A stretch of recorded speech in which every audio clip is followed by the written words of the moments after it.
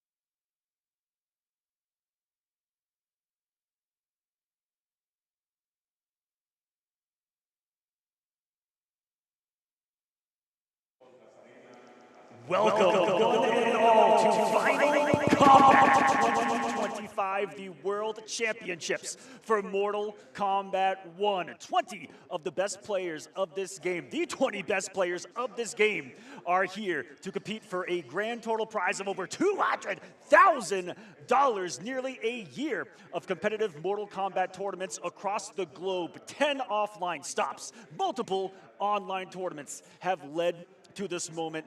Everyone, welcome. This is the grand finale of competitive Mortal Kombat here in the heart of Mexico City. Welcome, I am Mr. Aquaman. And my name is Tento, and welcome to Final Kombat. This is going to be the group stage. We're going to be closing out to find out who our champion will be. Now, to let you guys know, group stage is going to be filled up with a round robin of 4 groups. The top 2 people make it out, and then those 8 players from today will move on to tomorrow, where we will crown our champion. We started off this pro tour in Mexico, and guess what? We get to end it in Mexico City on this weekend. It's been a great season this whole season, Aqua, and I cannot believe that we actually get to share this moment together. It's been great working with you this entire season, but man, we got some hungry contestants in this first group, in this Group A.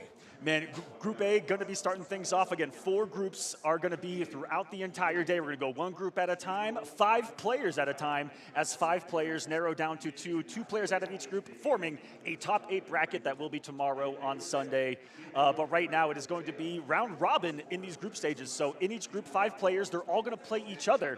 Top 2 records are going to make it out. If 2 players were to tie, there are tiebreakers that do come into play, such as head-to-head and I believe individual games won. Yes. So every single game today is going to matter. And if you guys are joining us worldwide right now on multiple platforms, thank you so much for being here. We cannot be honored, excited, and every other word in between to be here with you guys, to be bringing you this action. This is the competitive Mortal Kombat 1. This is fighting games, baby. Competitive video games. Welcome. It is super exciting. In this very first group, we're going to have the likes of the best player on planet Earth. It's Sonic Fox, but we're going to send you to the stage real quick. We're going to get started with the host. What's going on, Hector? Look at him.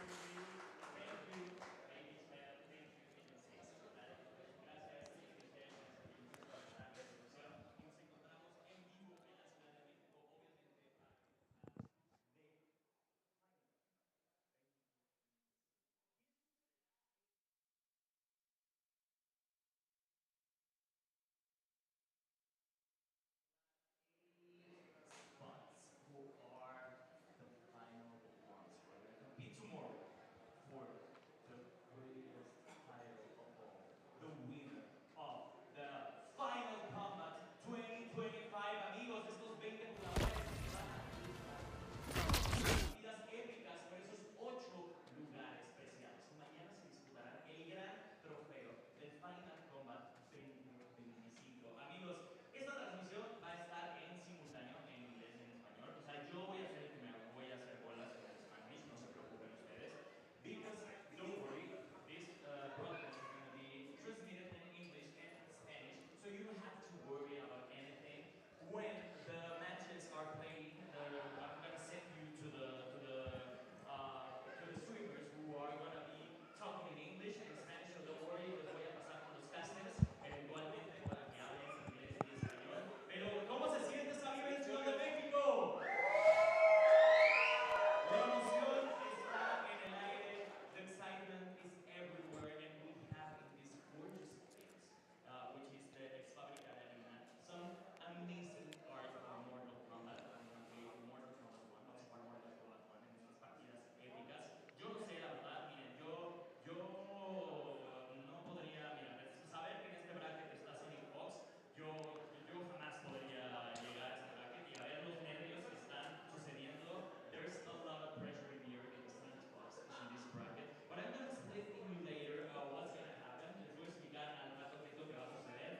Primero, quisiera presentar a alguien que creo que no necesita presentación, pero I'm gonna introduce someone who doesn't need any introduction. So, everyone's ready for our special guest. Todo el mundo está listo para nuestro invitado especial. Tenemos a nada más y nada menos que al hijo de Mortal Kombat, Ed Boon! Ed Boon, please come on stage because we are really excited to have you here. Estamos muy emocionados de tenerte aquí. He said, no, don't you money. Ed, how are you? Very good. Very happy to be here. Está muy emocionado de estar aquí. Ed, I know it's not your first time in Mexico City. Sé que no es tu primera vez en Ciudad de México, but how do you feel to be back? Oh, I love it. Siempre me encanta visitar México. No necesité hacer ningún tipo de traducción. Ed, now this tournament, it's been for 9 months. We've been excited to know and to get to know these 20 players who are right now fighting for that sweet apex spots. What can we expect out of this tournament? Well, what I'm so excited about is there's so many new faces and there's so many returning faces, and just the combination of those two. I really do want to congratulate the players just for all the time they put into the game and all the travel that they've done. It's really been an exciting time, and they've really represented the game great. Ed quiere felicitar obviamente a todos los jugadores y agradecerles por el esfuerzo no solamente de jugar este increíble videojuego, sino también de viajar hasta acá, de prepararse y sobre todo lo que más le emociona es ver nuevas caras que aparecen cada vez más en los torneos. Ed, just one last question before we start our matches for today. Something that you can say to the audience that are watching on the stream for preparing them for what we're gonna watch tonight.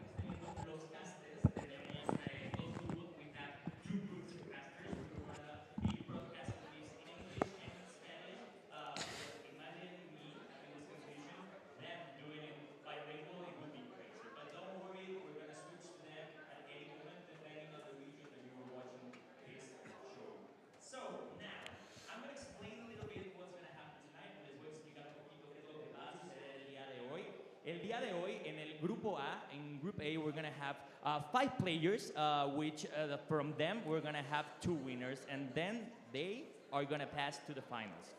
It's that easy. Vamos a tener a 5 jugadores en el bracket A que van a pasar 2 de ellos a esa gran final el día de mañana. Y para eso, según yo tengo entendido, tenemos un videíto preparado para ustedes. Así que si están listos por allá, me encantaría que fuéramos al video o esa es la imagen que ya tenemos para presentar quiénes el día de hoy van a competir. Lo podemos ver ahí, tenemos a Sonic Fox. ¡Yeah! Un aplauso para Sonic Fox. Snake Doe, Gurr, Ana Bananas, one, and FGC Boy. Así que vamos a darles un fuerte aplauso. Let's give a huge applause for Group A. Who's your favorite? ¿Quién es su favorito? Allí nos pueden estar comentando en las redes de Warner. Y si lo están viendo en HBO, pues nada más grítenle a su pantalla. Guys, I'm gonna introduce right now to the casters who are gonna be. Les voy a introducir a los casters quienes el día de hoy van a estar comentándoles absolutamente todas las partidas. Who are gonna be exciting you with all their narration during the matches. So, en español, como no hace falta introducirlos de nuevo, ya ellos me introdujeron a mí, vamos a tener a Lady Ishel y a Beyoncé. Y también en inglés vamos a tener a Mr. Aquaman y Tento. Así que, ¿qué les parece si los dejamos con ellos para que comencemos esta primera partida? ¡Uy, qué emoción! How exciting that is. So I'm gonna leave you with them for this first match. So, see you in a while.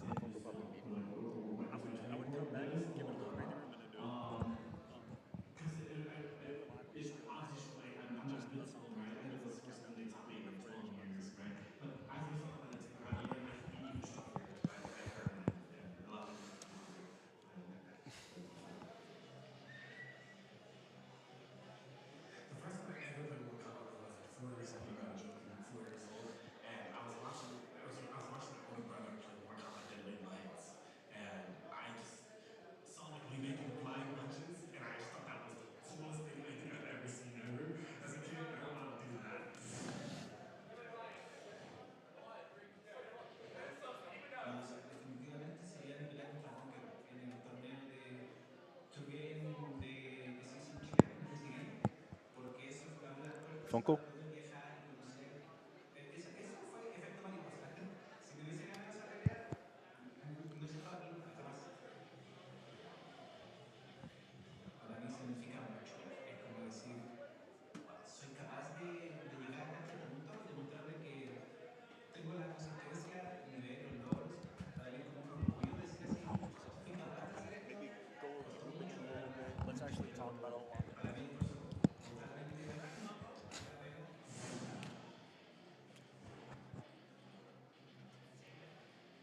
I think one of them was definitely when I fought Scorpion Pots for Eagle. And that match meant like so much to me because I grew up in Evo and I was dreaming of getting the top 8 being on the stage. And I always go so short of it. And it always feels like a dream when I play, but then when I play Scorpion Fox down to the last decision, and when I realized that I won that top 8 Evo medal, And then I was just we'll talk about the group a little bit, and then we'll segue into Funko. how far I've come from over the years. I think that was one of the moments that just stands out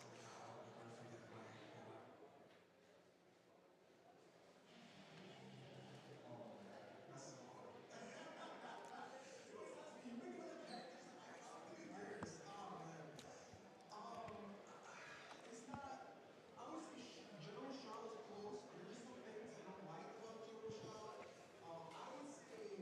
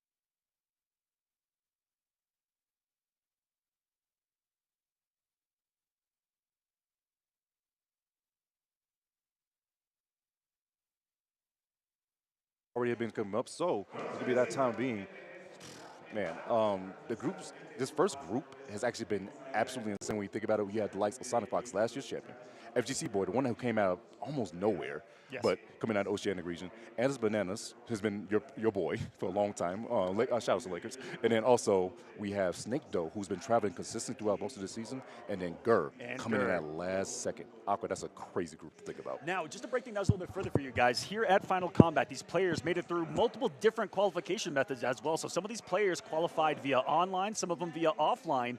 Offline, having to travel consistently, get a lot of points, each event worth a certain amount of points. And online, each region getting an online one chance at getting into Final Combat through their region in an online factor. And guess what? FGC Boy winning the Oceanic region, which is Australia, New Zealand. He represents New Zealand out of there. Anna's Bananas winning his region as well. EU West, I believe. East? West. Connie's West, so it's East. East.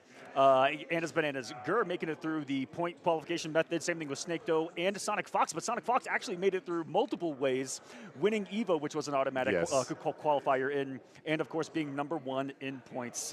This is Group A. Sonic Fox at the top, the #1 seed of this entire thing.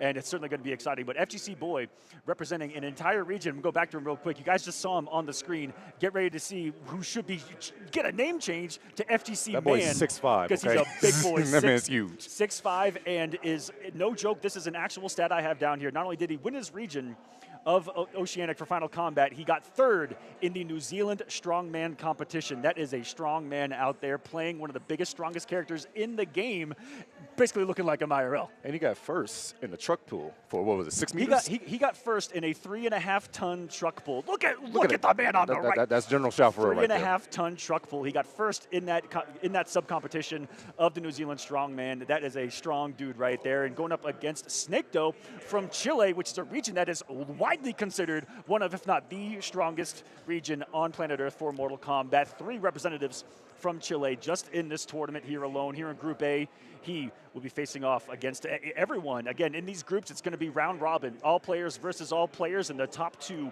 will make it out. These games are going to be best 3 out of 5, so first to 3 games secures you a victory here in Mortal Kombat. The game, Mortal Kombat 1. Oh, it's getting hype out there, baby. It is. I'm hearing the hype in the crowd. It's actually been real good. If you guys do not know, FGC Boy, he's going to be on the left. Snake Doe is going to be on the right. FGC Boy's crew that's with him from all the way from Australia, they've been getting hype every single time for that man. Yeah, he's got some of the most support here. The entire crew coming out here from Australia to support their man here on the biggest stage imaginable. And you'll see later in the groups as well, all the other winners of all those sub-regions and those who qualified via points, which, again, 10 events offline across the globe. There was, I believe, 3 in Europe, 4 in America, and then 3 elsewhere out in Latin America, throughout South America and Mexico here. This is actually where it all began for the pro competition here for Mortal Kombat 1 in 2025. We began in Mexico City. We are ending here in Mexico City. And guess what, ladies and gentlemen? Welcome. Mortal Kombat has begun. This is what I like to see. Group A is going to be starting off with FGC Boy versus Snake Doe. All right, remember, guys, first to 3 all the way through. Everyone is going to play at least every person in this group at least once. Whoever has the 2 best workers, make it out. And we start off with some early low pokes. And guess what? Goes for the roll, but unfortunately, 2 rocks is going to catch him in the back of the head. He's going to get pushed to the corner, Aqua. Can't escape that whatsoever. And guys, if you're new to this game, welcome. This is Mortal Kombat 1. If you're used to just 2 characters versus each other, this game a little bit different in that you have access to a second character's assist, and that is going to be your cameo. So you see Havoc here paired with Chameleon, General Shao paired with Sector, and already those Sector rockets coming into play for FGC Boy, and that's going to be a problem once they are activated. Now, while he's on cooldown, you'll see that the sub-characters in the top left and the top right, those little circle meters around them are going to dictate if they're usable or not. So Sector fully recharged now. He's going to have access to him here as these boys are swinging back and forth, dead even. Under 30% health for both. They're the first health bar, tries to swing with a massive down 2 minutes to miss. Snake Doe's got him cornered. Oh my God, the Axe going to miss, but wait a second, the Axe going to hit the mark this time around. He spins the double rocket to try to get a full combo, but 3 bars on Snake Doe's side. If you have 3 bars at the bottom of your screen, that means you can get out of the combo, but unfortunately, there's a huge misinput right there for Snake Doe, and that is a punishable low, and FGC Boy all over to take that first round. Perfect Ender 2 puts Snake Doe back to the corner here, and that's when you start to bully, but the immediate crutch to go under the high from Snake Doe. Going to return to sender. Full conversion with the Chameleon as well, and we rarely see this man actually pair the Chameleon with this Havoc. We'll see the Movado and a couple of other, but he's been feeling it here at Final Combat with this character. What's up, Dust around? Wait a second, he gets a shimmy right there, but unfortunately, there's a little bit of a trade. Calls the rocket, but guess what? If you do end up hitting the cameo just a tad bit earlier than they come out, then you can do damage to them and put them in lockout. And as you can see at the top left of the screen, as Aqua was talking about, that circle, if it's not lit up, that means you cannot use your cameo yet. And if your cameo is on cooldown, you also lose access to your breaker as well. Cameo, really the key to Mortal Kombat 1 and almost everything that you do, offensively, defensively. Himself right here, going walking down a little bit more, but he gets projectiles going out. He goes for the low, catches his man fully committed. No commitment issues whatsoever with him, and we see the down two cancel. And because he has Sector, a different version of his fatal blow, that will combo. And is this gonna kill? Oh, this is gonna kill for sure. Is this game one to FGC Boy? 1-0. 5 punches damage right there, as Aqua was just explained. Cataclysmic damage from that man. If you hit an uppercut in this version of the game and it counts as a counter hit or a punish, and you have 2 bars there, you can actually spend it to make sure that they cannot break the next hit. That was a mechanic they added in the middle of the game. Again, that classic, that's the Mortal Kombat right there. The Toasty. down two, the uppercut, the toasty. And here you can get access to a combo. Should it get a counter hit, and should you have 2 bars of meter and the execution to back it up. But guess what? Boy, has certainly got it here to get started. I love that he's setting that up. He's actually doing that string, which is punishable on purpose, to try to get Snake Doe to press and punish with the rockets. But Snake Doe using his armor on a special move to go through those rockets. And that's one thing Havoc has in particular, is that he has a move with multiple hits of armor to be able to go through multiple hits. And well, some of the crazy situations like that here in the game gets caught by the big axe of General Shao, and Axe, a stance character in this game, where he can put the axe on the ground and gains access to a new set of moves, normal moves and special moves on top of that. And you'll see the axe go back to his hand, and then he goes back to axe mode. Boy, he's going out the glade once more, trying to lock this man down. FGC Boy has been put in a prison. Someone call HR, he's getting harassed. I don't know if they have HR in Outworld Central, I'm not gonna lie to you. The general guy Rocket's coming in hot. Overhead this time, and Boy's got him cornered. He's not gonna restand with the Sector Rocket. Yes, the flamethrower. He's gonna force a break. Now no resources for Snake Doe, cannot get hit, just a regular throw. A punch to the head. But back to mid-screen you go, but Sector has come back just a little bit, and there's a rocket out. Eats the 1-2 off the jump, and FGC Boy bringing that one back from the proverbial grave. Snake Doe actually being disrespectful right there, trying to disrespect that man as he came for the jump in and got jailed. Beautiful comeback for FGC Boy. And guess what? Since he's spending those 3 bars, he has almost no resources going to this next round. FGC Boy has the momentum right now to possibly go up 2-0. Trying to walk this man down slowly but surely, but guess what? This man Havoc is throwing up so much stuff on the screen that he has to dodge. Well, you guys know in the crowd too that cameos do change your health values. That's why you see the health values on top of the screen. Slightly different. Chameleon taking away 50 health from that boy Havoc. And some characters themselves having a different base health value as well, so really coming into play. Extra 50 health, we'll see towards the end of rounds if that's going to come into play. It's definitely saved a lot of people so far in the runs. Goes for armor, but what's what? FGC Boy committed to that cancel, and he actually spent the ball when he did it. Goes another glaive, jumps out of it just to avoid some chip damage. Nice flawless block. And Chameleon, one of the most unique cameos in the game. Chameleon, really 3 cameos in one. You'll see it rotate between blue, pink, and green there in the top right. Now has access to Katana moves. Now that she's pink, having access to Melina moves. And then when she turns green, you get the classic Jade stuff. But oh no, we've already seen a comeback before. Does FGC Boy got another one? Where are you gonna go? But because he got hit, avoided the rockets this time. This is used for Snake Doe. Snake Doe gets switch too and gonna get the knockdown. Beautiful stuff by Snake Doe, staying composed, trying to let this not get to him. He needs to tie this up 1-1. Going down 2-0 and trying to run it back 3 games straight is definitely a detriment. Oh, because you got the Melina, the throw's gonna restand here. No knockdown state to try to force a wake up. Yes. Boy, locked in the corner. Can he escape? Eats another throw as well. Because it's Jade this time, there's a little bit more damage. 130. Staggering. Where are you going? There's no escaping this corner. No fly zone out here for you, this man, General Shao. Oh, he got the hit on the background on that man. Sector, but unfortunately, he just came out swinging once again. Snake Doe doesn't care. He just keeps swinging. All gas right now from Snake Doe. Can he close it out? All resources in his favor as well. Still has cameo. Still has 3 bars of meter. 3 sticks of butter down there to cook with. Oh, it's going to hurt him B if he does. Finds a hit, throws out another rocket, goes for down 4. Guess what? It's still there. Gets another throw. 45 seconds left on the clock. It's still enough for FGC Boy to work with, but he goes for fatal. Man. Gonna send a rocket here. Maybe trying to force a mind game, because if you think about it, Havoc has an option to just roll underneath that rocket, but what if he doesn't do the rocket and does the regular fatal blow and blows it up? I think that was just a pure mind game from FGC Boy to try to rob this man here in game number 2, but that's not gonna happen. Snake Doe striking back. Uno here in game number 1. 1-1 is now the score. Now let you guys know how this works when it comes to the character selection. If you lose, you are allowed to switch characters and cameo. But you can't stay with the same team if you want to, as both of these boys do. Just so you guys, as we get further and further in mind, there's going to be people that change characters after they lose if they feel like they need to change up their game plan. And of course, you're going to get grabbed right here for a combo. No, he decides not to use Katana Lift. Another throw. And this is the restand because Molina was active. And it's so plus on hit right there, which means it's still Havoc's turn after that throw. Really unique thing about him, and actually breaks the throw on the attempt from FGC Boy. Playing keep away. No one wants to be near the big boy, Papa Shao, right now. Cooking up a mean odor of General Shao's chicken. Interrupts with a down one. Going for the grab setup again, but those double rockets, there's no escaping it. Where are you rolling to? And that's going to be a big pickup off the stand, too. Axe down. 3 bars on side Snake, though, decides to hold him, but guess what? He came up swinging again. FGC Boy, your meaties are looking vegan. I'm going to need you to lock in. Second time he went for a very similar thing on offense right there. Snake, though, is so quickly at adapting to his opponent, and he has been throughout the entirety of the Pro Cup. Tries to wake up with a Bolita. No, so he went for the down 2 cancel right there, but unfortunately, because the rocket hit first, it did not count as a punish counter, so he could not spin the 2 bars. I like the idea, but unfortunately, it did not work, and this purple glow means that he cannot get hit by a projectile. Another down 2, but no 2 bars. Goes for throw, gets the shimmy instead. He gets the low, it's going to be safe. Goes for another down poke. The trade, can he get the conversion? He breaks. Forces the break. Oh my goodness, we're down to 1 hit each, and it's going to be the Sector from downtown, teleporting to close out the round. So many options available. That Sector gives Shao. Normally, when you're fighting this big man, you're not too worried about him full screen. Sector says, no, you forgot about his backup. The telepunch coming in handy right there. FGC Boy lays down another rocket. Rocket's there, so this means Snakedo's going to back up. So little surely going to start his zoning game once again. We got to change the Chameleon with the J Glaive. Is he going to throw it? There it is. Goes forward and back, so you have to respect both of the hits on that. Gets a throw. This is huge. He's going to send the rocket. Time to dance, and he actually punishes that wake up down 4 from Snake. He actually tried to interrupt him, thinking that Boy was going to go for a knockdown setup right there. Denied, and this is all Boy. The pickup off of the cancel as well. If you see him activate that little red stance, it means he's going to stay in the axeless form of General Shao. Plus frames right there. For a little bit longer.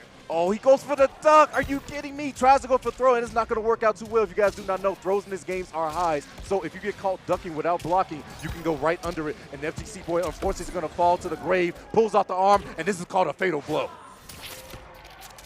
Every character has them, and you only have access to this when you're actually under 30% health. And you'll see the use of it right below the left and the right of the health bars, right underneath where they get low on health. It'll actually say fatal blow. That's when they have it to be able to use. And your health does depend on if you get to that under 30% or not. If you have more HP, you actually need to get hit a little bit more. And once you use a fatal blow, it is gone for the rest of the time. So now this boy Snake, though, does not have access to fatal blow anymore. Has no access to rockets either, no meter. Right now, FGC Boy, a very expensive sequence right there. Snake gets a throw. A little more damage on this one. Still got him. It's really threatening with the corner right now. The keep away, just chipping away at the health of General Shao. Even when you block things here in Mortal Kombat, you lose a little bit of health, and there are mechanics around it. Say you're down to 1 HP, your meter can actually save you in these last hit moments. As long as you have meter, you can take at least up to 1 hit. We'll see if it comes into play. But boy, a big turnaround. Gonna go for a restand as well. Goes for the overhead once more, but it's denied. And the, cancels. And the thing about General Shao is he's a completely different character when that axe is on the ground. The buttons, he becomes a bully, Tento. And a bully indeed. Going for the sweet spot. This going back up. He's waiting for you to whip anything. If you whip any normal, that's going to be a fatal blow rocket you got to hold. But good stuff. He puts up the purple stuff so it goes through. And he does it again. You cannot use fatal blow in this point in time. No projectile hits the person when they're glowing that purple stuff. Activating that classic Jade move, that denial of projectiles while it's active. The glow. Oh, he got him with the stand too, but the rocket actually messed up his combo. He was supposed to be his homie, Tento. What happened? That's going to convert into the projectile. Snake, though, taking a very scary game number 3 here, going up 2-1. We got ourselves a battle to begin Final Combat. When your friend turns into your enemy, the rocket unfortunately making the combo That's supposed drop. to be your boy. That's supposed to be my homie. The rocket's supposed to be on my side. No Houston. Not like this. Damn it.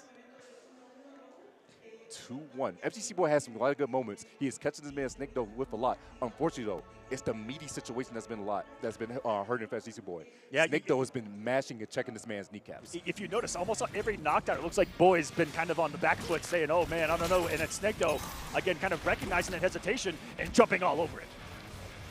Oh, thought he was going to get a whip on us right there, but he gets a shimmy instead. The 1-2 coming in handy. The rock is there to punish. No, the armor was still active afterwards. Oh my goodness, if you guys see a little white glow emanate out of a character, that means that armor was active and they absorbed the hit. They still take damage, but they don't go through the hit stun. We're going through hit stun right now is Snake though, because he's not blocking. Oh, could get the anti-air, tried it. But now Snake though running away, doesn't have to do anything. Gets the axe down, this is huge, but you know, that very negative is that Axemay puts it down and Snake though all over it. No cameo to back it up, keep you safe. Goes for the throw. Back throw at that. Breaks the neck, tosses him backwards. Still a lively FGC Boy, but Snake though, he's on the verge. He's pushing him closer and closer to the corner. He can force something out here. Ooh, almost got him with the down 3 right there, but the stand 2 will definitely do it. The thing about General Shao, when he has the axes, he's got a little bit more range than the axeless form. One of the most range in the game. Got the side switch as well. And another round for Boy. Can he send us to a game 5 to get started? Once more, this is first 2-3, everyone. Once you get the 3 games, you win the set. And now here's the big thing about this too. Since this set is going to go longer and longer, because if it goes to game 5, whoever wins this might be in slight trouble. If you force a game 5 situation, you don't win in a 3-0 and 3-1, this hurts your game differential that might come into factor later on. Yes. He's called jumping. jumping! My goodness, he hit a home run, but he actually didn't get the full conversion. Still some plus frames in the corner. Immediate side switch from Snake though. Risk in hindsight, letting the low rip. Nice Starts to wake up. blocks. Beautiful flawless block. If you block anything in this game, oh man, it's the exact frames are escaping within 6 frames, 5 frames, 3 frames. I thought it was that low. 3 frames, you can actually flawless block things and change the frame data and get punishes that actually weren't there before. Catches the back dash with 3 bars. Snake though still staying alive, but guess what? He says keep the axe down. Throws up another rock, he has to deal with it. He caught the back dash, and guess what that means? FGC Boy, all the way from Oceanic, New Zealand, is forcing a game 5 against one of Chilean best. I love that he hasn't let up from trying to take some of the big risks that we've seen that are high risk, high reward stuff. When you put out a back 2 from General Shao, it's so slow, but it's going to be very plus if they block it. If it hits, you send them to the moon. Oh man, send them to the moon, he shall. Right now, going back to characters like Snake though, looking like he might change the cameo. We know Snake though for the Havoc, he's always been running the Havoc for pretty much the entirety of the Pro Tour. And he has been one of the most traveled players throughout the entirety of the Pro competition as well, going to so many of the stops. He began here in Mexico, went to CEO in Florida as well, went to Dominican Republic for Blink Respawn, went to Las Vegas for Evo as well, Went and to went to the very last one there in Birmingham to get his spot here. He needed to dominate, and he got 3rd, got and earned his spot here in Final Kombat, and did it in a grinding fashion, going to so many stops. Averaging top 8 in almost every single event too, just the 9th at Evo outside of that. And here we are, ladies and gentlemen, to begin Final Kombat like I dreamed about in a game 5 situation. Boy, off to a big start, watches the wake up whip. No, saw the big whip right there, but not get a whip punish. Unfortunate right there, send it back full screen. Snake though decides just to take his time at the character select, not going to switch characters, and just stick it out with the Chameleon. Goes for the teleport, not going to get too much off of it. Good block from that boy Snake though. Gonna armor through the rocket, very smart. Anything else would have been interrupted by the rocket, possibly giving FGC Boy a combo. He swings back, gets a hit. Back to the corner you go. Still axeless, activated it, but just gets armored through. Snake though. That armored move does a lot of damage as well, leaving us up. We're both in fatal blow territory. What can happen? Since the sweep early. Plus frames up top, plus frames, stand 1's out of the wake up. And because of the Chameleon, that stand 1 did so much damage. Yes, it did right there. Wake ups in this game are somewhat invincible, semi-invincible. But however, if you time it correctly, as FGC Boy did, you can actually blow it up. It gets the low. Oh my FGC goodness. Boy, he's mixing. Gets the reset because there's 3 bars. That's the breaker, and he wants to reset him again. FGC Boy is just on the hunt right now. Oh, gets a huge throw right now, scores a knockdown. Wait a second, Snake though is in trouble. That's gonna be a rocket coming in. Can't get the conversion, but guess what? Once in blocking on wake up once again. Aqua one more guess for him. The jump in, but the projectile saved him. Snake though, life on the line right now. Back to the literal wall. He finally finds some escape, some reprieve from the pressure of the big boy, General Shao. We see Snake though do some insane comebacks. Can he do Wow. another thing out of the Magic Rabbit right now? Going for the zoning instead, throws out the glaive. 50 seconds left on the clock, plenty of time to work with, but you gotta make something happen now. He scores a hit. In hindsight, such a smart move to actually back off on the hit advantage right there. Patience right now from Snake though. Pressure is on, he's got fatal blow. 2 rockets, he waits him out. Axe is down, very scary situation to be in. Any hit right now. And you don't want to get close to that axe either, because one command grab and you're gone. He challenged it. He actually had the stones, the cojones to challenge that. And it's going to get the round. Final round here at Final Kombat. Final round, final game between these dudes. This man, Snake though, scores a big haymaker and now beats this man face in. And General Shao is going to be down, but he's going to get right back up. Big thing to note, because he used Fatal Blow. Remember, it is not active anymore for Snake though, but FGC Boy still has a full sector and a Fatal Blow in his back pocket, so he need to be big win punish. by God, starting off with a haymaker. Big damage, 344. Rocket's coming in. He's going to punish that. He's going to punch it through it twice in a row. This is so much damage on the screen. Got his axe back as well in a beautiful fashion, forcing the break from Snake though. His back is to the wall again. Goes for the 1-2, but guess what? The neutral duck gonna wake up. Snake though, you don't block? Are you kidding me? He doesn't block, bro. This man Snake's back to the wall. He's doing some incredible things. Look at the patience now from him. He's able to turn it up at a flip of a switch, it feels like. Just trying to harass right now. Nickel and dime the health bar of Boy. He's got some pressure and he's waiting for that Jade Glaive to kind of give him a little bit of a safety net on the approach. Going in once again as a rocket is gonna get hit towards out of that. He's trying to walk him down, but guess what? He's back dashing so well. He has, don't you dare. He's gonna use it. No, he goes for arm and he gets blown up. He can't die from this, but the next situation is gonna be terrible. Oh my God. The first massive risk from Boy and it could cost my God! And from Snake now, bringing this all the way back. This man was down multiple times in this match, but never out. Ladies and gentlemen, Snake though, wow. From Chile, like we said, this man came up clutch. He needed the points after he got 9th at EVO in Vegas, and he said, okay, I need to go to UK.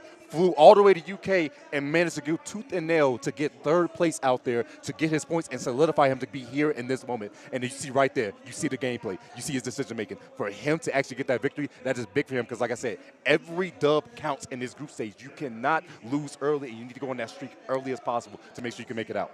Multiple times though, Boy was right there, and you saw it. And everyone doesn't really have Boy on their radar. You should. After warming up with a couple of players yesterday at the Last Chance qualifier, everyone's starting to kind of see that this man means business. And, you know, winning a region just against his own players, we haven't seen him play any of these players before. That's kind of the beauty of this man in this bracket, is some of these guys haven't competed offline. They haven't played even in some of the onlines because of just, you know, massive ranges between them. You're talking about Australia all the way to Europe, all the way to the Americas. Man, New Zealand, very difficult online. So to see him perform against the world's best already at that level, this is going to be one heck of a group. Indeed, indeed. Like I said, everyone's going to play each other at least once. We're going to get our next matches underway real soon. But hey, nonetheless, we appreciate you guys so much for tuning in. Thank you guys so much for being here. If you guys can hear our voices, thank you so much for being here for some competitive Mortal Kombat. Oh, these Zoom in cameras, I wasn't ready for this. I didn't know what that's, that's locked in on you. Take it away. I was like, hold on. You want to speak to the people real quick? I can. Guys, a little thing I like to play with the chat. If you guys can, if you're in a Twitch chat or YouTube chat, please tell me where you're from and what time is it. I love to see how worldwide we have gone since we are on HBO, TikTok, Twitch, and the YouTube side of things. Please let us know where you're coming from and how you guys are doing today. Like we said, group stage is going to be going on all today. We start off at all ABC order, A, B, C, and D, all the way through. And then, like I said, the top 2 people from each group gets to make it to top 8 tomorrow. And something that I don't think has been said on this broadcast so far has actually been who is in the entirety of Final Kombat here. All 20 players, I'll break it down for you top to bottom. Here in Group A, Sonic Fox, Snake Doe, Gurr, Anna's Bananas, FGC Boy. In Group B, after this, going to be Canamani, Lavender Rain, Online Kale, Tekken Master, and Broph. A lot of storylines that I'm sure we'll get to talk to about later on. In Group C, Nicolas, Rewind, MK Javier, Zeus, and Tweety. In Group D, Faisal, Video Games Yo, Scorpion Prox, Shuletta, and the winner of LCQ last night, Axstar. There was one chance to qualify for this event, and it was yesterday here in Mexico City. Everyone that showed up had a chance to get here in a last chance qualifier. Axstar, all the way from Europe, getting the victory with the Reiko. We'll see him in action a little bit later on. Congratulations to that man. So many regions, so many countries. The worldwide competitive Mortal Kombat is fully represented here today. That's what I like to see. But oh my goodness, this is one of those things that breaks our hearts. These are 2 players that we know and love, but unfortunately, man, oh my goodness. It's going to be Gurr versus Anna Bananas. This is going to be one of those ones where we actually, we know both these boys for a very long time. Anna Bananas has been always watching of the North America region, stays up because he's all the way out there in, what is he, Greece?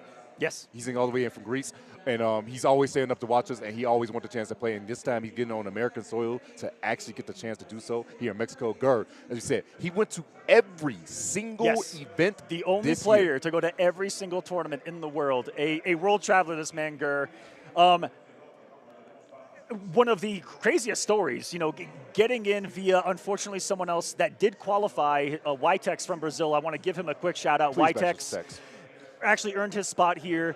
massive shouts to him, but was unable to actually make it here to Mexico City. And Gur taking his spot all the way from New York, taking a place, and one of the fan favorites. A lot of people excited just to see Gur still able to make it, but Gur was that just outside of the range initially. Now here playing for the World Mortal Kombat Championships. Beautiful stuff to Gur right there. Like I said, big shouts to Brazil. Also, by the way, Tex did an amazing job out there in Brazil game show, but like I said, unfortunately, due to reasons, he was not able to make it, so Gur was able to take that spot, and Gur looking like he's going to be locked in and ready to go against Anna Bananas, who's running the Havoc, this time with the Striker instead of Chameleon, as we saw Snake do, and Gur has been all the way through this entire season. The whole thing. Only Geras Motaro. I believe Anna's changing up cameo a little bit, but I do believe Gur might be one of, if not the only ones, to just use one character and one cameo throughout the entirety of this entire thing. We'll see if he's going to make a change here at some point, but looks like he's coming out with that Geras and Motaro. This is the Time Lord of Mortal Kombat. He's going to be able to reverse time out of combos as long as he has a full hourglass in the bottom left and a bar of meter. He actually is a literal Time Lord of the game, and that's how the game plan works. We're going to see sand clones as well. And a beast of a character. You guys have already seen Havoc? Havoc, the Chaos Realm Lord. With the second big damage right here. He has full clock locked and loaded. Can't get too much of a pickup right there, but that tail is going to be plus on block, meaning if it's plus on block, that means the person can actually move before the other opponent. And guess what that means? Gur killed him even before the time ran out. If you guys do not know, Geras is basically the keeper of time in this game, and he has the ability to freeze and actually just stop anyone in their tracks when that hourglass down there is full with the snap of his fingers. Striker locking him up from full screen, though. Going to be a big thing for Geras to have on the back of his mind, as not only Geras, but Gur in particular has a very particular game plan that's usually a very keep-away game plan. Don't come near me. I'm going to force you to try to make some mistakes. And Striker going to be checking him from a distance, but Gur are playing kind of aggressively here to get started. Try to keep Anna's on his toes. Unfortunately, committed to the command grab. If you're not blocking, it's not going to work. Unfortunately, Anna's actually dropping the combo, but Gur, is he going to reround time? No, he's going to hold his damage instead.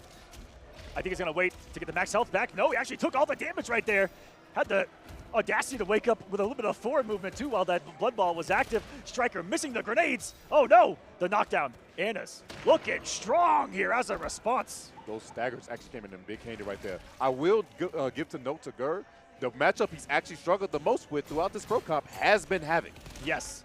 Not to talk about the future, but there is a matchup in this group that it's crazy how it matched up, because Gur has fought a lot of Havoc and a lot of against another player in this group that happens to play the character in Snecto earlier. Crazy record, but you know what? All that cannot matter here. This is where it all comes into play. Gets him with a sweep.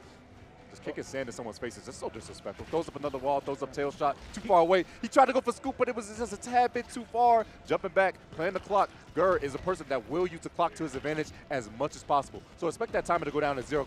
He used Motaro Reflect! Oh my goodness! That man's insane! Are you kidding me? Never in my years have I seen someone do something so crazy right there. The cleanest counter to Striker I have ever seen on the frame. He's going to block this fatal blow, and that will, oh no, punish. No. Not secure the fate of Anna's Bananas. He just needs one more. He's fighting. He will get fatal blow back here in about 5 seconds. Gets the hit, rewinds time. Says that never happened. Eats an overhit as well. And Gur surviving a game number 1 right there. I didn't even know you could do that. That was so big. It's like the knowledge for That you to was- realize that is insane work. If you guys do not know, Motaro I also don't has have to- the brain to comprehend how big of a brain you need to have Man. in order to do that, Tento. Don't even put the face on the camera because his brain's too big, bro. It's going to fail the entire thing. If you guys do not know, Motaro has this thing where he can call a reflect. Basically, he puts up that red shield, and any projectile you shoot at him goes back. Because Striker is shooting bullets at you, he shot all the bullets back at Those Anna are Banana in that moment. projectiles. Man. Motaro is such a Noble Steve. a beast of a cameo. Can reflect projectiles. He can actually cancel everything into a teleport as well, which is how you see Gur, sustain such safety in his mix-ups and pressure, and is able to do tail shots that are very advantageous on block, which means it's going to continue to be Gur's turn when you block those Motaro shots. It's a low as well, so kind of a mix-up, and they go pretty far, so a good zoning tool as well. Definitely sees a little frustration coming out of Anna Banana trying to chase this man down. There's something about chasing down a milk dud across the screen that's really irritating to this man. I can tell. Absolutely. Goes to the tombstone. Look at that. Straight into the plus frames. Just, again, chip really does matter. Look at health bars and how much people block. You can see substantial amounts of health disappear. Look out for Bananas, but actually gets the hit. Doesn't respect the frames after the tail shot.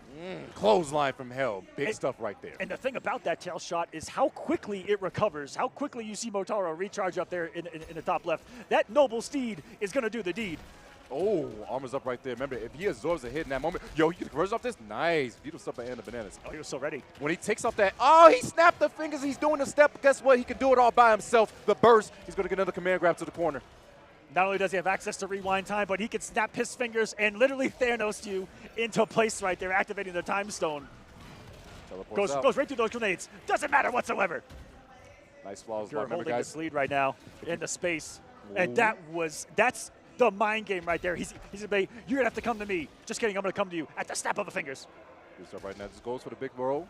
Whip him right there. He's gonna get hit by the grenades, but it's still good. Throws up another wall.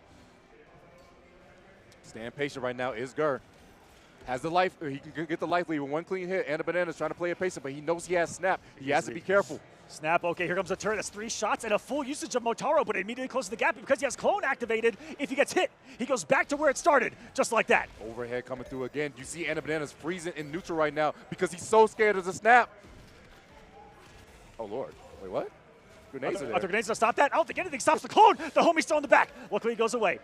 Snap! Snaps him, and just like that, if you just decide to let go of block and move and breathe, Tento, if you breathe wrong, you are susceptible to that snap of the fingers. Like I said, guys, he has 2 options. We haven't seen rewind time we've seen rewind time a lot, but like I said, the other option is the snap of that fingers. Like I said, anytime he has that full hourglass down to the bottom of the screen with at least 1 bar, that boy, as you can see right here on the screen, will snap. And if you're not blocking, you will freeze in place, and he will teleport behind you, and he can do whatever he wants for 3 seconds. Gur looking pretty locked in up there. Anna's having to make some adjustments here early on. That was one thing, and think about this matchup before coming here in the final combat. I said this may be the toughest one for Anna's, purely based on play style. Gur is the epitome of if you're aggressive, if you're impatient, he burns you. Yes. He literally does. Oh. And Anna's a very foot on the gas mentality, I should say. Mm-hmm. And you can see the frustration coming out for this man. He's like, I really got to chase this man down the entire time. He's just going to teleport out. Gear's sitting there humbly. You got to come to me. Big hit. Nice falls back and avoiding that chip. And I meant to mention that about flawless block earlier as well. If you flawless block something for multiple seconds, no chip damage whatsoever. You got a nice little safety net.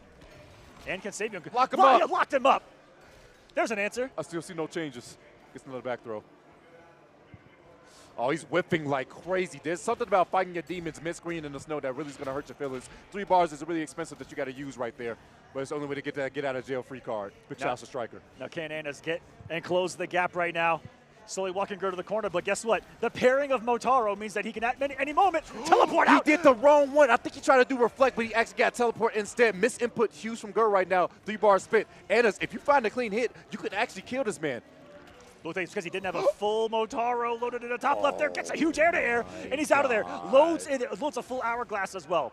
Once those resources. You got to chase. And good luck trying to chase this man down. Anna's Bananas have been chasing Gur this entire time, but Gur says, no, sirree, Bob. Good luck with that. 1 more round needed, and he takes a clean 3 over Anna Bananas. That was 3 seconds from a classic Gur round 2 of almost time expiring against you as well. He's using time in the match and everywhere against you. Oh, you snap. You thought she was more advanced for? You think I'm scared of a projectile coming towards me? No. I simply adapt. Now, if he just does his hourglass load without any meter, it's going to load 1 of 3 charges. You need 3 charges of that hourglass to have access to it. But if he spends meter, which is what you've seen a lot, he'll get the full hourglass immediately. Gunshots coming through, but you rewind. It doesn't matter. All that work for nothing. Good back. He's back in full screen. He's not coming towards you, bro. I'm going to keep it a buck. Good luck trying to chase him down again. You got to chase. Oh, perfect jump over that, too. Oh, And the sand tombstone from the ground, anti-airing this man. Everything going in Gur's favor right now. Another solid hit. But as long as he builds that bar of meter, is he going to reverse time? No. Saving it. Second time that we've seen that. For when it matters most. Use the bar for armor instead. And gets a huge conversion. This might be it. This is over. Gur in a dominating 3-0. Taking his first game here at Final Combat, going up early in Group A. And his Bananas after that one feeling, he's like, man, this is getting serious. That beautiful crowd. Thank you to everyone, not only who's watching here at home, but to you guys in the crowd as well. Shout out to the staff. Those guys in the front right there were actually the staff members that helped out with LCQ yesterday. Big shout out to them. It's a lot of stuff that goes on behind the scenes that people do not know about that are actually and insane people that do hard work. And those guys up front definitely did some insane work at LCQ. Big shouts to them. And you guys just saw the beautiful Final Combat venue right here, the massive mural back there. This is part of the Warner Play experience. There's actually a little bit more than Mortal Kombat here going on. They have an entire Hogwarts IRL experience. They built an entire Hogwarts town in the back of this venue that you can walk through, get some Hogsmeade. It's incredible. It's insane. They got brooms. They got an entire room dedicated to Mortal Kombat. MKX is over there. MK11. Me and Tento played some MKX when we walked into the venue. We didn't even look at the venue. We just saw MKX. We saw MKX and we ran to it as quick as we could. Like flies to a flame. We just like, oh word. We just dropped everything and started playing. They had to come and get us. Like, guys, we need to protect us real quick. But hey, you know, it's Mortal Kombat. A lot of us are passionate about Mortal Kombat. Definitely. I know you guys are too. It's a very big IP out there in the world. And here in Mortal Kombat 1, you are going to see a little bit different variations of the characters that you're probably very used to, like General Shao right there. Not General Shao in any other game. Shao Kahn here, just a different timeline, changing things up completely. But still some of the classics that you'll see in the likes of Scorpion, Sub-Zero, things like that. We'll see if we get to see him here on stage. We're going to get a lot of crazy stuff here on stage. I think our next contestant might be up. Could be the champ himself. Could be Sonic Fox trying to go for the two-peat. All right, the repeat here underway. All in due time, we will find out. But like I said, if you guys do not know, Sonic Fox, 8-time EVO champion. 8-time EVO champion. EVO is the world championship for all fighting games in Vegas. It's been happening for an eternity. It feels like about 30 years EVO has been going down. And yeah, second most championships for anyone in history, right? Yep, right behind Justin Wong. Right behind Justin Wong. So Sonic Fox, number 2 on the all-time leader for EVO championships. Back in 2014, won their first for Injustice 1. Injustice Gods Among Us, which is made by the makers of Mortal Kombat. It is their DC fighting game back there in 2014. In 2015 and 2016, all back-to-back, winning both of the EVO championships for MKX. Won Dragon Ball FighterZ. Sonic's one of the best fighting game players of all time in multiple games. Won it in 2019 for MK11. Won it for Skullgirls as well, and has won both for this game, Mortal Kombat 1. And that's just to get started. Sonic Fox, on top of that, Tento, which is disgusting for me to say, has never, ever lost an NRS World Championship. 4 times. Has won both of the Injustice World Tours. Has won both of the Mortal Kombat World Tours that took place before this, back in MK11 and last year in Mortal Kombat 1. There's not much more to be said other than this is the GOAT of Mortal Kombat when it comes to competition. Has also won, he won every single one of some of the biggest online series that existed, those ESL Pro Leagues back in the day for MKX. Won all 3 of them. Won most of the massive invitationals that ever took place, Summit of Time. Which is just insane. Fatal 8 as well. One of the biggest tournaments that took place there in MKX and in MK11. Sonic, time and time again. Champion, champion, champion. Will Sonic add to that accolade here this weekend? Time will tell, but certainly coming in as the favorite. Number 1 seed coming into this. And he's going against New Zealand's strongest strongman. FGC Boy coming back up on deck. Now, as we already saw, FGC Boy already lost his first match, meaning it's really bad to lose 2 matches in a row. He needs to actually take this against Sonic Fox, truthfully. But that is a tall order, like we said. 4-time NRS champion, 8-time EVO champion, last year Final Combat winner. It's going to be tough to go against that. But the up block, real clutch coming out of this boy FGC Boy. And that boy Sonic Fox has a lot of experience against Shao. But the rocket, the duck, are you kidding? Oh my God. Sonic Fox, I think, was watching that match versus Snake, though, because he challenged the overhead immediately. He said that's been a little bit of a problem for Boy. Got to tighten that up to stop people from waking up disrespectfully against the pressure of Shao. And one mistake is all it takes against Cyrax. Going to set down bombs, drain your meter as well, and set up another thing for you to play with here in the form of multiple bombs on the ground into the launching overhead. Beautiful stuff right here from Sonic Fox. Going to be able to close it out with a couple more bombs and gain a little bit more meter. If you guys wonder what Cyrax does, let me explain real quick. She has this usage of bombs where she can pretty much set it up where if you get hit in a launch state. All of them. You can set up all of them. You can set up a close one, you can set up a mid one, you can set up a far one. And then on top of that, with Madame Bo can set up some crazy scenarios where she can get either a strike or a throw that leads to a bomb that can be detrimental to your health. And right now, getting a casual FGC Boy immediately breaking does not want to see. Is that a punish? It sure is. That close in. Boy, gonna get put into another knockdown situation. Again, bombs on the ground.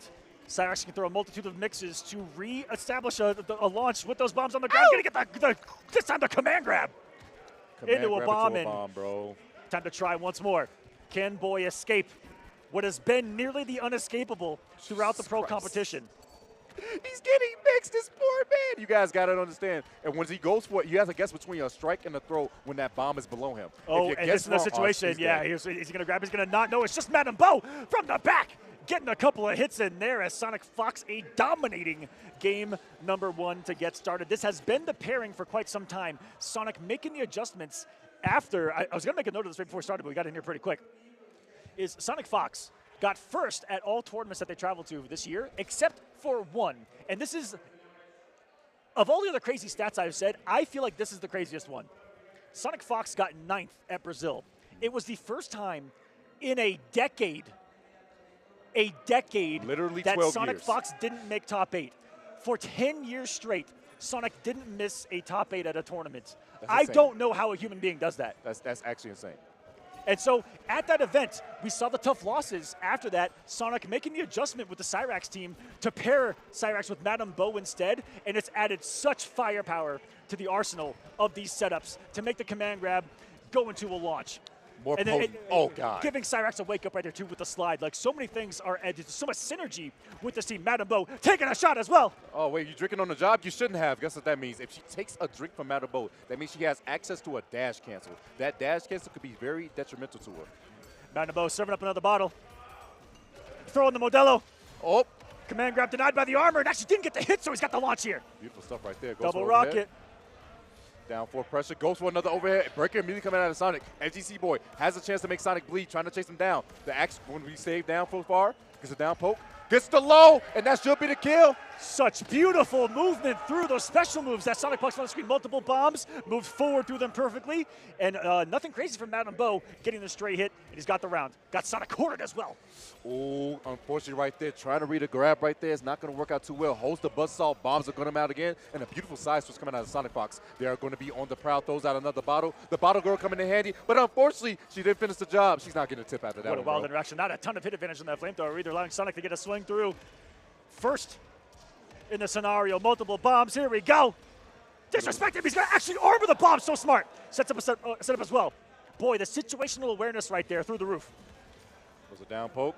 Chase him down on the back dash, gets the overhead. Scores a knockdown. Sonic almost got 3 bars. Got to be careful with. Now, here in fighting games, for those that don't know, while you're blocking it in Mortal Kombat, blocking is a button. Oh! And the fatal. Madam Bo got hit. That's a lockout. He's not And that's gonna going to be a kill. Hold on a second. That's going to be the kill. FGC Boy getting the game on the board against Sonic Fox, showing that gods do bleed.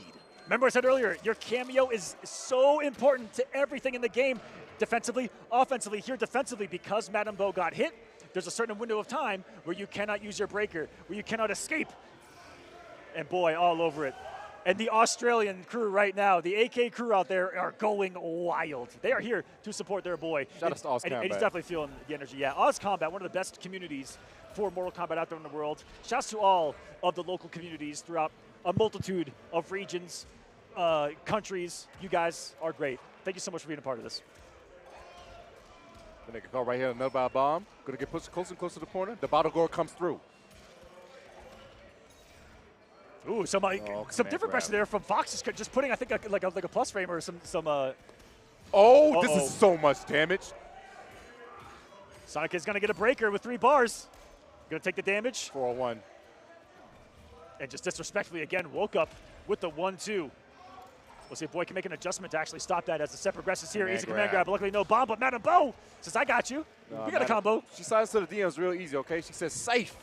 Goes into home base. She's old, but she's nimble. But she's powerful.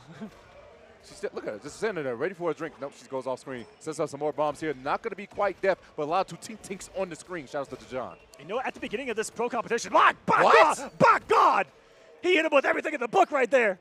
The grab, the Madam Bo with a bomb, and another round for Sonic Fox. But Madam Bo was actually announced when this pro comp began back here in Mexico City at the very first stop. And not a lot of people saw that coming.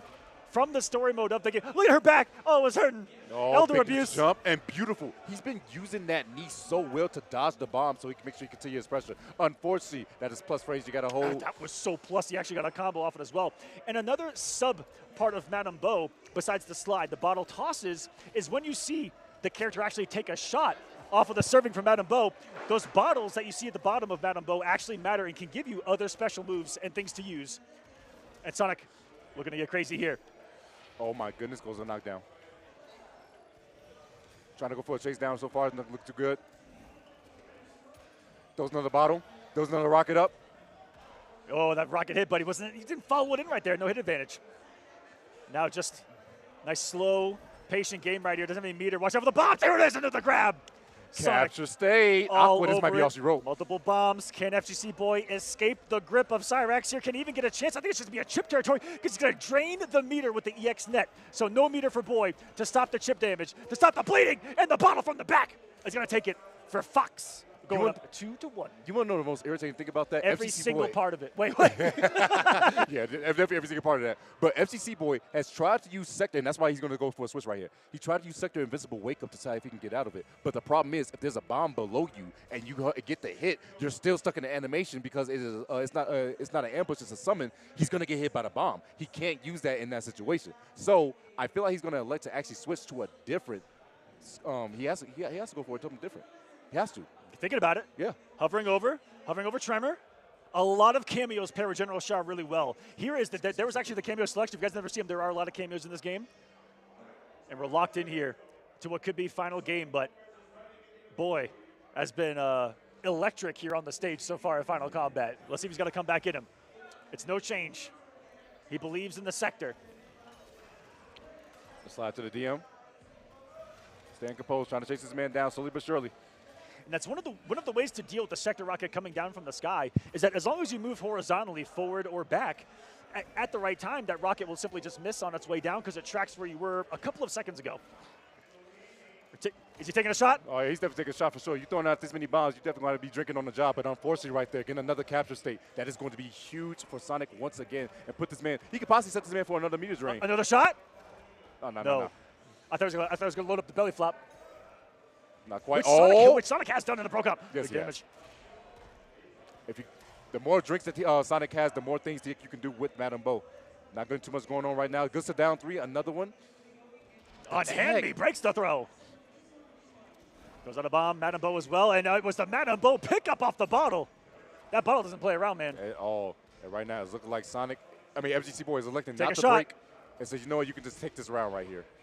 All right, now 2 bottles loaded for Cyrax. I think it's 2 where she gets access to the belly flop. Yes. But she also can do 2. There Oh, it is! God! As soon as you said it, it came in handy. Now she still has another bottle active. That means that she can only do the dash cancel if she need be. But so far, we haven't seen Sonic do the dash cancel too much. Not going to add on that layer quite yet.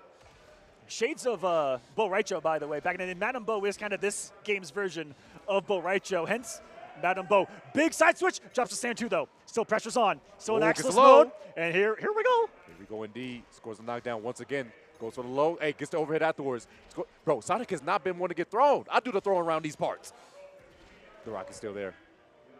Woo! What a block right there. And here goes the punish. He didn't know what to do because he had no meter. Oh, no. Hold on a second, though, Boy. You're not going to drop this one immediately into the axe grab. Back into the corner. And he stays alive. But Sonic Fox is fully loaded right now in resources. Beautiful stuff thus far. Okay. Teleports to the other side. There's a bottle on the back end. Can't get the confirm over. Finally, scores the throw. Gets the back throw. Spins the 2 over. Oh, yeah, Sonic didn't want to do it. He gets some decent damage. I think it's about 270. He got turned around. He did a neutral dub, but shall face the other way on the landing. That is so unfortunate for FGC Boy, but very fortunate for Sonic Fox. Will he escape this time? No. Falls with just the lengthy forward 2. The buzzsaw of Cyrax right there. And this could be FGC Boy's last hope. He has a breaker to his name, at least. Guessing right. Goes for command grab. Nice tech, but guess what? You're still stuck in the animation. You got to break. You got to break. Teto, imagine breaking a throw and you still get comboed. Oh, wait a second, though. Scores a big hit right here. FGC Boy. Can you tie us up 2-2? That would be pretty insane, I would say. Trades. Get a conversion. He does pick it up. Stays down. Gets the low. If he committed. Wait, it's a fatal? Are you dead? That's a breaker. That's going to hit. and certainly put Sonic Fox in a detrimental state here. Okay, and that's not going to kill, but it's going to be so close. He just need one more chip stick out. He's not going to have full sector, though. That's the only problem. Sector on a big cooldown right now. Won't even have one rocket, I believe, after this. But oh my God, look at the chip. Wake damage. up with Sonic Bow. goes for the low. Goes for the tree chopper. Airborne. Doesn't get the full conversion. You weren't blocking. The low, and Sonic Fox will convert off the EX dash into fatal blow. What a match. That was a sliver from going the distance. Sonic, look at touching the chest. That means they're surviving a little bit of a scare out there on stage to get started trying to defend the World Championship title. FGC Boy, you gotta give credit where credit's due. The man has shown up and he's playing. Oh my goodness, the last segment right there was not blocking. Gets on command grab instead, but Sonic going to check for the mid. The beautiful thing about that situation too, he went for back 3-3 and then immediately went for the dash cancel. If he blocked that, he would have had a guess for game situation again right there. He saved the dash cancel right for that ending moment. And that's a really tight window to hit confirm, which means he actually sees that it hits and goes instead for the combo, because you can be pre-committed to doing that back 3 EX dash grab immediately, because that's worked. I don't think someone stopped it in the entirety of the pro competition. Yeah. So that was a little bit of change up from Fox, or one of the quickest hit confirms that we've seen of the tournament so far. Definitely so, definitely so. That puts Sonic up 1-0, but FGC Boy is now 0-2, meaning his chances of actually making it out of this block is kind of low. They're looking grim. The man's played his butt off, but every win matters, like we've said. It is going to be tough to get through some of these other titans of the group. You got Snake Doe on top right now. Gur as well, who we're probably going to see coming up next. We'll see. Yeah, we got to get Players making the stage all the way on that side over there. So. I see Rewind right there, too. You see him? Ups. Anna's Bananas versus Sonic Fox. So, I'm going to tell you guys a little story. Tell me. Sonic Fox and Anna Bananas played last night at like 12 a.m. Okay, out of it. And Anna was like, that guy's really good. Yeah, which is one of the wildest things I've ever experienced at a finale like this. And I've been a part of a few of them where two players that have to play the next day play the night before. It doesn't happen too Now, often. was it all mind games? No. From Anna's? Did Anna's show no cards as to what he's going to do today? He probably showed all the cards with being Anna's. Now, we'll see, we'll see. Anna's still a rookie out here, you know. Anna's is young. He is actually from, I'm going to say, he's actually from my competitive house. This is one of my proteges of the MKX days. Yes. He has a very, like myself, animalistic play style, again, very aggressive, and I feel like that could catch a lot of people off. And it caught everyone off guard. In the online qualifier, yes, he did things that other people would say is unholy, but it worked because people just weren't ready for those kind of risks. He's a big risk taker is Anna's. Unpredictability is a big thing in fighting games. In the wise words of my boy IFC Yipes, big shout out to Yipes. Yep. If you want to be good at the game, all right, you cannot be conditioner. You got to be shampoo. No. You must be shampoo at all times. You get conditioned, you lose. Make sure you're unpredictable at any given time. I like to say that, you know, so sometimes, and Anna's kind of brings us to his thing as well, where sometimes you just roll some dice because you almost add some random ability to it so that not only does your opponent not know what you're going to do, but not even you. So who's reading that? Those are mind games and fighting games, baby. He said, I don't even know what I'm doing next. I'm just playing. I don't know what I'm going to do. Yeah, we're just playing. Let's do something. Roll the dice. All right, we're going to do that right now. Now, it all comes down to this. Anna's Bananas representing Greece. Sonic Fox, the States. Mortal Kombat begins. Big armor, but not. It's a little too slow on that to get the punish. The man tried to go for plus frames, and Sonic immediately swinging through the gap when he saw that man whip, and not just means back in prison. You guys saw this before, and Ruh-Roh is right. You're going to see it again. Oh, poor Striker. No backup for you. The Earthrealm PD getting silenced. Oh, there he is. Earthrealm Force. Now, the Striker cameo has a lot of tools, has the gunshots that we saw earlier, tosses 2 grenades at a time, close and far, also has an overhead and a low baton swipe, as well as the lockup from full screen to check you. A very utility-heavy cameo, can really do it all. Yeah, and by the way, those overhead and low swipes are actually plus, by the way. So, there's the nades. Beware, on block. The dunk on him, are you kidding me? NBA Jam action? I would have thought. Was that an intentional, like, Mike? Because I think Sonic missed the slide, or just did the overhead just because. Just because. Oh, Matt Bo getting a couple of licks in, too. Oh, yes, sir. She said, hold up, I want to play. I want to play, too. Madam Bo right there coming in huge handy right there. That boy Anna's decided not to hold the block button, so you know what, I'm already going to lose this. Tase him. Except the fate. That tase was crazy, man. How many voltages That would is be super effective on a robot, too. You would think that would do more damage. Big damage right here, by the way. Woo! Oh, my God. Wait, how much? He started off with helping hand, 465. That's a lot of damage. Overhead. You weren't blocking? Oh, no. Check the dome, though. Like I was saying earlier, how you can open up your opponent in this game grabs, because blocking is really big, there's a block button, or if they're crouch blocking, an overhead will actually hit. If they're high blocking, a low will hit. That's what they are susceptible to. So when you see when we say that an overhead works, that means that their opponent was either not blocking or crouch blocking, and that's offense here in Mortal Kombat, baby. The mixed machine is making us. Yo, You're gonna get all your bar trade. This is the mixed machine. By God. No. Oh wait, goes for the. You had so many layers that there was 2 bombs down. You thought you got out of jail free card with Striker, and no, there was a bomb and a bottle. There's bees, bombs and bottles, baby. Bombs and bottles coming for days. Bombs, bottles, and bow. Woo! Man, that's a lot. Oh, even if that was blocked, that bottle toss that you saw from the back, keeping that safe. And there's a lot of things that players will do with these cameos to advance very far forward like he did. Summon the cameo off screen so you don't even see it. You have to pay attention to the cameo meter to see if they even use their cameo or not. Goes in for another one. Oh my God. And the bottle was there just for coverage. The bomb Just in is the case. initial mix-up, but the bottle is the coverage afterwards. The shot has been taken, Aqua, and guess what? Anders Banana's not going to be all over, all right? He said it's not shot o'clock out here, but it's all shot o'clock for Sonic right now. Oh no. Ooh, gonna get a side switch set up, and it's still a tool launcher. One big drop though. But Sonic not having to spend meter for most of these setups. Gunshots.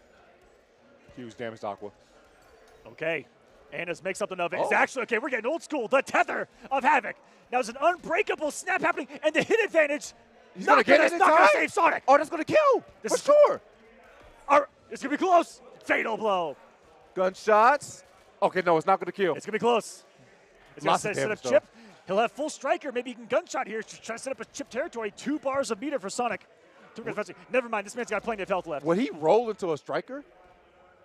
He did grenades instead. Beautiful stuff by Anna. Stayed patient. It was the patience. He didn't roll. Actually, he stayed solid right there and let the cameo do the work for him right there. That's what Striker's all about, having your backup, or having your back right there. That's his partner. Literal partner in crime. Right there. Goes for another back two. Goes for a stagger. Not going to get caught Sonic too much. Good block with the mid. I would say partner in anti-crime, but I'm pretty sure Striker's out here breaking the law himself. Oh, yeah. And it goes for the roll. Does he have Striker? Oh, he does. That's gunshots, baby. What is this, like? Oh, this is 465. It's like 46? 460 damage more?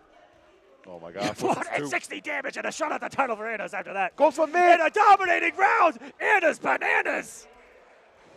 Certainly turning things around here and looking much more composed the second time around here post-game. Beautiful stuff right there. And like we all should do in life, not just competitors, all of us, stay hydrated, drink water. Please guys. It's the healthiest thing for you. The only liquid I hold in the S+ category of drinks. Oh, yeah, water for sure. Free, by far. That's me. And it's not because my name is Aquaman, I promise you. No, it's all in the tag, man. It's all in the tag. But I know it's all right here. Tink's coming on the screen. Once again, more bombs on display. You know what this means. Manabo going to sell something vicious? No. The bomb. Oh, my God. It's so many layers. The bomb lingers down there for quite a couple of seconds, allowing for things like that. The safety nets. Manabo. Is she tossing? No. Bro. She's just sitting there looking to serve a drink. Comes out again. Taking a shot on the kill. There is Sonic. What a stylish way to close it out. He just stood there crouching to say, wait a second, I'm going to take a drink now. Insane work. Oh, wait, the low. Coming in handy right now. Sonic throwing more bombs, trying to push his man to the corner. Is he going for meter drain? No, he's just going for a setup.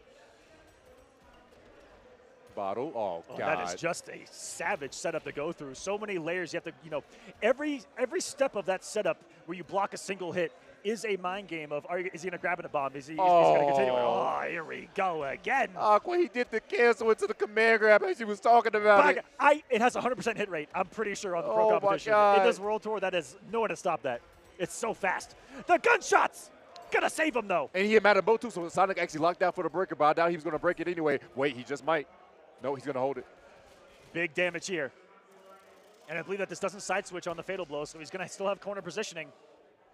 He has a bar to his name. Striker slowly getting back to full charge. If Striker's at full charge, he can activate the gunshots. Half charge, activate everything else that he's got. Goes for down 3. Just like those grenades there. Give Sonic Fox fatal blow. Down 4, massive hit advantage. Sonic Fox with the audacity to swing through the hit advantage of down 4 right there from Havoc. Unbelievable. And now he's going to get chocolate. Manabo beat him down. The chocolate. No, I want to see it. We were denied the prophecy. Anna's, it's Mexico City. I want to see the chocolate beat down. Oh, my God. Anna's, you should have let us see it. I understand you're mad, but please. Flawless block was so clutch. And he gets right through. Swinging. Fatal blows. The super of these games, you know, compared to other fighting games, most fighting games have the super moves like that have big animations and big damage. We just haven't got to see those animations, unfortunately. These players want to get right back into it. Bombs ahoy, bottles ahoy. Perfect neutral jump, though.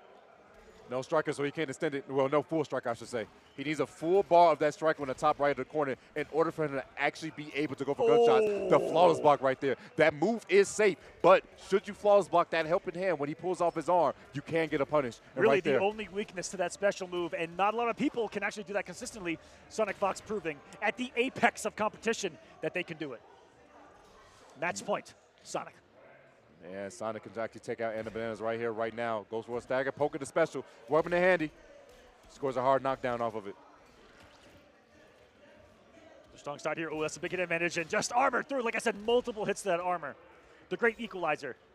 Oh, my. This is a slight walk back into the 1-3. Sonic, are you kidding me? Good spacing. Just using movement to get into the ranges of his normals that he knows is going to whiff punish the opponents. Oh, he's swinging, and guess what? Once more. Sliding to the DMs. Is Madam Bo going to be able to set up something crazy? He could go for meter drain if he wants to right here to deny Anna's of a breaker. Oh, no. Right as he got it. The most unfortunate way. Bombs out, and Striker gets clipped, and that'll be it. Sonic Fox takes it 3-1. Sitting at the top of Group A right now at 2-0. Anna's put up a fight.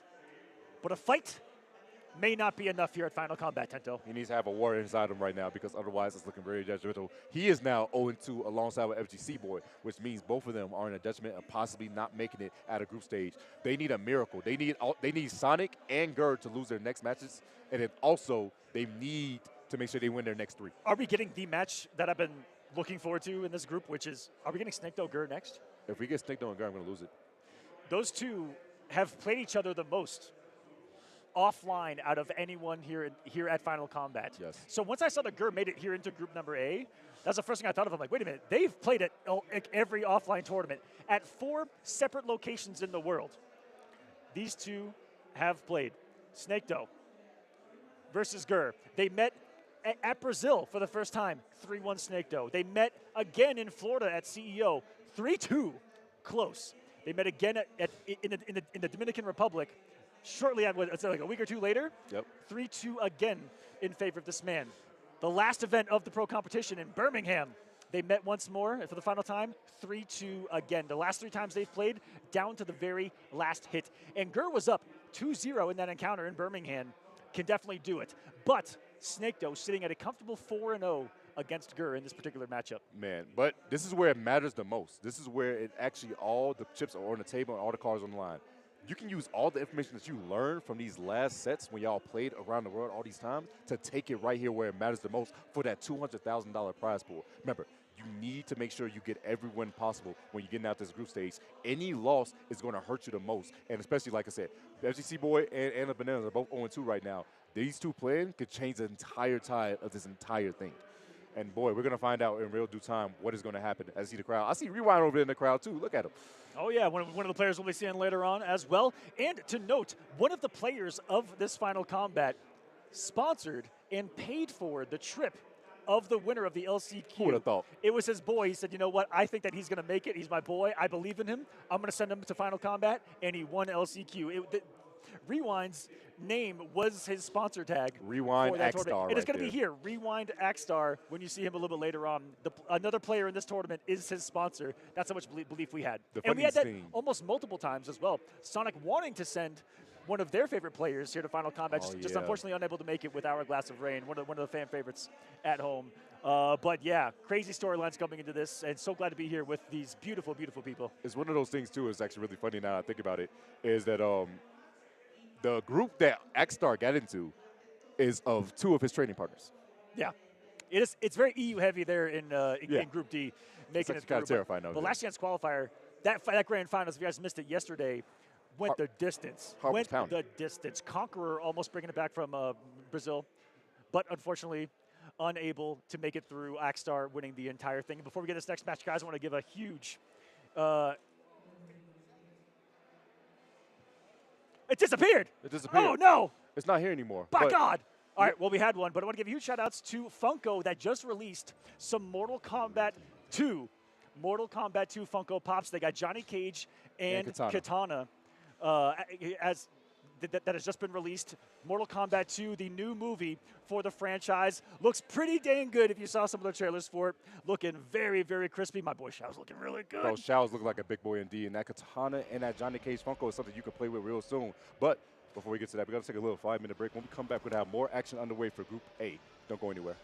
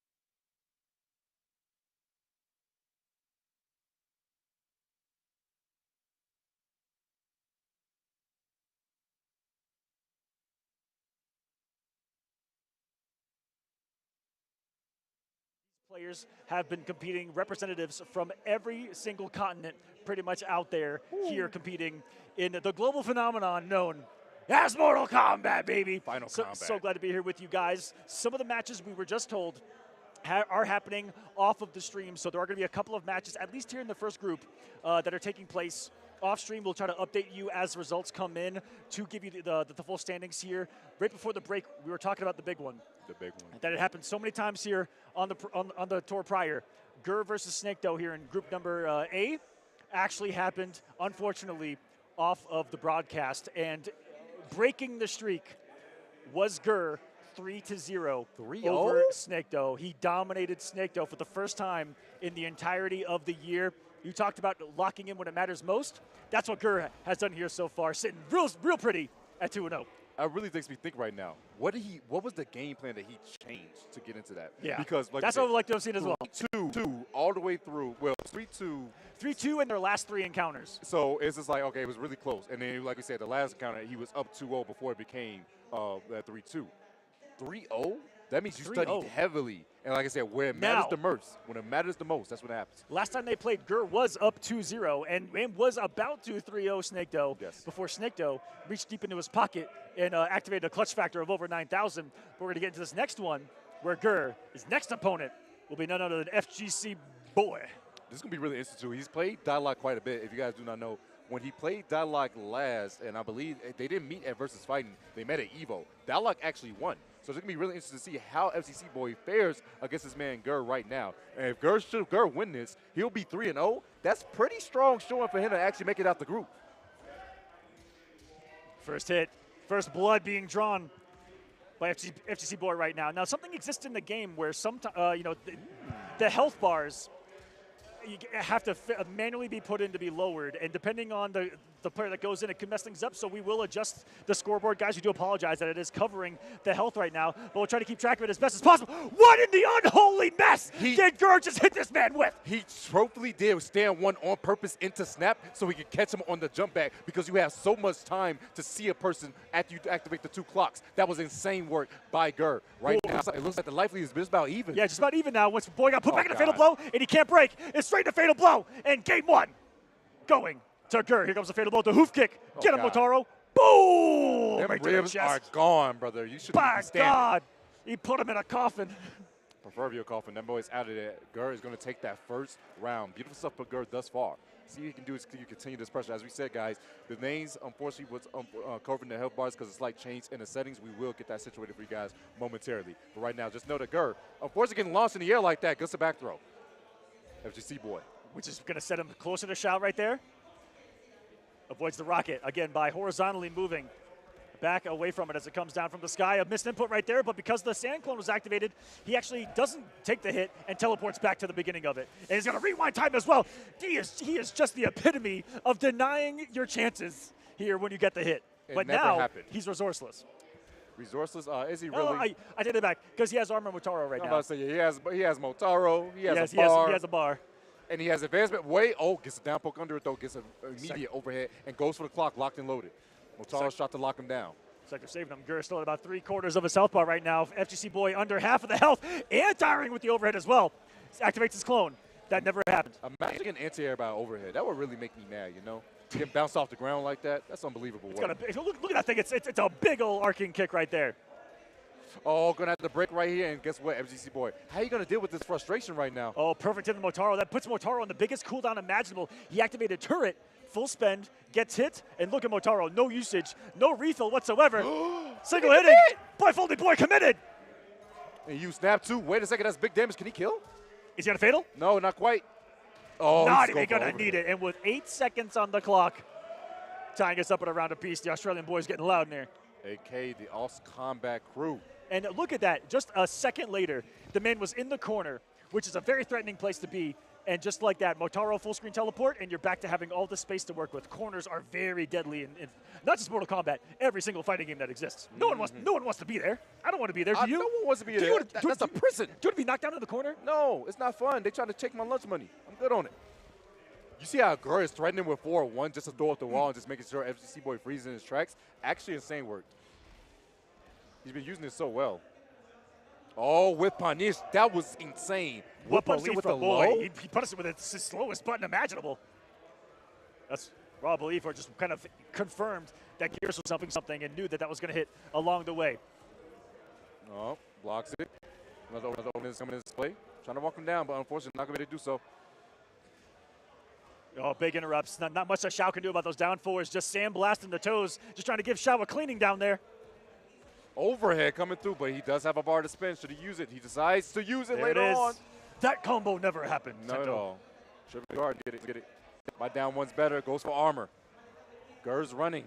FGC Boy. He's down in life. And how most armor works in the game, again, forget the Havoc one that we saw earlier, armor can absorb one hit. If he gets hit twice, very quickly it can be armor, but that's what armor's all about, is being able to absorb a single hit and just hit yourself. Wait, who has life lead? I can't tell. And it was Gur. Gur had life lead after the armor immediately started running away. FGC Boy. All that talk about time, and like we said, kind of a classic thing for Gur to do is use time against you in a multitude of ways, one being the actual clock of the game itself.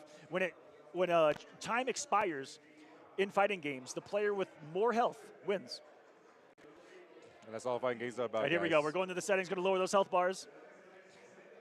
Hopefully to make sure that both controllers and both players do it, because say they set it on one and the other player goes into the match, It goes on the other way. It could undo it. So just some very minute game-specific settings that are being adjusted right now for our viewing pleasure. And this is the beautiful Final Combat venue, just part of it here for the Warner Play experience in Mexico City. I'm going to give you guys a wave. We're over here on this side. What's going on, everyone? We're in the back over here in the chairs, but shout out to everybody that's in the crowd right now. Remember, guys, this is Group A. We're closing out Group A very shortly, and then once we close out with this one, Group B will be coming up with a slight little change of pace with some condiment. Was that a Swiss flag out there? You know, I was looking at it. I was really staring at it, trying to figure out what Switzerland's in the flag building? was it. Let's go. I thought it was Canada for a spot. I thought it was too. And I was like, And what that's not the cross. Canadians here? None, actually. Crazy. So I was just like, what the heck? He just wants to represent, that's all. That's all simple. All right, we're back in. Gur and Boy. Going to Sub-Zero now. Oh, this is Let's a really see the good snap. pick. Sub-Zero, as a cameo, is a great negator of a lot of what this character wants to do, right? Can't zone. Snap becomes irrelevant as long as Sub-Zero can activate one of his big moves, which is putting ice on you, giving you some ice armor where projectiles become obsolete. And you see it right immediately. That ice armor means that no projectile can cause harm to FGC Boy. And unfortunately, though, it looks like, as you said, someone else picked up the character, and that means that the health bars are still covered. So we will get that situated for you guys all in due time. But nonetheless. Oh, the haymaker! But guys, once more, one indicator that we got that someone's low on HP is when you see the fatal blow below the score. So once you see that, you'll know that they're under 30% of that health bar's HP. Big jump in. You're holding it. Got a flawless block on the second hit of that 2-8. Gets the up block of the axe, which is how you make that far more punishable. Some characters can punish it raw. Gear's not among them unless he gets the flawless block. Or sorry, the up block, I should say.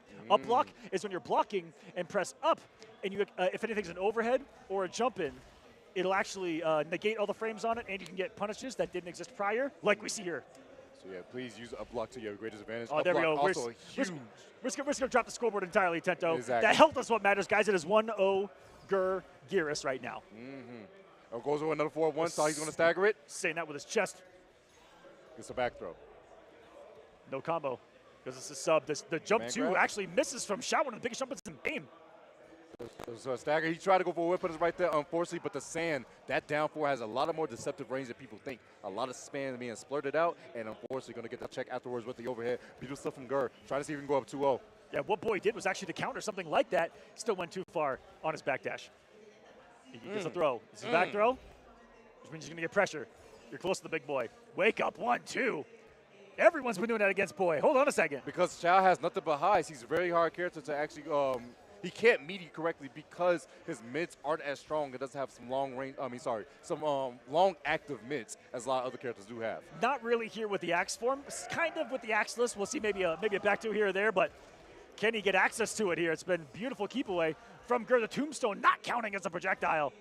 Still getting some pressure through the ice armor. Ice armor gone. Get off me. Now he is just at the mercy of Gears, but the gap is closed. The tech. This is where you want to be up close and personal. And these overheads really adding handy. He's nickel and diming this man by setting up for these pokes and then immediately going for the overhead afterwards. Staggers it and just goes right back to square one. Bro, I know playing Gur got to be the most frustrating thing in the world, and then also he's one of the nicest people on the planet.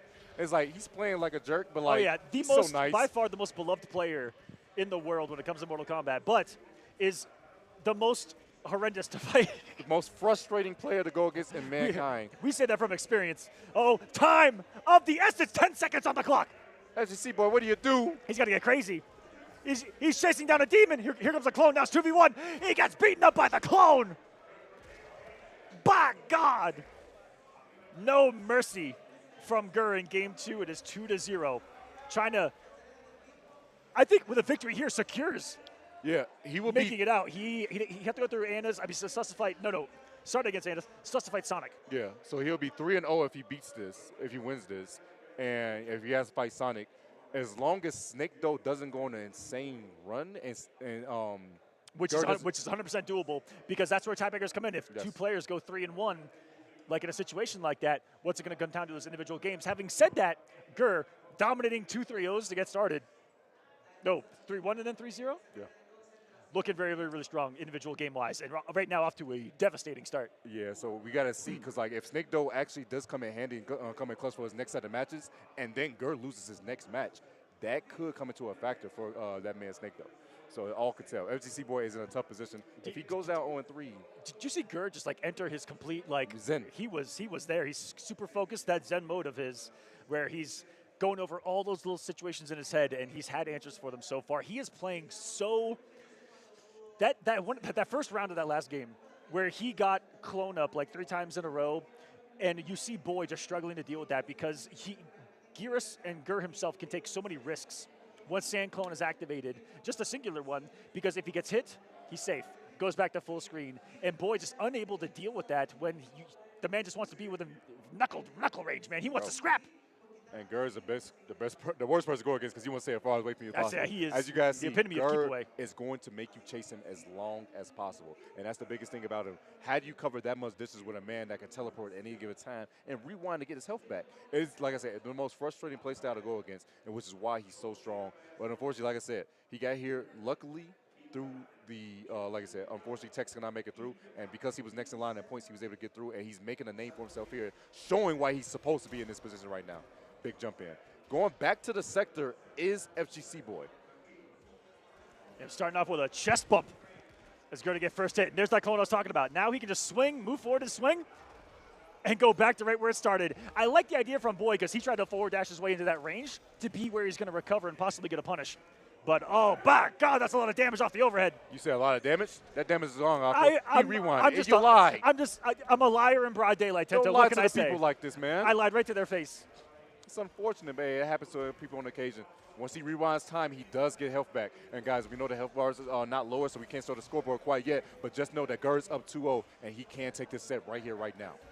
Now, Gur, no slouch to a situation like this. Did not make Final Combat last year. Oh, my goodness, we're at MK11. But did make the World Finals of Injustice Pro Series back in 2018 in the Season 2 of that. So has been in the World Final before. And looking strong right now. Caught him on a jump back. The knuckle sandwich, that haymaker. Coming from Geras and pulling the emo to get away from him. Set point now for Gur to take it, and he'll be 3-0. And he teleported away, and he got. I'm in shock. Aqua's reaction is my reaction for sure, because that was actually crazy. Man, what? I've seen Gur do some crazy things, and I warmed up with him yesterday a little bit. In the recovery of that overhead, Geras is so minute and just, on the ground in a small state, it's hard to actually hit him there. Full clock block loaded. Back to the spacing game. Tries to go for the toes. He does. Like I said, Xiao has so many highs. He cannot jail this man properly. He tries to wake up with buttons. Not going to work out. Staggers. Not going to do it. Grab denial. Jesus. This one's going to work. The clothesline from hell. Oh, wake is caught. That's a full combo. Side switch? No, he's just going to go for the damage. Keep him in screen. No fear whatsoever to wake up not blocking even multiple times there in a row from Gur, and it got him a turn. Oh, here's a big punish. No Motaro to save him on the overhead. Ah! Rewind to save him. You think about one, did you forget about the other? Oh, my God. He could teleport out, but he goes in. That's a double rocket. He blocks them both. Jer has been very command grab heavy all of a sudden, by the way, if you guys take the note. He has been making sure that man gets knocked down, but wait a second, holds the axe. He does have the bar to spend, and guess what? It never happened. I have the life lead once again, and guess what? You got to chase me down once more. Now, no meter. That's going to be a full punish. 10 seconds left. It's gonna be close. Command grab to waste as much time. A lot of time like off that. the clock. Only fatal blow can win right now. It's 2 seconds, and he gets it with a back one to mid check, and with a second on the clock, Boy gets one on the board. Oh, wait a second. But FGC Boy showing signs of life here towards the end. He can possibly give himself a huge turnaround, but only time will tell. Throws at the wall. He jumped it. Holy. I didn't know he had hops like that. He's checking those toes, and that's what those down fours are really all about. General Shao, the only armored wake-up threat that he's really got against you is going to be that knee that's supervising a high, very high move. If you stay low and harass those down fours, it'll always go overneath, and you can get your punish. That's right, overneath. Overneath is the word that we use out here in the Coliseum, all right? Oh, he tried to go for the big one, but guess what? Gurr is chasing this man down. Oh, my God. I thought he got a conversion off that. This man, FGC Boy, has been trying to chase Gurr down this entire time. He outran the Rockets, Aqua. Outran the Rockets. Oh, and that was a perfect time to get an interruption on the Motaro teleport right there. Don't let him have the time to get the full setup going. And gets the reset on the low. Second one never happened, but still some big damage on the board. Oh, and that was such aggression. To dash up in his face, get him with the 1-2, and that string actually loads an hourglass at the end. Mm-hmm. As you guys see, that's one portion of the hourglass clock getting filled Just a little bit of sand. He just needs 2 more. He's going to get another one right here. Yep. Level 2. Is he going to reach level 3? Oh, he did the time one. He did it. You can't come towards him. Oh, he my was just God. outside of the sand pillar. He should and be dead. This is going to be. He gave him the bar. He should have got immediately into it. He should have just did fatal. Now you got to chase him Now he's again. got the health deficit, and Gurr is Oh running away. my Gurr is God. literally running away with this right now, Tento. Oh, he literally 3, gave him the bar 2, with that. 1, and Gurr 3-0 over FGC Boy. That is the game plan. I hope we broke it down for you guys as well, but it is super effective here in competitive Mortal Kombat. He is the epitome of it, though. Really, you really don't see anyone else on planet Earth do it like Gurr. I'm frustrated for the man. Imagine you finally get the hit. You're like, I can win. You do one move so you can set up for the kill, and then he just says, nah, that never happened. Never mind. Psych, I lied. That didn't happen. That's crazy. Insane work. GG's Gurr looking so strong here in this one. Again, multiple 3-0s to his name. Currently tied here at first. Both him and Sonic Fox, I believe, undefeated in the group so far. And that's all that he has left to play. It's going to be Gurr versus Sonic, and I believe that is going to be for the group. And that's pretty much actually good for Gurr because even if he loses, his record is so clean. Like I said, the 3-0s especially. All those 3-0s. If, like I said, the game differential thing is if you actually go 3-2 and you win against someone, it kind of hurts you a little bit more because that game differential when it comes to that tiebreaker. Say if him and Sonic go 3-1, then Sonic, Gurr can actually take it over Sonic because Sonic cost a couple games to a couple people already, whereas Gurr 3-0 Anna Bananas, whereas Sonic 3-1 Anna Bananas. Those little things become a factor. So keep that in mind also. But that is going to be an interesting match to watch. But did we get Snake, though, versus Sonic? We'll have to catch up and see, because have they played yet or not? Because, again, they did do a couple off stream, so we are going to miss a couple of matches here, at least in the first group. We'll see how things progress here as we get to group number B here in just a bit. But should be only just a few matches here left of group number A. I got to tell them the story about what happened with Sonic, though. Tell them what time it is, Tento. So with Sonic, if you guys do not know, Sonic was watching versus fighting with Rewind, and it was watching Snake, though, versus Gurr. And Sonic's words, verbatim, I'm going to say the exact quote he said. When they had saw that that man was whiffing too much against Gurr, they said, my God, they keep whiffing. Put Snake, though, in my path. Sonic wanted it. Sonic wanted this. Woo. That's never a good sign. They said, I'll put say Snake, that, though, in my path. Sonic with confidence is very scary like that, you know, and he is one of the ones with the greatest minds of fighting games to be able to dissect and break down exactly how to defeat an opponent within seconds, it feels like. He picks up new fighting games in seconds. I don't understand it. It's just having that computer. The thing about Sonic that makes them so good is the fact that they can literally process how fighting games work so quickly, and they understand the mechanics. Because fighting games as a core, we always know. And can optimize, exactly. and can create such abhorrent filth. Man, because fighting games as a base, we all know whoever health bar goes down first loses, and whoever has the remaining health wins. And of course, when it comes to the mix-ups of strike throw and everything, that doesn't matter. Once you understand the basis of fighting games, you can expand that to others, which is why Sonic has found so much success in other games, because they understand how fighting games work as a base level. And play so many different types of games to be able to apply so many other things that Mortal Kombat players may not be thinking about. Exactly. That exist in other tag games and other crazier games that have so many different mechanics or ways that people play that can be implemented, like what some Street Fighter players do can be implemented here in a game like this. Like, you truly never know what you can learn from just exploring other things. And that's what Sonic definitely does in Stride and applies it all here in a very devastating way. Yes, and it's really shown because, like I said, they have already won last year, and they've never won an NRS. They've never Hasn't lost lost. a No. NRS title. Has every big trophy there is. Like every big And we trophy. haven't seen the trophy of Final Combat this I year. haven't either, yeah. For the first Final Combat back in 2020, the trophy was a hammer. was Shao Kahn's hammer. It was big. It was huge. It was was heavy. heavy. Sonic, when they handed it to Sonic, Sonic kind of went, whoa, whoa. Almost dropped it there. There was some weight to it. Last year, it was General Shao's massive axe. Yes. So I'm wondering if it's going to be something different here. Back in Pro Cup Mexico, they had The sombrero. the sombrero as the, which is just really cool. incredible. That was really If you cool. guys didn't see that, go back and watch Pro Comp Mexico. The winning ceremony, Sonic got a sombrero, and a mariachi band came That out and mariachi band played came out the Mortal heavy. Kombat theme song in mariachi style. One of the greatest things I've ever heard. Man, it was actually so amazing. Like I said, the people of Warner I'm Play. kind of scared for when the championship happens Yeah, here, as truthfully. far as what they have in store, because I have no clue. The people of Warner Play and all these people here in Mexico are so passionate about Mortal Kombat, and they show so much effort. As you see the artwork that's on the wall throughout this arena and all everything like that. Shout out to them for putting up such a good performance and being such good sports about running this event. It's always amazing to see, and I love the Latin American crew because they just show so much passion, and not only MK, but every fighting game they do, every single time. Like they do, set up another match here on stage. I'm sure they're going through it right now to get those health bars situated. Yes. Just to 100% make sure that when we go in the game, those health bars will be beneath the scoreboard. But welcome, everyone. This is Final Combat. If you're just joining us, it's Mortal Kombat 1. If this is your first time seeing the game, it's the first time seeing it all go down. If you like what you see, you can become a part of it yourself. Join this massive, massive competitive community, not just for Mortal Kombat, but the fighting game community. Tournaments taking place all over the world, all the time, locally as well. Just reach out to us, reach out to anyone you see here to try to find a tournament near you, become a part of this, and we're definitely more than willing to welcome you. And if you're watching going, man, I can beat them, and there's Please a lot, you know how many people do that? Always. Like, this is easy. There's a lot of you. Look easy. There's a lot of you right now watching this going, man, I played Mortal Kombat back in the day. I could do it. out of one. I could do it. Out of one. 100%. You can prove it.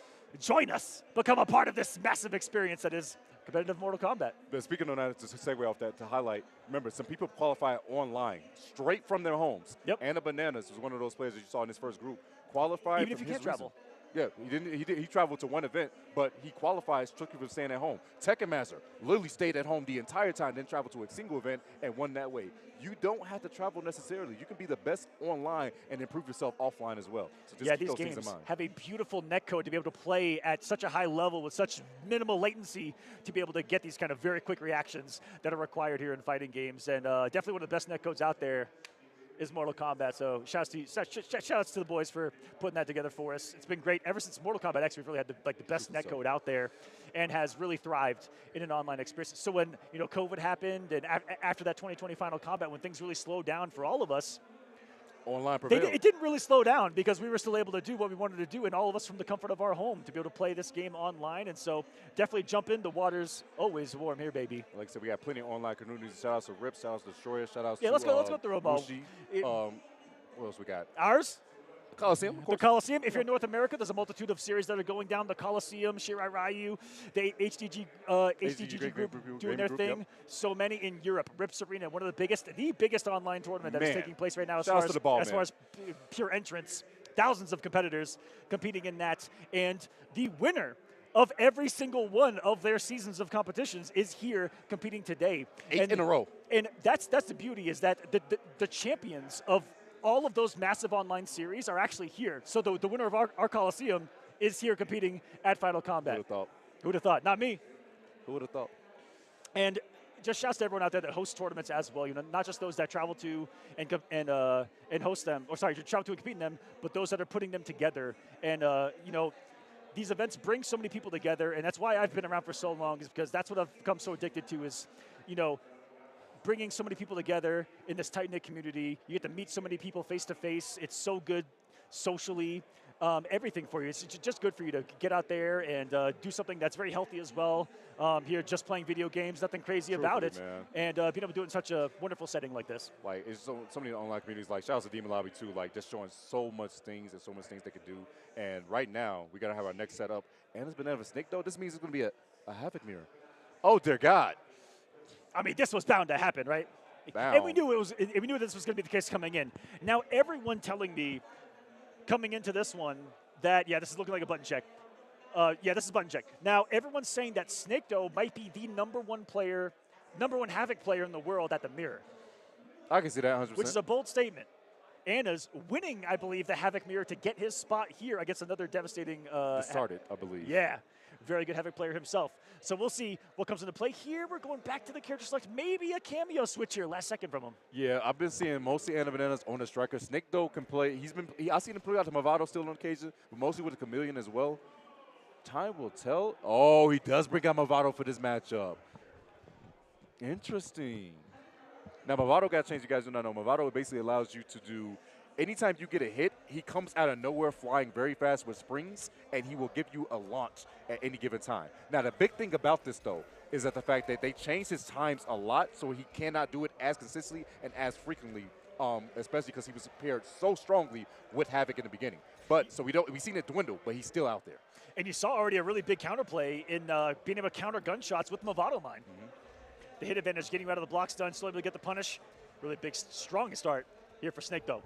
And Snakedo trains with, lives with, the other two Chilean players here that also happen to primarily play Havoc. This man's got all the experience that could exist, I feel like, on planet Earth. Definitely so. Goes for armor on his armor. Are you kidding me? Anna Bananas with the knowledge right there. By The God, check. that did a lot of damage.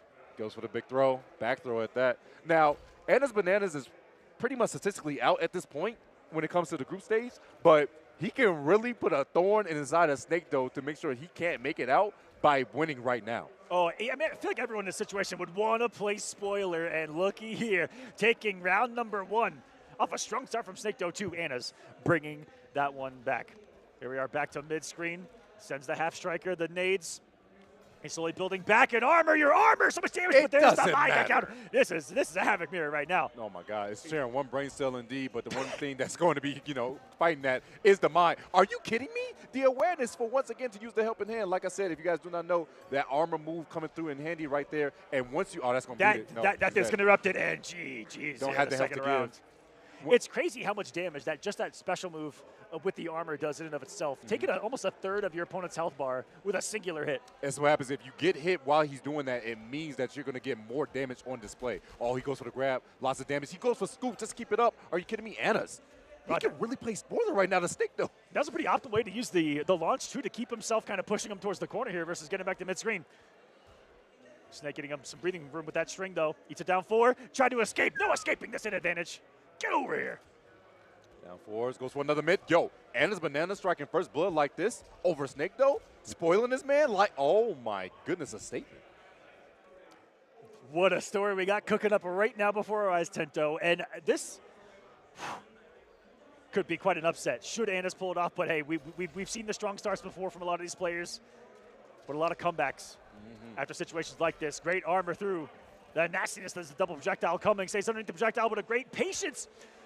This time from Snakedo to wait out the poke special that came from Anna's. Big jump in right here. Remember, in fighting games, it's not about how you start, it's about how you finish. The first one to get the 3. Anna's taking that first blood, but Snakedo looks like he's going to be all over it, making the adjustments and taking that first round. I also just remembered, I said get over here. How crazy that we got an Ed Boon get over here to start this. I thought I never heard it in my life. This show today. That was crazy work. Shout out to Ed Boon. It's so visceral. Armor. Oh, the mid check again. Are you kidding me? Beautiful stuff right here. Snakedo looks like he wants to tie this up 1-1. Side switch once again. Maximum damage, by the way. I still was off damage. He still got a Movado as well. Could have sent the slide. One of the few OTGs, which means off the ground, it actually takes away your ability to wake up off the ground. If that's Movado. Whoa! Like he's walking slow motion. Oh my God! And he kept it unbreakable because of the Movado. That is just galaxy brain stuff right now from Snakedo. This man's hitting his stride. No full striker to combo off of that.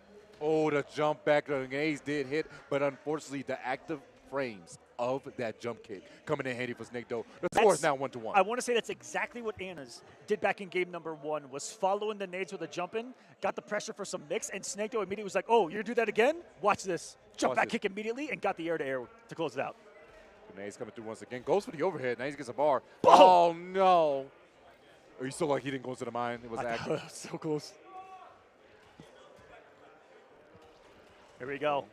The blood bubbles on display, and immediately so quickly. It can happen so fast that you guys might not even be able to see it, but he actually crouches and presses down to go underneath the high that is the stand jab of his opponent and then punish it. It's called neutral ducking here.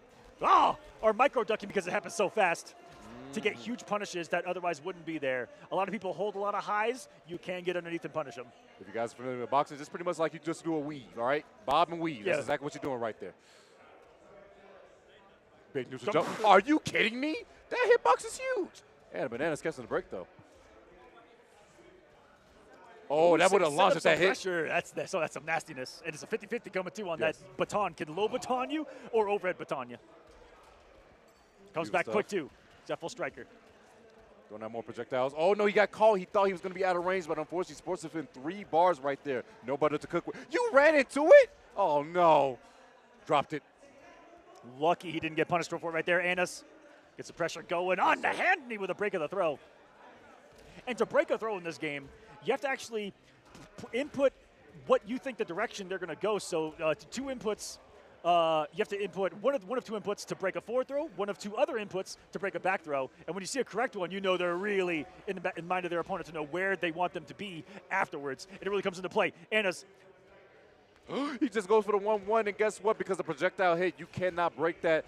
Snake Doe going up 2-1 over Anna's. Like I said, if Snake Doe wins this, it becomes an interesting situation and puts pressure on the Sonic and Gur matchup, because should one of them lose that, they'll be 3-1 compared to Snake Doe, who will be, I think, also 3-1. I believe so as well. We'll get an update on the complete standings for you guys as well. So again, some of the matches happened off stream. Trying to figure out exactly what happened between them. Getting some updates right now. So right now off stream, it looks like Gur versus Snake was the only one off stream so far. But off stream is also going to be FGC Boy versus Anna's. So it looks like the players that are eliminated we will not be seeing in their battle. But we'll definitely give you an update once we get the verdict on how that goes. I believe they're playing right now. Just a backdoor right now is Anna's, Snake Doe take Anna Bennett to the corner. Plus frames you got to hold, takes a second. Goes for another throw. Snake Doe getting on the grapple game. I would have never thought. Oh, he's got another him cornered. one. Got him cornered right now. That's such a scary place to be. Look at that. Built some distance and there's immediately tried to check him right there. That's one of the ways you can open up your opponent is to think that you're going to run away and then immediately go, no. Here I come. Try to go for those sweeps. Not going to work out too hard. Well, beautiful down one right there. That space goes for another poke. Space away. Goes for his armor. On his armor, beautiful stuff and awareness by Anna's. Make sure he blows him up for that. He's going to take that first round and gain 4. Oh, interrupts. The one option that would have actually hit him that low is going to be the sweep. Able to combo because of the Movado as well. That makes this team so strong, and the gunshot's going to miss. He actually almost rose into the active frames. But, I mean, threading a needle into 400 damage to Snake Doe here, sending the missiles of blood, and he's going to convert off Movado. This is big damage in the round for him. Match point. Snake Doe. Snake Doe can take it over Anna Bananas right now, but Anna Bananas, don't count him out. He could be a thorn in Snake Doe's side and make sure this man gets spoiled of possibly trying to make it out of this group. Mine's is better, Hit buddy. striker as well, and no gunshots for you. This is grim for Bananas. No striker at all. He's on massive cool. He's got 3 bars to his name. What can you do with it? So does Snake. Full string right there is going to be plus. Goes for a sweep afterwards. Didn't have Movado quite yet. That's a punish. And guess what? Has to win 3 bars. Gets caught. Conversion. Going to break. No Movado for Snake Doe, though. So that means he can just play straight neutral. He's got to. At least the Movado comes back. Oh, Movado's back. You guys notice people kind of tend to get a little more patient here as their life is on the line. See a little bit of a slowdown here, but gets a hit. Not a lot off it, though. Here comes the pressure. Now he's got striker. 40 seconds left. Beautiful anti-air. No jumping for you. Consider for throw. Oh no, he gets called because he thought he's going for the shimmy. He dropped it! Look at him get full punish, and that was an input error himself. These are such huge mistakes from both of them here in the end. Double fatal blow territory. Next hit for either. Can do it. Anti-air's with the second it drops. You're lying. Can't get a conversion because Movado wasn't there yet. Goes for throw, and he does. Takes off the head, and Snake Doe's going to take it 3-1 over Anna Bananas. And he's that man out. And the Banana's really sad about it because he knows his chances of getting out are actually He knows it was over. right there, that one drop at the end. I mean, Snake though gave him one more opportunity with a drop of his own, unable to close out. Ladies and gentlemen, Anna's Bananas here at Final Combat, but Snake though will be moving into quite an interesting position, like you said. If he's at 3-1, could be a tiebreaker situation to make it out of Group A. But those 3-0s from Gur, we'll see. It's going to be close, see. man. It's going to be crazy. close. That means everything rides on Snake versus Sonic Fox versus Gur. That's truthfully what it is. Which right now. may be our next match on the stage, if all is. Or I'm terrible at math, so I have no clue what's going on. I actually would like to see Sonic Fox versus Snake though over that one though. Because like I said, that message I really want to see. Oh, if it's gonna happen because Sonic was talking a little talk right there. But Snake would have to get a victory over Sonic in order to get there, right? Yeah. That's the thing. Yeah, you need to get that victory. It's gonna be tough. It's gonna be tough. We'll see how the cookie crumbles here of Group Number A. It's a pretty good cookie too. Delicious. I can only tell. I can really only tell about this because Sonic and Snake don't play, right? They haven't played yet. I believe that they may have at least once. They've never met. They've never met. They have never met. I lied right to your They've face. They've never never met. met here for the pro competitions. And two of the most traveling players in the world didn't meet at all the stops. They were at about 5 stops together each. Man, they never met in Mexico, so Snake went down early. Oh. No Mexico. Gamescom. I think Sonic got eliminated. I think earlier. Sonic would have if Sonic would have continued the path. But they got I believe Snake got 4th or 5th there. Yeah. Really 4th. strong stuff. And yeah. Oh. Interesting. Man. One could say interesting.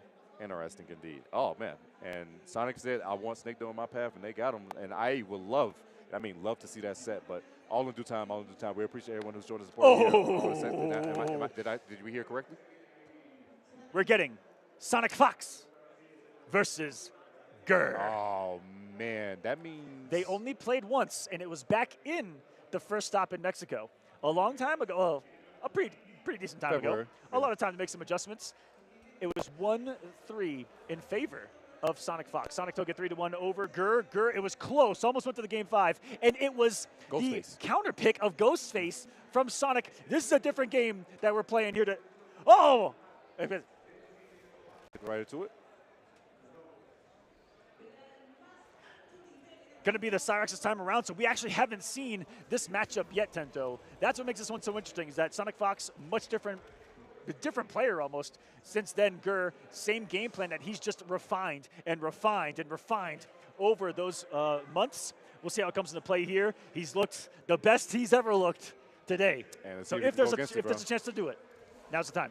Like I said, the big counter pick was a change that he used Ghostface last time, but now this time it's going to be Sonic Fox with the Cyrex. Now, Gur has gone against quite a bit of Cyrex already, so we'll see how he goes against this. But the big thing is the meter drain. Sonic needs to make sure that this man Gur has no bar as much as possible because he needs a bar in order to activate Rewind. He's got the hourglass, but no meter to spend it. And one of the things that Cyrex is going to be really good about using against Gears is to be able to take away one of those tools. That can be so hard to battle against Built-A Bar this time around. He's finally able to activate the hourglass. He's probably been trying since the start of the round. Unfortunately, though, tried to go for hourglass, and that is big recovery on it. And guess what? Sonic Fox has access to a teleport with that Cyrex. They're going to take that first round. This is a character where in Mortal Kombat 1 they implemented. Oh, no. That was so cheap. No. You thought you were going to use the hit advantage for the bottle. He just said, no, I'm going for the command grab with the bomb. That's so cheap. Oh, my. Oh, dale. Oh, so let me lose my thought right there. What I was going to say was this character is almost what a feature was put into Mortal Kombat for, which is replay takeover, to be able to play a match against someone, go back, replay it, be able to take it over and play the situation again, because Cyrex puts you in these situations where so many things, so many little minute decisions can change. It's like, damn, what do I do against this? Goes in the mid. I didn't even know. Did he use a bottle to dash? No, you got to cancel off a normal, right? No, I bet you have the super dash when you have one bottle to your name. But do you got to cancel off a normal? You can just do it. You can just do it. Oh, okay. Then I don't know if that was a forward dash or a super dash. Either way, he dashed forward to avoid the wall and gets the punish. Beautiful stuff right there for Sonic Fox. It's not the most. I don't know. We don't see it a lot. The actual bottle usages of Madame Bo, because most people just use those very strong things, a command grab, the wake up slide, right, and the bottle toss itself. But The fact that she has that kind of secondary thing about her, which is those bottles to give you extra moves as well. Not seen rarely, but glad we're seeing it here when it matters most in the World Finals. Everything that this character and team can do, Sonic is going to find everything. Out of the corner. Oh, no. He tried to throw another bomb, but this man's Gur put up a sand pillar. Going to teleport out. The bomb is still there. Gur's willing to go for it because guess what? When he's in his sand mode, he cannot actually attack his physical form. He's in the astral plane, all right? Yeah. Oh, the back one coming through. Immediate breaker coming out of Sonic. Madam Bo hurts the back. There's not a time realm in the Mortal Kombat lore universe, but hey, there might be one with Gears. Oh, he got the hit with the bomb, but guess what? Gur doesn't have 4 o'clock, so he has to hold his damage. If he hits a fatal blow, you're definitely going to see the time realm. Oh, he got hit! Madam Bo, a bottle! Those are setups that are so well refined in that multiple things are going to work from it, right? If the grab would have worked, combo. If it didn't work, if the bomb hits, combo. And another devastating round from Sonic Fox. This is looking grim for Gur. And he spent the ball right there, too. Way he puts on the timer, so that means Sonic has to hold the pillar. But still, guess what? He went for rewind?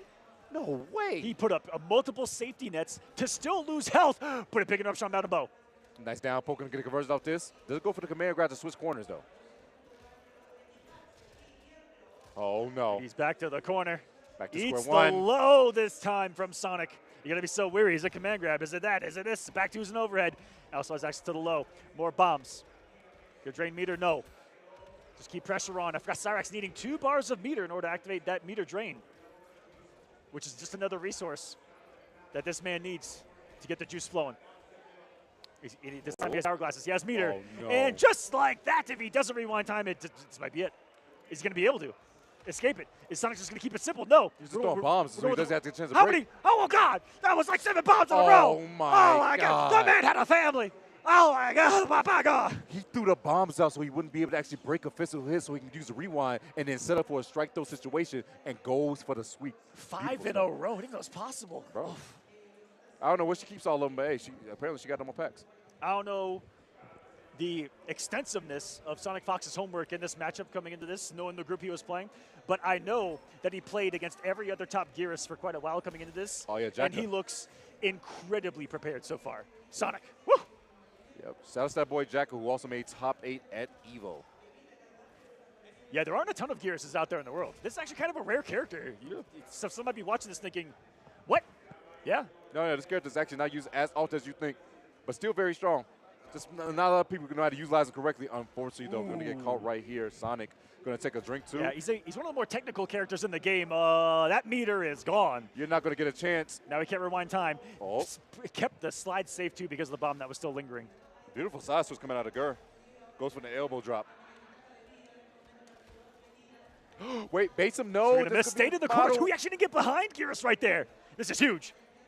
Gur knocking on the door right now and got him with a blue 42 tackle. Blue 42. Big shout out to that boy Yipes. Getting that tackle right there. Beautiful stuff from Gur. Still trying to stay alive. Takes it around. Showing that he can make this man bleed. That man's built like a linebacker.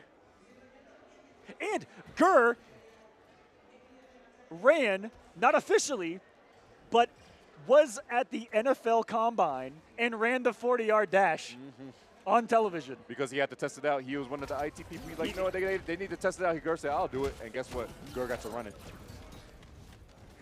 Said man's built like a linebacker. How are you thinking? He actually might be one. But this might be. It might be just like that. And oof, swing and a miss. Teleport keeps him safe. Stand patient right now is Gur. Going to get a big poke right there. Base him out. Goes for down 2 instead. I like that. Great trade right there. Does it go for up block? Stays patient. Gets the sweep. Gur on Another the one. verge. Gur, one of the kings at abusing and just offensively throwing quick mixes, and he's going to let it drop before Sonic Fox gets the break.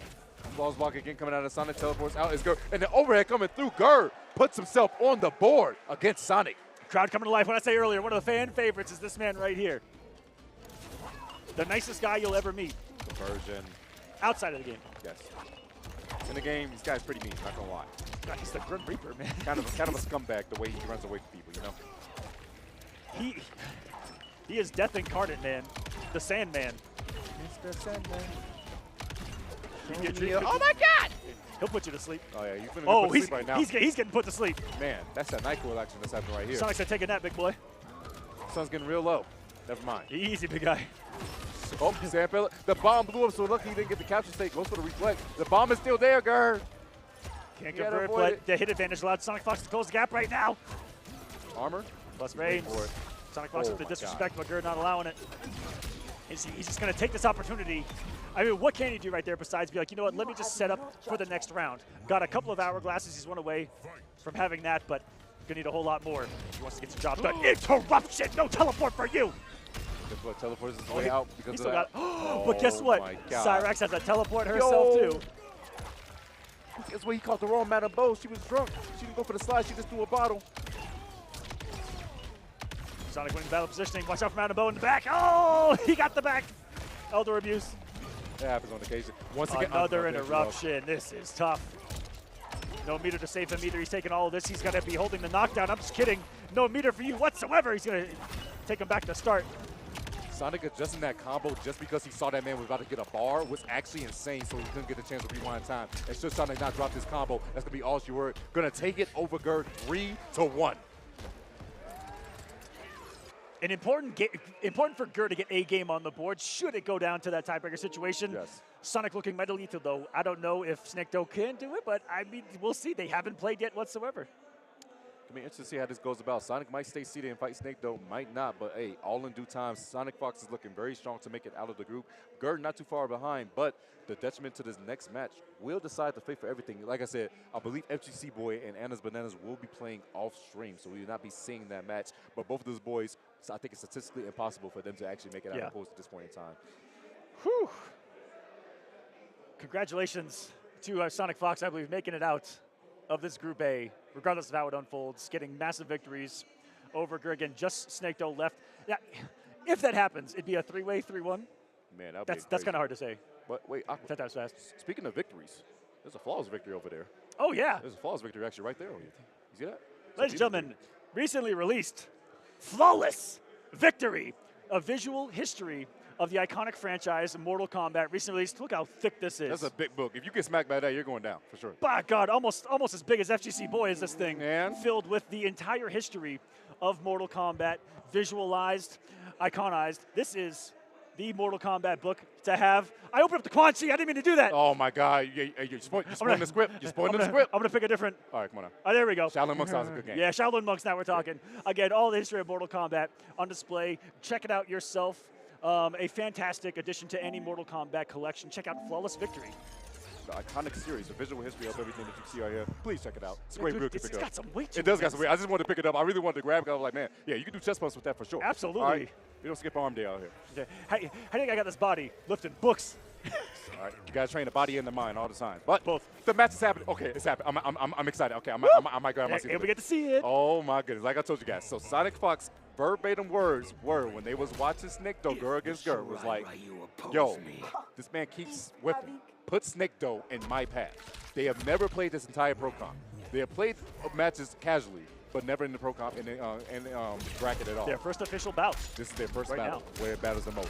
Snake needs this match really badly so that he can at least tie with Gerd. Sonic can, if Sonic wins this, they solidify themselves to get out the group. Both players going to 6 tournaments this year and didn't meet each other. 6 of the 10 tournaments these guys are at together. Not meeting each other. This is it, guys.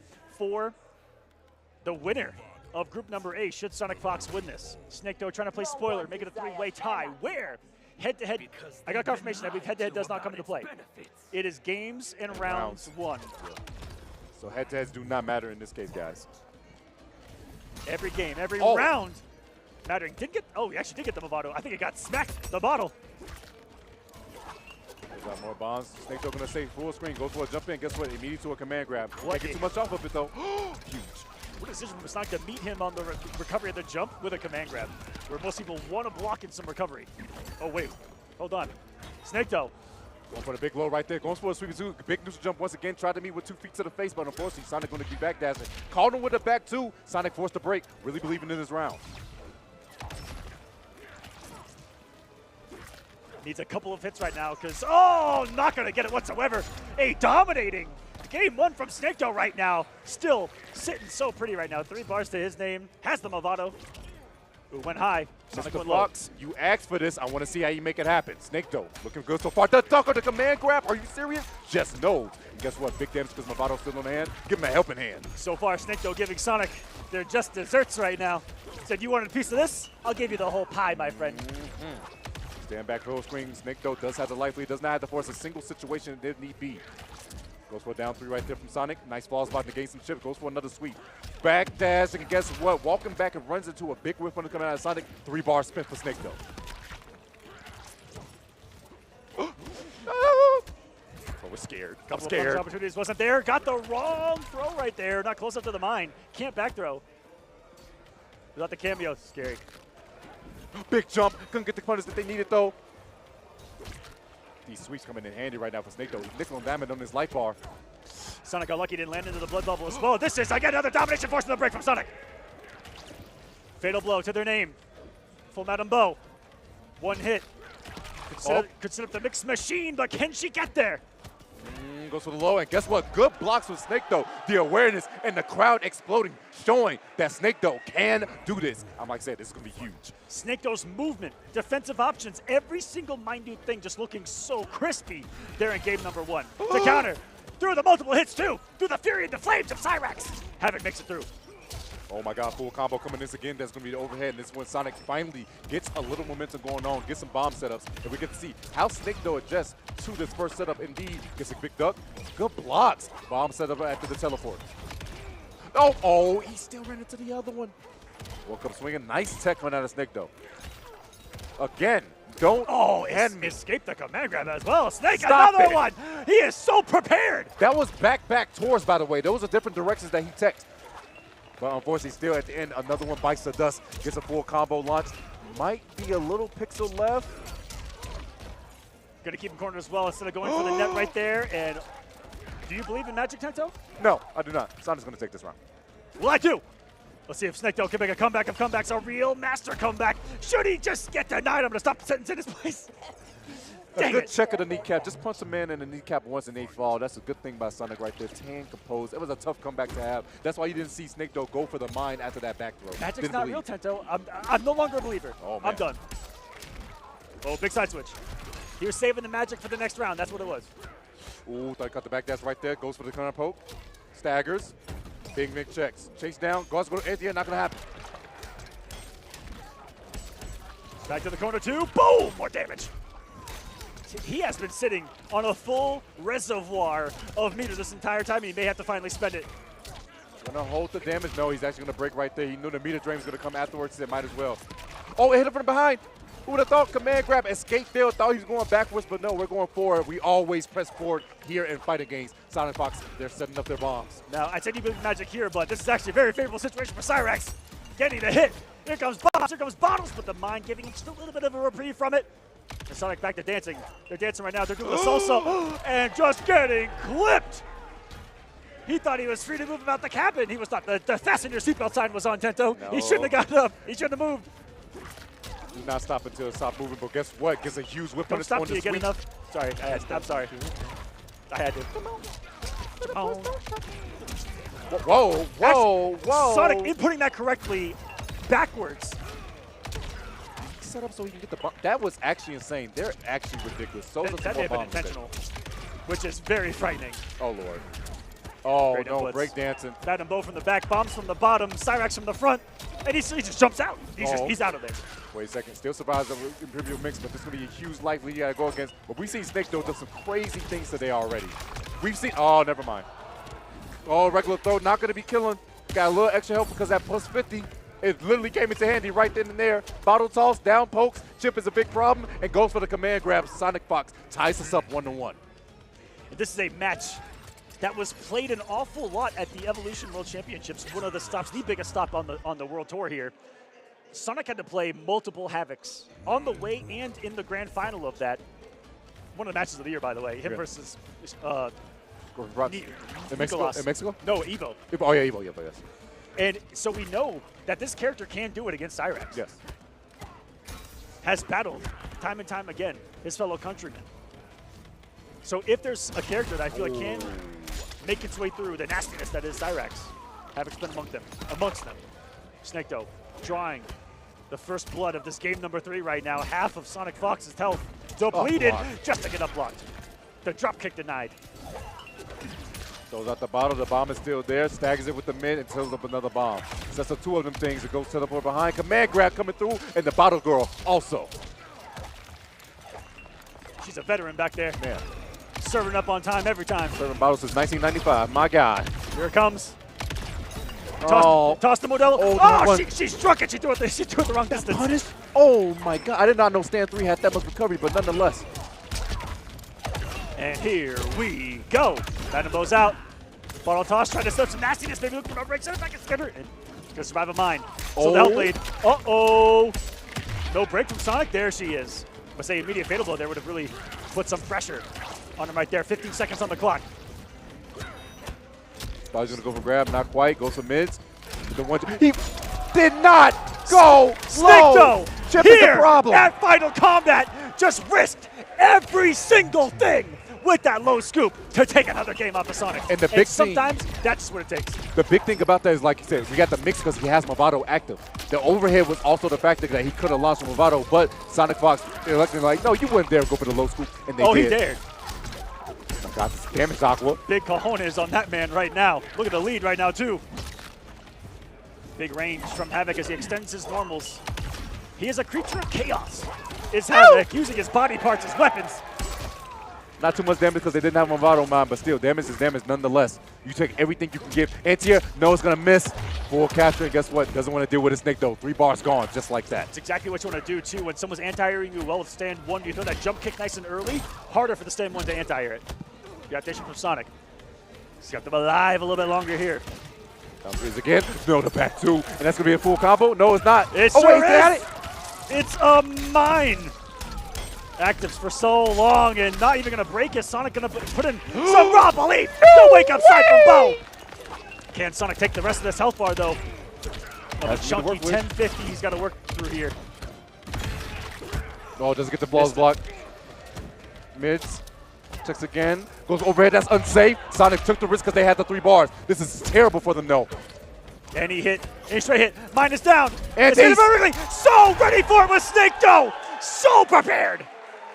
2 options to look out for. Should the mine work? Should the mine not work? And what is the opponent's options to get away from it? Only jump back, neutral jump, and forward jump, really to escape the block advantage of the mine. Snake Dough all over like a snake in the boot. That's what I love to see right here. Sonic Fox not being deterred at all. Goes right back into it, and they're already starting their bomb propaganda. You hate to see it, but guess what? You get gripped up on a Saturday night, it happens to you too. Not a way to spend your Saturday, I'll tell you that. He's taking a shot as well. Oh, it's still there? You're lying. He got launched into orbit, still getting hit into that active mine of Movado. That scaled terribly, by the way. That was 109. That did nothing. Slide. Ooh, breaker coming out immediately for Snake, though. Believes in this round, can salvage it. Ooh, no interruption on the goop, which that goop that Cyrix is throwing from distance, her main projectile besides the bombs, should it meet another projectile, will actually get canceled out. Just a little too slow on the blood bubble from Havoc to stop it right there. And Sonic Fox getting another one on the board. It is 2-1 in favor of Snake Dough. Beautiful stuff right here thus far. Oh, he throws out another mine, but where you going to run into it? Not quite, just gets a capture. It ran out just in time, and now Sonic going to capitalize on the damage, set up another bomb for Snake Dough to be a part of. Doesn't get the flaws blocked. Oh, command grab coming in handy. Beautiful conversion right here. Aqua, look at his damage, by the way, into a setup again. Making it rain bombs on the ground right now. A proverbial minefield to deal with. Even if you check the throw, you're getting back into orbit, my friend. There come more. Bombs. Bombs. Misses it. A rare drop from Sonic. But unfortunately, Snake Dough coming off a very hefty resource in that Movado mine. Nice. Get nothing off of it. Beautiful spacing from Sonic. And here we go to game number 5.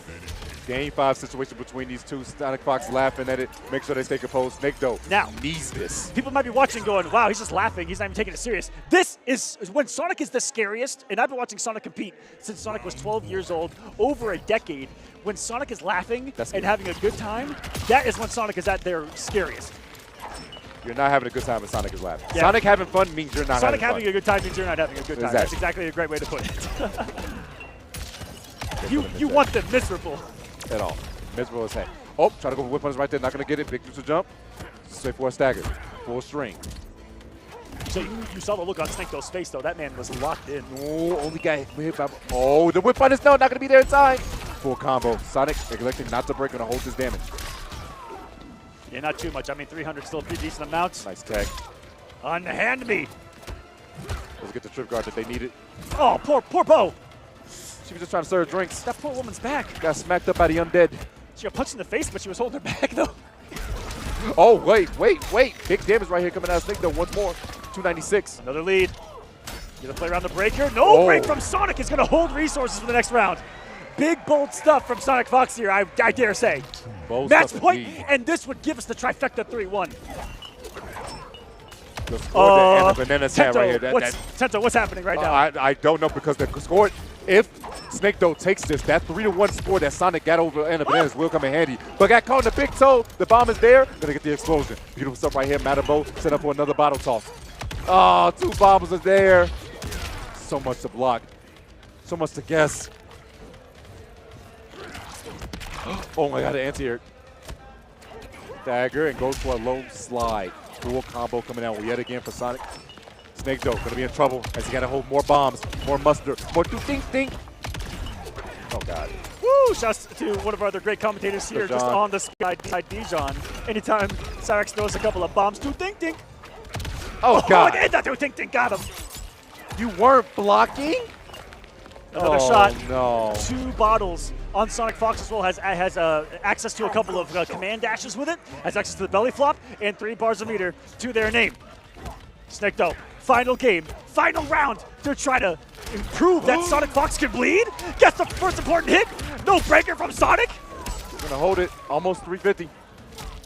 350 is a chase. That's the belly flop. Instant air overhead. Are you kidding me? Big damage coming out of Sonic here. Snake Doe elected not to break. Gonna hold it. Again. More bombs on display. Is Snake Doe gonna break? No, gonna hold it. Gonna bait on the next mix. Goes for low slide, block correctly. Are you kidding me? 3 bar spit. That's gonna be Sonic Fox's last breaker in this set. Oh, whip punish is there, but the mine. Neither one is gonna get the big down trade. In the corner, jumps out. So ready for it from a distance too. No meter for Snake Doe now. Sonic's corner. Teleport. There it is. There it is. Getting the great positioning as well. Snake Doe a little nervous. Resetting neutral. Now they're dancing. Here comes the salsa.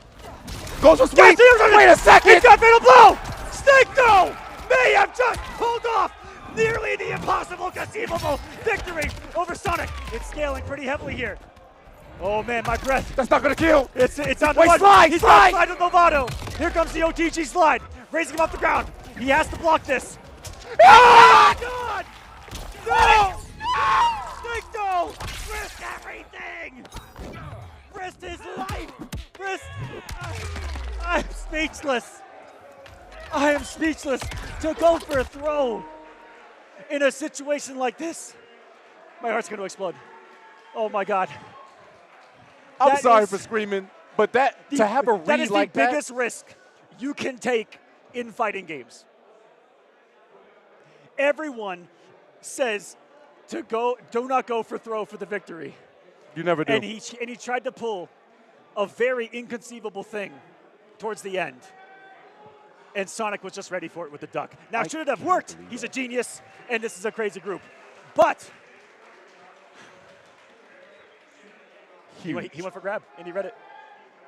So that means Sonic Fox has now solidified themselves to get to top 8 for tomorrow, and they're going to get a chance to repeat and also take it. Snake Doe might be out, and Gur might be in because of that loss to Sonic. Yep. Oh, no. Snake Doe did get a couple of extra games, though. They're taking it to the game 5. We'll see, again, how the cookie crumbles here with the actual individual matches being counted up by people in the back right now. I'm sure they'll let us know how it actually unfolds.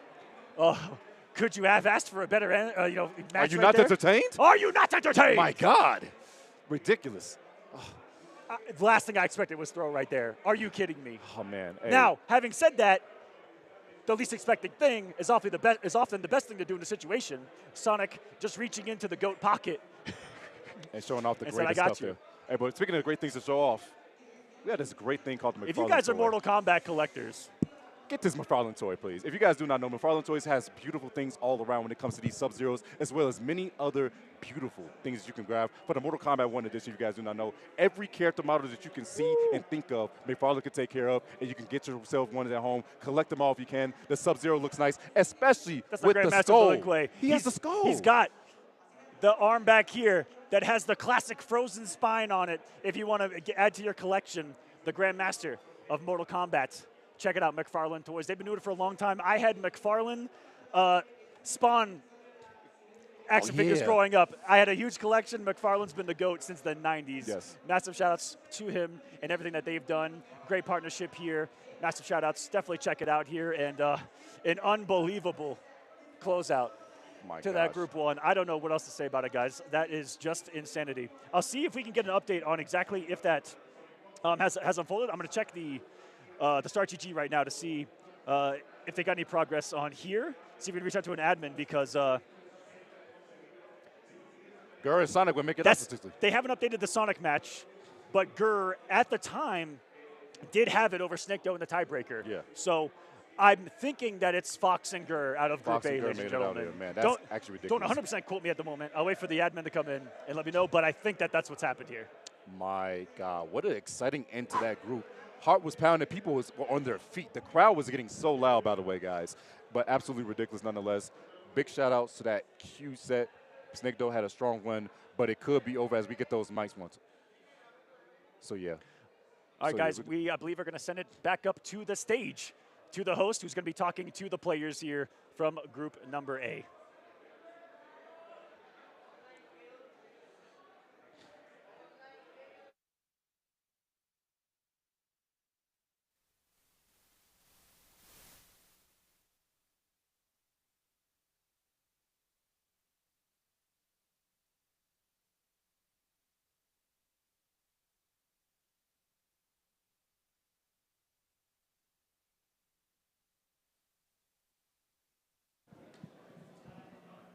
Bueno.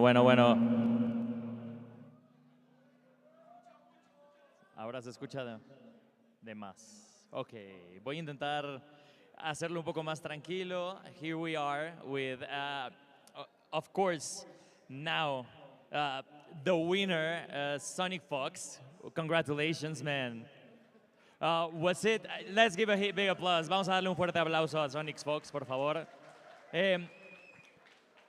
Sonic, I just wanted to ask you, you're the best Cyrax in the world, but now the competition still with the others, or you're still competing, or nowadays you're competing with yourself, because you are the best in the world with this character? Now, I think the competition is getting so much stronger. I mean, like, I almost lost that match with Snake Doe. I made a hard read to win. Like, players are getting really, really strong, and I'm excited to see how the rest of this final combat plays out. Lo que nos dice Snake es que obviamente la competencia no es nada más con él mismo. Ahorita lo vimos contra Snake Doe que casi pierde. Entonces la competencia se hace más dura. Sigue habiendo muchos retos. Y pues precisamente ahora que entramos a la siguiente fase y que ahora Snake ha clasificado, how do you feel that now you have kind of the relief pleasure of today and you can enjoy the day for tomorrow's match? I'm going to go get some tacos after this, so I feel great. Perfect. Vamos a dejar Snake. Snake, you can go have some tacos. We'll see you later. Y aquí tenemos también a Ana Bananas. How are you, man? I'm a bit disappointed. I think I could have played way better. But it's fine. It's whatever. I'm just going to have fun now. Pero la competencia siempre es lo que importa. Vamos a darle un fuerte aplauso también a Ana Bananas, por favor. You did great, man. I just wanted to ask you, how does it change when you have a live audience between doing like something really close and only with your opponent? Yeah, you can definitely feel like the pressure, the screaming in the crowd.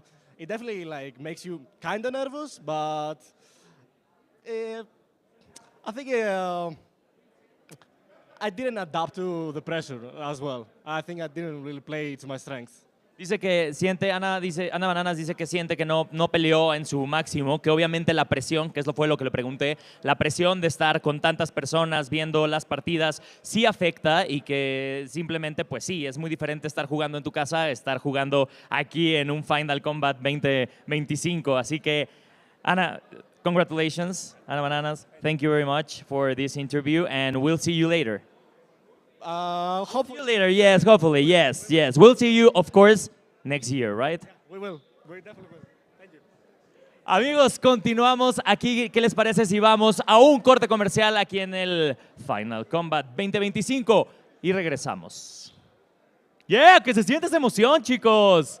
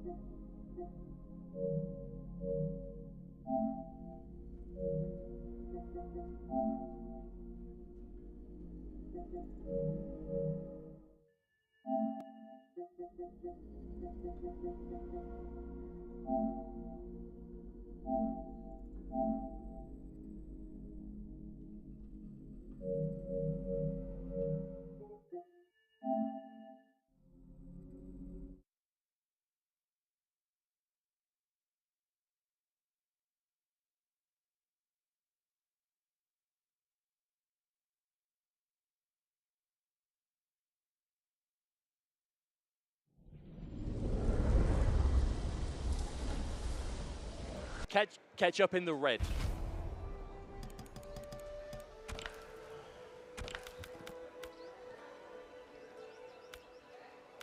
Okay, come back to us.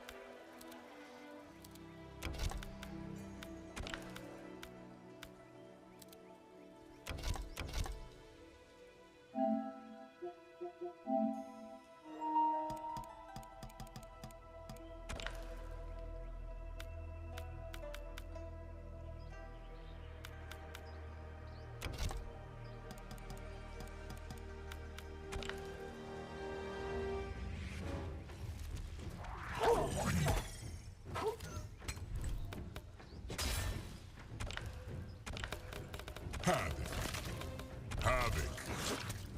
Striker. Sonya Blade. The Maze. A radical is a doomed man. Not in our case, comrade. Round 1. Fight.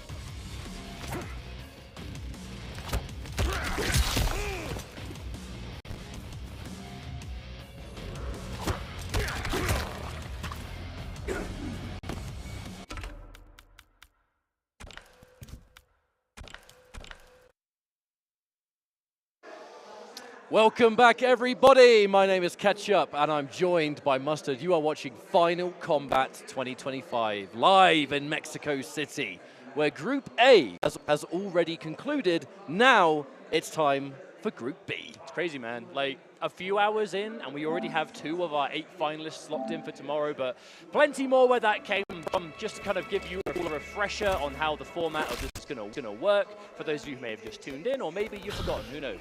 There are 4 groups to be played today, with 5 players qualified through online regional finals, gaining points in the offline leaderboard for pro competition. They're all here, 5 players per group. They will play round robin, so everyone in the group plays against everyone in the group, and the top 2 placing players within that group will qualify for the Sunday finals. It is our pleasure to bring you Group B in a momentary time, where we have Canamani, Lavender Rain, Online Kale, Tekken Master, and Broph. So, this is going to be a good one. I feel like we're in a group here where, with the exception of, I would say, you know what? I'm gonna be really unprofessional and just completely disregard the talking point I was about to start with.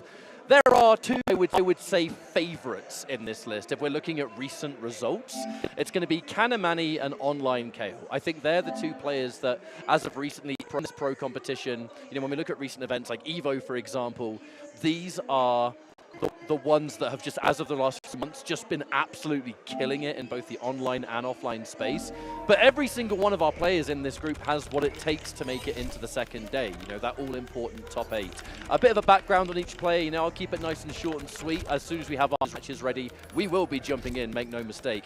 Canamani, the young man, hailing really from the EU side, we'll be talking about him momentarily, because I can see on my feed, we have Lavender Rain and Broph. All I'm saying is this block is scheduled for like 2.5 hours. We got time to talk about the players. Don't you worry about that. But speaking of which, let's start off with Broph. What's the journey?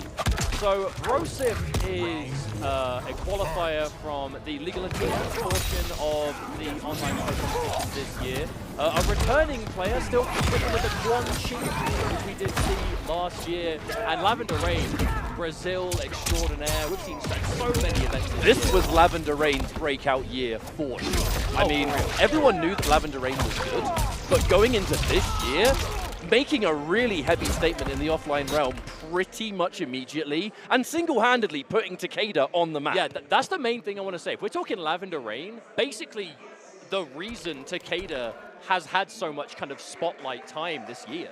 You know, like, Takeda is a character who's changed quite a bit from his release to now, but Lavender Rain, always there with the Takeda Jacks more than anything else, making such an impact in a very competitive part of the world. Broph, though, here again, Quan Chi Takeda. This is going to be a weird, like, jump distance normal matchup. But Quan Chi Sector, very interesting. We're going to be playing a game of range. Broph qualifying for Final Combat last year.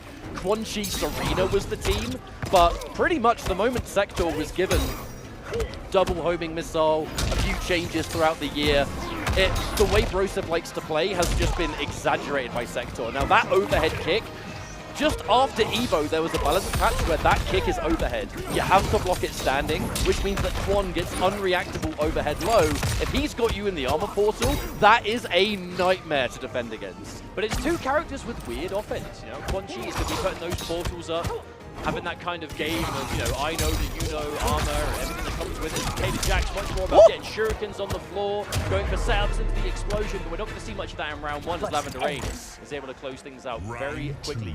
Game 1 of many left to come. A lot of decent up-close tools for Takeda, like the low into the low shuriken, cancelling anything into the Jack's energy wave attack, which has a really fast cooldown. All of this is really good pressure. That's the one thing Quan Chi does not like. Like, the armor portal comes out so much because it gives Kwon defense, which he normally just doesn't have. Jax is going to miss because of the armor portal. But that's the game with Quan Chi. When their armor is up, when the portal is there, he can do some strange things. For those But that when don't he's know, stuck the by orange himself- thing. Yeah, the orange portal. If your opponent is in it X amount of time, you get his armor, which can help you kind of sponge attacks. You can do unsafe things with the buttons because the armor will go for it. You could, it gives you some real interesting layers. Now, Lavender Rain looking reasonable in the second round. Has a lot of the screen space to work with. That tracking standing 4 with Kwon, that's a button that you have to watch out for. Not so much when Sector doesn't have homing missile available. You need full Sector to get a full combo from Skydrop. However, there's a pick. Oh, you're dead, mate. You are dead. There's no breaker to be had, and that will be a game 1 for Lavender Rain for sure. Brazil on the map. And a clean catch on the end there. Lavender Rain with that little kind of anti-air pickup going for the record, just get the right amount of gravity for Jax to pick up. And that's the little kind of optimization that is the sign of someone who has played this team a lot. You know, when I say Lavender Rain put Takeda on the map, I mean, we've eaten it. No one was talking about this character before he started playing offline. Really pushed it forward, and for good reason. You know, qualified for the finals quite late in the season, at Versus fighting in Birmingham, so the last event in the offline. Was able to, at the last minute, go in. Oh, Broph getting opened up, though. And this one's going to be difficult. No Sector ready. Quan Chi's armor not the greatest by itself. Oh my god, you're a 900 goodness. HP character as well, so that's going to hurt an extra amount. And that's something we haven't even talked about. Sector with Quan Chi, right? Kwon is one of the lowest health characters in the game at 900. By having Jax, which gives you an extra 100, Lavender Rain has a straight 200 extra HP on his opponent. And this is a high damage team too, is defending Jax. In this game, that is a huge difference of health to have. Armor portal, thank you very much, Sector Missile. Lavender Rain, happy to kind of wait out the storm when that portal's out there. I think since the Evo patch, a lot harder to sit and defend against Kwon. He has that. Oh my god. I was about to talk about unreactable overhead, but he just made that read with the up block. Didn't get punished, but information is more important. There's the catch. Not going to end with anything else. Lavender Rain. Ooh, big jump. Big jump in, but wasn't ready to catch off of it. You normally have a million years to confirm that. I wonder why he missed. Well, it does give Broph an opportunity here. The portal is there. Bone cage. Okay. There's the stick you in place. Oh, watch your toes! So not going to kill off this, but I wonder what situation Broph's going to look for. Spends the meter, gets some more damage. Here's a rocket. What's the mix? Ooh, okay, I like that. Using the rocket just to facilitate the cage. Oh! Yeah, that was a really calculated sequence from Broph at the end. Yo, nothing crazy, nothing super explosive. I mean, look at one button that Takeda really likes, right? That back 3, that advancing low. Quan Chi putting you in the bone cage, you won't move forward at all. It will just whiff or you'll get stuck. Lavender Rain, those instant air skills. Oh, punish! Yeah. Wow, that's awareness for you. All right, we're going to get button, shuriken set up. Here comes the Jax. We're going to cash out. In fact, we're going to cash out even more. 440, wake up flame burner. The mild invincibility. Oh, punish. Ends the combo early because he's waiting for the armor. The fact that still did like mid 400s as well and then gave setup opportunity, man, that's so scary. Against Kwon too, that's basically half your life. Give or take 5. Oh! Anti-air standing 3. Oh, we're going to cash out. Surely you break. No, you don't. Holds on to it. Lavender Rain, having the break post-fatal blow, seemingly more important. And you know what? Good decision. Well, it's one of those dynamics, right, where if you break, you keep the life lead. If you don't, you lose it. The question is, you know, is it enough health to have to worry about it? Oh, the homing rocket. The full combo. That is so cheap. I like it. And the green spell, this one pushes you back, so Lavender Rain not going to be able to close that distance anywhere near as easily. Right, do you spend meter on a spell? Do you spend it on a projectile? Oh, you spend it on the air skull. Broph on the board, and every single calculated decision. I cannot state enough how early on Broph moved to the Quan Chi Sector team, and the tech just continues to evolve with them. There's so much to play around with here, especially post-patch Kwon that has all these overheads. It definitely seems to be the most important change, right, all in all. But Quan Chi, maybe the most buffed character in the most recent patch as well. Oh, I would say Kwon was the big winner of that, But basically means if you were already sick with Quan Chi and you were already playing the character, it's just going to make you stronger. Nothing was taken away. There was just so much added. Now there's the low poke. One thing about Quan Chi, he has much slower low pokes for defensive options, but they do tend to sport pretty impressive range. Speaking of impressive range, that down forward 1, that's such a good catch from Lavender. Nice pushback as well. The quick string from Broph trying to get the distance. Lavender Rain fishing for something, can't quite find it. Ooh, okay. Poke into skull into rocket. That is ambitious. What are we doing? Yeah, just keeping it simple. That was an EX armor too, so this is up for a good few seconds more. Oh, the punish though! Lavender Rain with the knowledge! Chews through the armor and you still can't get out of it. A guaranteed fatal blow, and that should by all means be the end of the round. I mean, again, 900 health Quan, you ain't surviving this. Oh, I saw that little slither of health left at the end. I thought maybe, but no, not enough. Lavender Rain looking good. We have to remember, Group A started off with a Game 5 last round scenario. Let's see if Group B can do the same thing. Shoutouts to FGC Boy in that first group. Gave us so many entertaining moments. And the Australian, OCE crowd. I absolutely love the fact they all made that trip out for this. Now, that long range is where you've got to be very careful, because these are two characters that can punish you for making mistakes at a distance much better than most. Staggering the back two. Oh, my God. You ever seen someone try and shimmy someone like at jump distance? Because that's pretty much what we just saw there. Oh, you see that Lavender Rain with a little up block attempt there? Trying to fish for some sort of overhead, perhaps. Oh, long range anti-air from Broph. A good situation for Lavender Rain. Broph trying to build some momentum here. Oh! Oh! Oh, no. Oh, no. Ah! That's a 2-1 for Lavender Rain. Really good form at the moment. And, these group stages, everyone's going to play against everyone. There's a lot of matches to get through. If you can start off strong like this and everything's kind of working out, you got the perfect reads, your reactions are on point. It's a really good, I think, trend setter. It puts you in a good string of momentum. And there we go. The question is, where are we going to go from here? Well, we'll soon find out. Broph. 2-1, good blocks on the overheads, and that lovely throw tech there from Broph. Oh, the punish! That is so whiff punishable! So that's a downside. That long-range kick that Quan Chi does, right? It gives you pretty much like anywhere on the screen coverage. The downside, so much recovery. If that, oh, hang on, hold that thought. No side switch? Yep, side switch combo into the armor. That was disgusting. Beautiful tech. That tech's going to waste portal time as well. Oh, chase down. Okay, where are you going? Oh, Broph is just covering the screen in spells right now. That's what Quan Chi's going to do. This combo's not going to kill, but it's going to set up more. Armored spell, bone cage. Oh, that was so good. Free jumping. Broph is being such a strategist right now, thinking 2 steps ahead. My man is juggling these portals. Oh, the trade! Oh, no, you're dead anyway. All that work. It felt like Broph worked so hard there, but ultimately for nothing as Lavender Rain was able to take the round. Our match point here for Lavender Rain, looking to secure a first victory in the first match of Group B. Uh-oh, hit confirm. Yep, Lavender Rain was ready for that to work. Setup situation. Oh, there's the explosion. That Jack's backbreaker sets up so many good situations for Takeda. Oh, okay. 2 back-to-back Lavender Rain lows so into cheeky. Overhead.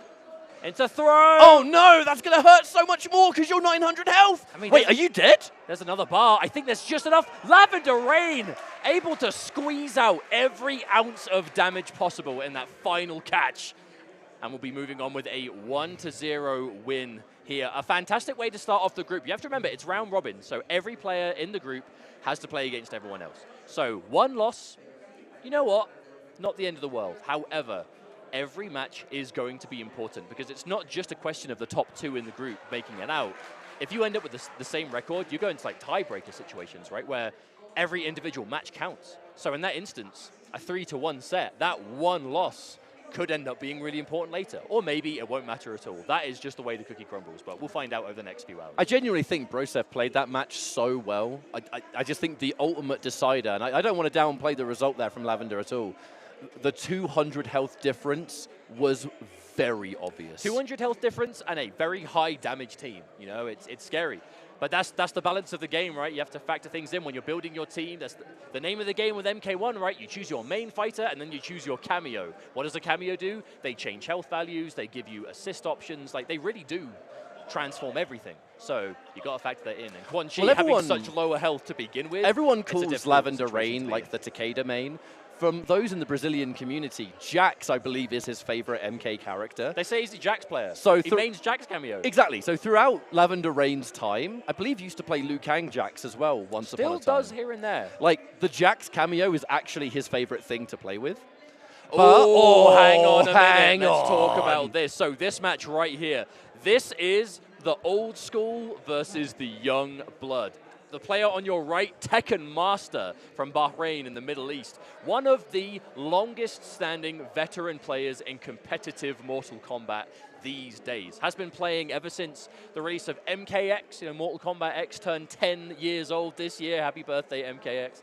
But really kind of exploded onto the scene with this just fantastic character choice, game sense, fundamentals, you name it. Just a superstar player from the get-go. And a lot of what I just said, you could apply exactly to the player on your left. Online Kale, one of our youngest players, if not the youngest player in Final Combat. You know, merely a teenager, child of online Tony, long-standing MK player. But again, has just had this breakout year. Is able to compete this year, has been traveling around, qualified. Actually, both of these players qualified through winning the online regional finals. Tekken Master did so for the Middle East portion. And Online Kale winning North America West, double eliminating Sonic Fox, who is the best Mortal Kombat player of all time, to do so. So definitely a match of young versus the grizzled veteran, you know what I'm saying?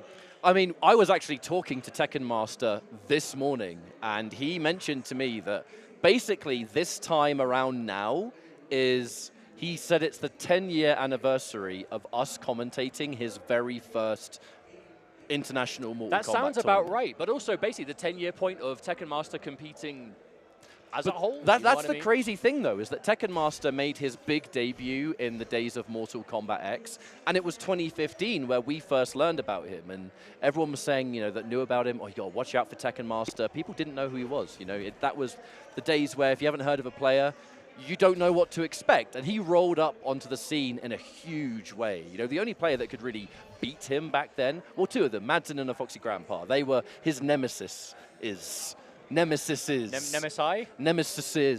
in 2015. And still rocking. Tekken Master has been playing multiple games throughout the year, but is still absolutely crushing it in Mortal Kombat. And going back to the Baraka Striker, which in Mortal Kombat 1 was the team that he used to win UFA in Paris last year, which was the first Pro Tour event for Europe. Yeah, much so of back to his roots, I think. Well, much of Tekken Master's success in Mortal Kombat 1 specifically did come from early in the game's life, has not been as active with the game in Season 2, but clearly active enough to still stay on point when push came to shove and it was time for those Middle East online qualifiers. Tekken Master was able to defeat Faisal, who is another one of our world finalists who got second place in the online qualifier. It was a first place show, right? That prize of Final Combat went to Tekken Master. Faisal was able to travel around, get those points, make it in on the leaderboard. But even though, in the build-up to this event, Tekken Master, I think, dare I say, which is a crazy thing to say in hindsight, I've been sleeping on him in this event. Tekken Master, who's been around as long as he has and has been as successful as he has been in MKX, in Justice 2, Mortal Kombat 11, and now back-to-back finalists in MK1, people have been like, nah, he's not been playing. No, he's not going to do anything. And I think what a mistake that would be. If you think Tekken Master hasn't been playing, you don't know Tekken Master. He might not be very vocal about it, but you know he's been grinding. And Online Kale, I mean, what else is there to say? So successful this year, has just had such an amazing breakout year with really a combination of Kung Lao, Homelander, T1000, whereas Tekken Master, this team right here, the Baraka Striker, this is what Tekken Master will be doing for the foreseeable. All right, off to a really good start here. Full combo Online Kale, and immediately has Tekken Master in the corner, sending a message to say, I am not afraid to wake up attack. I mean, you kind of need to show Kung Lao that you're not afraid to pull the trigger on that defense. Oh, there's the overhead, though. Kale looking for that corner pressure. Good block from Tekken Master, trying to fight his way out here. Now, that's going to be the name of the game with Baraka Striker. Baraka is going to be committing to some really dangerous attacks, and Striker is there to cover them. A lot of grenade toss to make things that are normally, when they get blocked, you're in danger, right? You're unsafe. You can make them safe. You can even make it your turn to keep pressing attacks, right? You can fake it out. There's a lot of utility for it. But Online Kale, he's played against this strategy a lot. He knows what to do. Oh, but there's a big confirm. Ooh, nice catch. Some of the new stuff. Some of the new stuff. That charge Baraka forward 3 wasn't a thing back when he used Baraka full time. But you can see the sequence. Okay, Kale manages to find that low poke, starting some good offense with it, and an interruption. Tekken master. He knows. Like I'm saying, people are like, yo, this guy, they think this guy hasn't been practicing. Who else do you think is going to block that overhead and just interrupt the gap because they know it's there? Come on now. Of course. I'm expecting genuinely that this. Oh, wow. Oh, hang on. Hold that what thought. an What an up block. Online Kale, young man reactions. You have to remember, but why are you doing that? That charged overhead from Baraka, it's plus on block, which means if your opponent blocks it, you can keep pressing buttons. But if you go for the up block, you completely nullify it. And Kale, he's ready. That jump back hat, the airborne hat, such an amazing keep away tool for Kung Lao. It just controls so much of the screen. And those sector missiles, you block that overhead low 50-50 on Kung Lao, so like it's not his turn still. And there it is again. Now, that confirms for sure, Kale, he is reacting to that overhead. And that's the dynamic. Baraka, that overhead he's got, you can do a quick version, which is harder to react to, or you can do a charged version, which makes it better on block. It launches on hit for a large follow-up, a larger follow-up, I should say, than the normal one. But the downside, when you charge it, it makes it reactable because it makes it slower. And Kale, back-to-back, twice, immediately ready with that up block. And not only does it, deal with it, it makes it unsafe, so you die. Online Kale, I think really going into this final with just a message to send, like just being crafted in the world of online. And I know that some people have like, we know what people online can be like, they might sort of dismiss some of your accomplishments. That was... No, that's the thing, but you can't do I that don't with even Kale. know what I was talking about there. I got rudely interrupted by that sick armored sequence. All the way to the corner, I might add. But I feel like these days online competition is such a regular part, especially the competitive MK community, that it has become, from many, many years ago where online wasn't what it is today. It's, there was that stigma of, oh yeah, well you're playing online, play offline where it matters. Whereas nowadays online, you can definitely get competitive practice in the online environment. That's why they do pro competition online with different regions. Okay, the adaptation from Kale. Instant answer, what? So last time Tekken Master tried to interrupt off of that Kung Lao overhead into the follow-up. This time Kale goes into an armored option. You want to press a button, absorption. Beating it clean. Plus frames. Looking for the low poke. All right, knockdown from Striker. Every knockdown for Baraka can be pretty decent. In this matchup in particular, it's very strange though, because that down forward 2 from Baraka, that just barrage where he moves forward. Ooh. Kung Lao's armored launcher whiffs on that. He just completely goes through Baraka. He has to go for the spin, but the spin's a good move anyway. But it's good to see Kale use like the entire toolset of Kung Lao. Kung Lao not as popular as he used to be in the competitive space, particularly at MK1, but Kale really has just stuck true with him. Uh-oh. I don't know what Kale thought was coming, but it was a launcher. Delay grab, beautiful nice tech. Throw tech. Kale sees it coming. Ooh. Almost dead even on life, but Kale with a decent advantage in the meter department. You can see every time Striker comes out, Kale has to be hesitant. Oh no! And you've got Fatal Blow as well. Do you think this does enough? I mean, it's 950 as well. I reckon so. Definitely. More than enough. I think so, yeah. Normally you can tell by that kind of first half of the Fatal Blow damage. Kung Lao going to follow things up. Good night. And that is a 2-0 lead, Kale. Definitely one of the favorites, if not the favorite. Look at the power walk. Yeah, I feel like going into this group, Kale has had such a successful year with just amazing results over like some of the best players in competitive Mortal Kombat. That I mean, it's hard not to see him in this group and think he's definitely making it out, for sure. Obviously, we can't say anything too definitive yet, but what a fantastic start. And every set you can win without losing a match in the process is going to make you so much better off in the later stages of the group. I like that, ending the combo early at the very beginning just to get so many knockdown frames to guarantee that safe jump. Put the pressure on thick. When was the last time we saw any Kung Lao use that string? I think a lot of people watching, he's done it again! Just forgetting that move exists, to be honest. And there's the spin, adaptation from Kale, not letting Tekken Master get away with anything at all, and that's going to be a match point already. We might be having 2 quick matches back-to-back catch-up. Oh, really thought that was going to catch. I think, honestly, the visual obstruction of those grenades somewhat caused hesitation in what combo to go for. Okay, no bar this time, but a flawless block. Going to deny that chip from Kale. Tekken Master finishing the string, maybe anticipating that Kale was going to try and punish it. The fact that Kung Lao flies backwards after doing that hat toss really helps him evade projectiles. Wow. Oh, he knew! Oh, that's going to be enough, surely. Surely there's a route here. No, Kale. Safe jump, it looked like. Yeah, going for a reset instead. Boosh! Not quite enough to get the kill, but Kale just needs one more hit. There it is! Oh, no! Down in front, Baraka. Someone wipe him off the screen. There's a bug in our face. That's all right. He splat off. He slid down. He's out. He's out. Man, Someone what a called start it from jail. Canada. My goodness. Yo, janitor in the world of Mortal Kombat, that is an unsavory job. That is not where you want to be. Did you just see that cheeky little sort of smile there from Kale? You know what he just did. Yo, Kale's coming He into knows what he just did. No. You know Kale is coming into this event with supreme confidence. You know, a fantastic year. And I mean, just it really goes to show that young generation, the new generation of competitive Mortal Kombat players, you know, the future looks bright for them. If they're going to grind like that, they can get to qualify for a stage like this and maybe play for a tidy six-figure sum tomorrow. Who knows?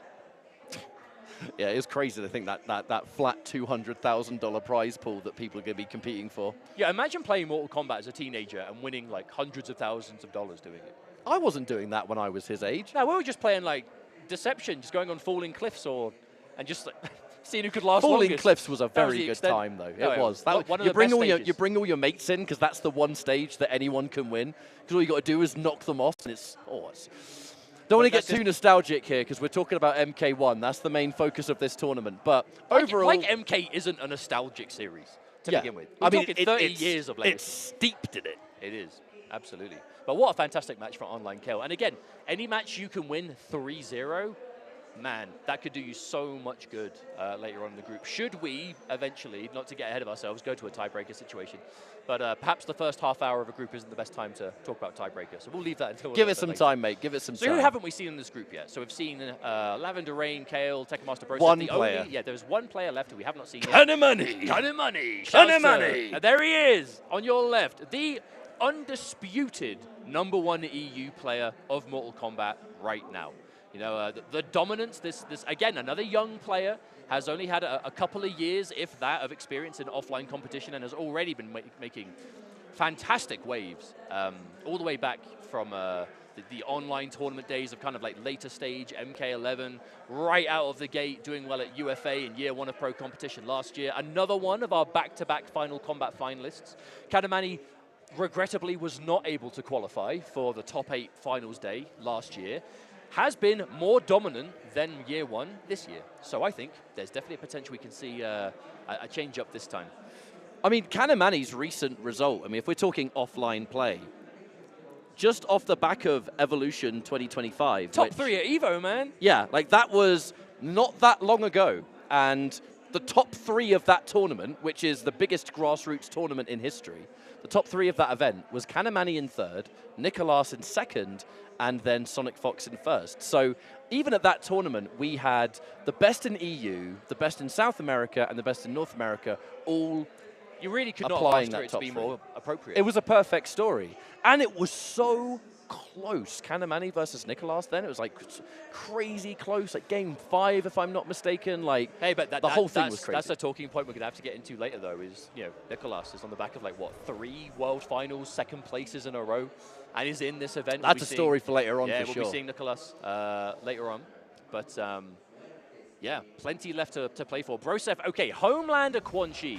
On paper, this does not sound like a very fun matchup for Quan Chi. Homelander, one of the more aggressive, in-your-face, just overwhelming mix-up, just aggressive characters. Quan Chi, he is at his weakest when he has nothing on the screen and he is just defending himself. His natural armored attack, the Sky Drop, one of the worst armored attacks in the game, if not the worst. Some things never change. His EX Sky Drop has been bad for over 10 years. That's part of Quan Chi's legacy, is bad armor. But the benefit is when he obviously gets his game started, if he can get those portals on the screen, it's fine. But by design, he has less health than most, worse armor than most, slower buttons than most, and how fast your buttons come out is so important, without getting overly technical. The faster your buttons are, the more clean your offense can be, really. And Homelander, right in your face. It's harder to defend yourself because a lot of defensive options, quick buttons, quick, down jabs to get them off you, standing buttons, all these quick attacks, right? Now, and for that reason, yes, I was going to point it out. I think that's why Broph isn't even going to bother playing Quan Chi in this matchup. Sector is the character that he qualified for in the regional finals, I'm fairly sure. Sector Motaro, so this is another team he's played a lot of, and Canamani going with the Reiko instead. Now, Homelander, which we did see Canamani tease in the button check, is probably the character he's played the most, but Reiko very much up his alley. This is a command grab character, grappler. Shao Kahn, or Emperor Shao's #1 fan. Well, so scary in competitive play. Canamani has a godlike neutral anyway, but where he thrives is rushdown. Reiko and the rushdown tools he has, highly, highly devastating. Crazy plus frames, an overhead, a low, a command grab that with a Tremor cameo you can combo off. And that's just one of the many things that Tremor gives you. It's just the perfect marriage. But look at this from Broph. Broph is playing so patient here, trying to bait something out of Canamani, but Canamani is just not biting and manages to find the hit anyway. Clutch flawless block from Broph to stay alive, to deny that chip damage. Broph, though, back to the corner. This is not where you want to be. Another throw tech. But at least Broph was able to fight mid-screen. The reflect is good. Broph has plenty of meter and fatal blow. This isn't an insurmountable comeback, but it's going to be difficult. We're going to try and bide some time here, but all we're really doing there is building meter. Yeah, just building meter should things connect or get blocked. Ultimately, with 30 seconds to go and that much of a life lead, it would have been very hard to mount a comeback. Trying to punish the down one. Goes in for the standing button. Yo, we trade That's it! Still comboed as well, my goodness. I mean, that's reminding us why that's one of the strongest things Sector Motaro can do. That Flame Burner into Motaro teleport turns normally a standard armored attack into a full combo opportunity. Even on a trade, apparently, even if you get hit, you've still got time.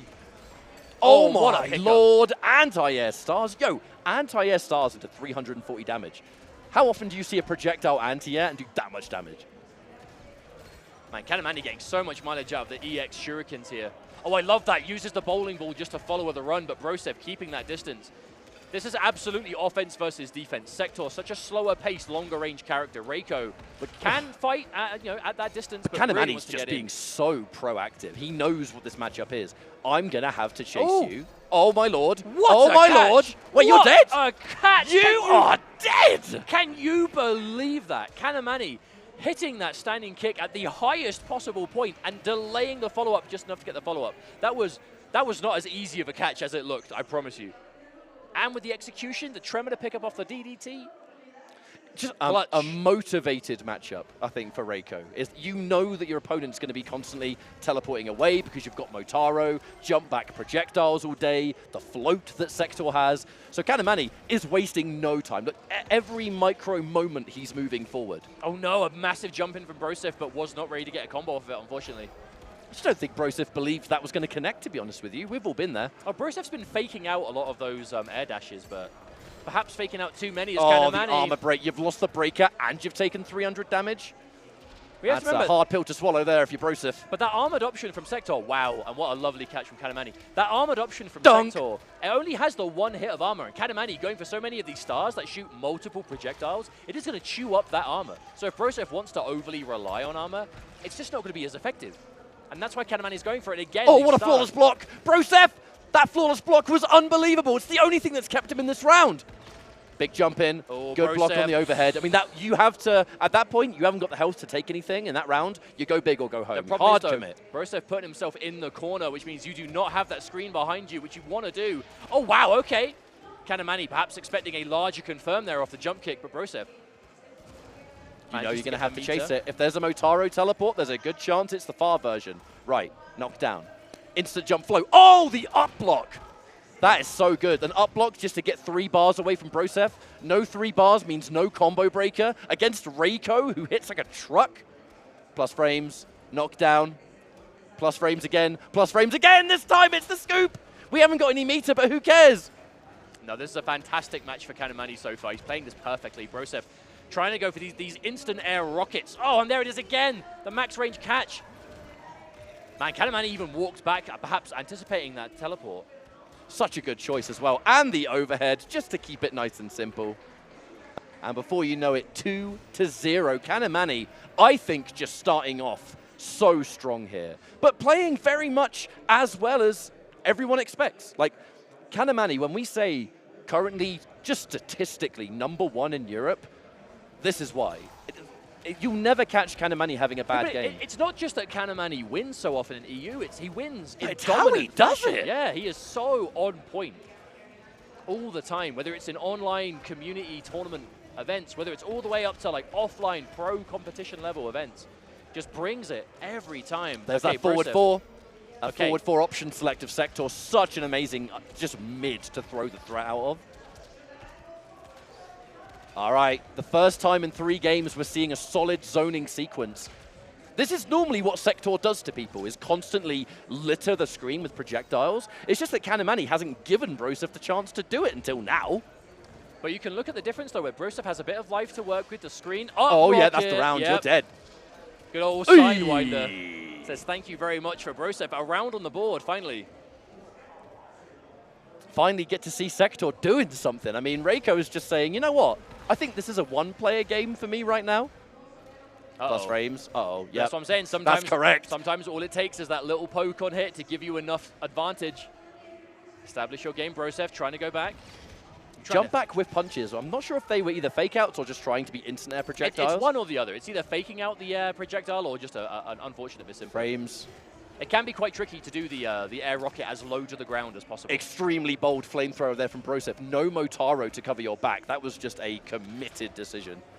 But just look at the sheer amount of times that Broph is trying to just backdash here, just building that space. You know, this close range is not where you want Reiko to be, and this is why Tremor still out of action, though, so can't extend here. But at this point, how does Broph avoid the chip? Oh, he doesn't, is the answer to that question. And Canamani is going to be on match point already, looking to 3-0 this instantly, unless Broph could do something about it right now.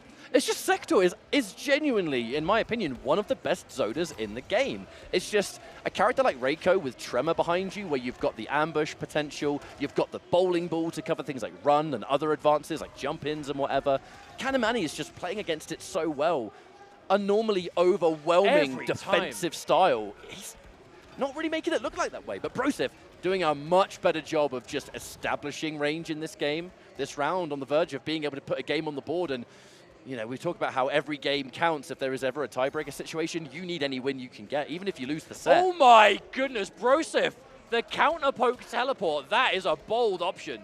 And looking really good. Take this one again, Canamani. Oh no. Seemingly with a sixth sense for when that standing 3 is going to connect. There's the fatal blow. The breaker from Broph does not want to be taking the damage. The only thing that's scary is the breaker saved you, but that doesn't mean Canamani does not have another fatal blow the second it comes back.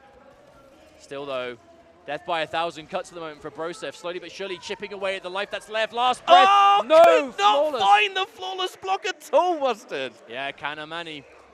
You could see the difference though in style. Sector, not a character who is like shying away in the damage department. However, it is going to be much more about individual projectiles here. You know, the odd hit here, flame burner, get that distance, and you are like, you're taking a life bar with many, many single hits. Whereas these aggressive characters, they open you up with something hard to defend against. They do a nice chunk of damage, they put you back in that situation. And that's what we're seeing here from Reiko, more of a command, grab, unblockable kind of character. Homelander, overhead, low, grab, what are you looking for? So many overheads in the air.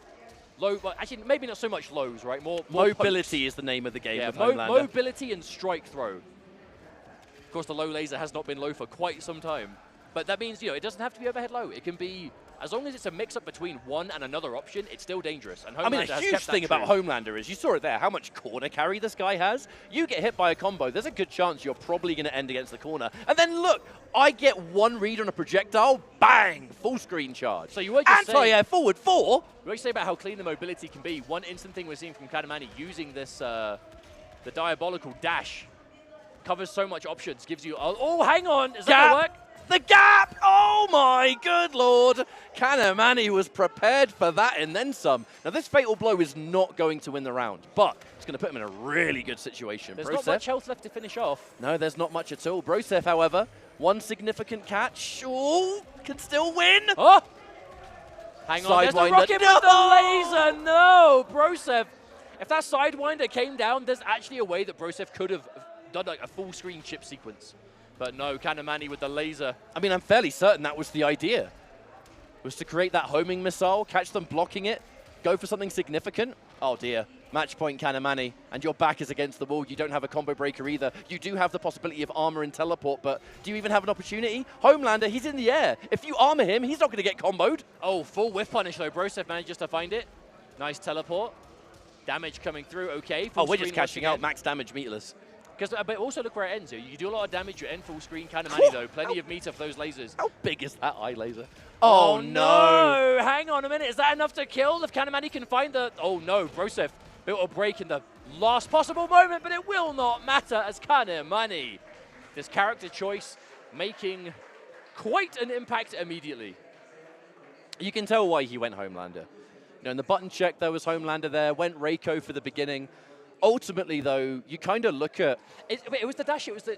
You called it immediately, it's the mobility of Homelander. It's the diabolical dash underneath those air projectiles. As soon as you can see, because the trajectory of those sector rockets is that kind of weird arc within the air. But there is that kind of underneath it distance where if you can get under, sector becomes punishable. And Homelander has it's almost like the move was crafted to get under that angle. And then you can see the rocket's gone over, you launch, boom, Sector is now eating a full combo. Well, you can bypass missiles on one good read, as we saw, but at the same time, one of the great defensive tools of the Sector Motaro team is Flame Burner into Motaro Teleport. If their feet are on the ground and you hit them with Flamethrower, they hit that animation where they're like, oh, I'm on fire! You can combo from it. If you're in the air, you get hit by the Flamethrower, but you just sink to the floor. There is no combo. Sector can't combo from that. So even if she uses 1 bar of meter and 1 bar of Motaro Teleport, her reward is just getting out of the situation.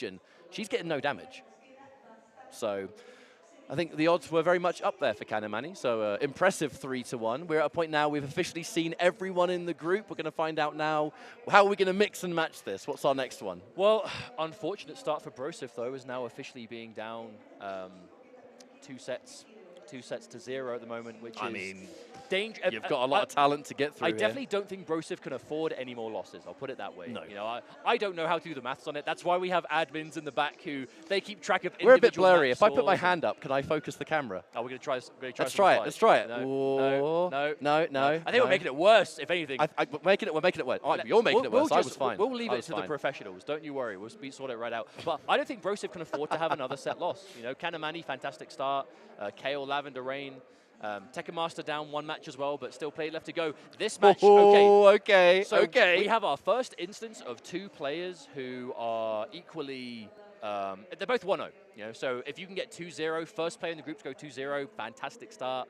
Question is, who's it going to be? Because this could be a difficult matchup. Lavender, Rain, I will say expecting mainly Takeda from him, but he has played a lot of Ermac in Season 2. He has played some Liu Kang here and there. I know that Takeda is what you would mainly expect, but the question is... He's got a really good smoke as well, actually, does Lavender Rain. Have you ever seen a smoke in action? Rarely, but... Oh, it's so good. It's so good. Because he's all about the execution, is Lavender Rain. That's why the smoke was really strong with him, the Ermac. I'm sure some of you watching here, we are here on HBO after all. Maybe I remember liking Ermac. He's actually really good in this game. He's just very hard to use. He's got some of the highest damage, if not the highest damage in the game, but the combos that you need to do to pull those off are not for the faint of heart, and let alone in a tournament setting where if you mess it up and lose the game, you're probably not going to feel very good about it. Well, that's just the way it goes down sometimes. Ooh, hello. Is that Baraka?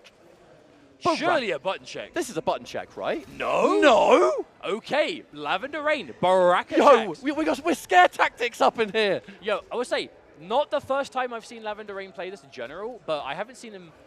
The only time I remember seeing Lavender Rain pull this team out was where he was in like a dire situation. It was a rough this is set. game 1. That's what I mean. I've only seen him play it when it wasn't really working out. We kind of needed something to kind of pull it back, and it seemed to be a bit like the final trick up his sleeve kind of thing. That was a really nice little B&B, by the way. 390. Yeah, Baraka Jacks, this team doesn't tickle. And it's so toxic when you talk about the ground pound too. You see Lavender Rain confirming into the blade charge there, though. Jax taking one of the homing rockets, Baraka taking the other, which meant he actually didn't die to homing rocket on a trade. That's some good knowledge right there.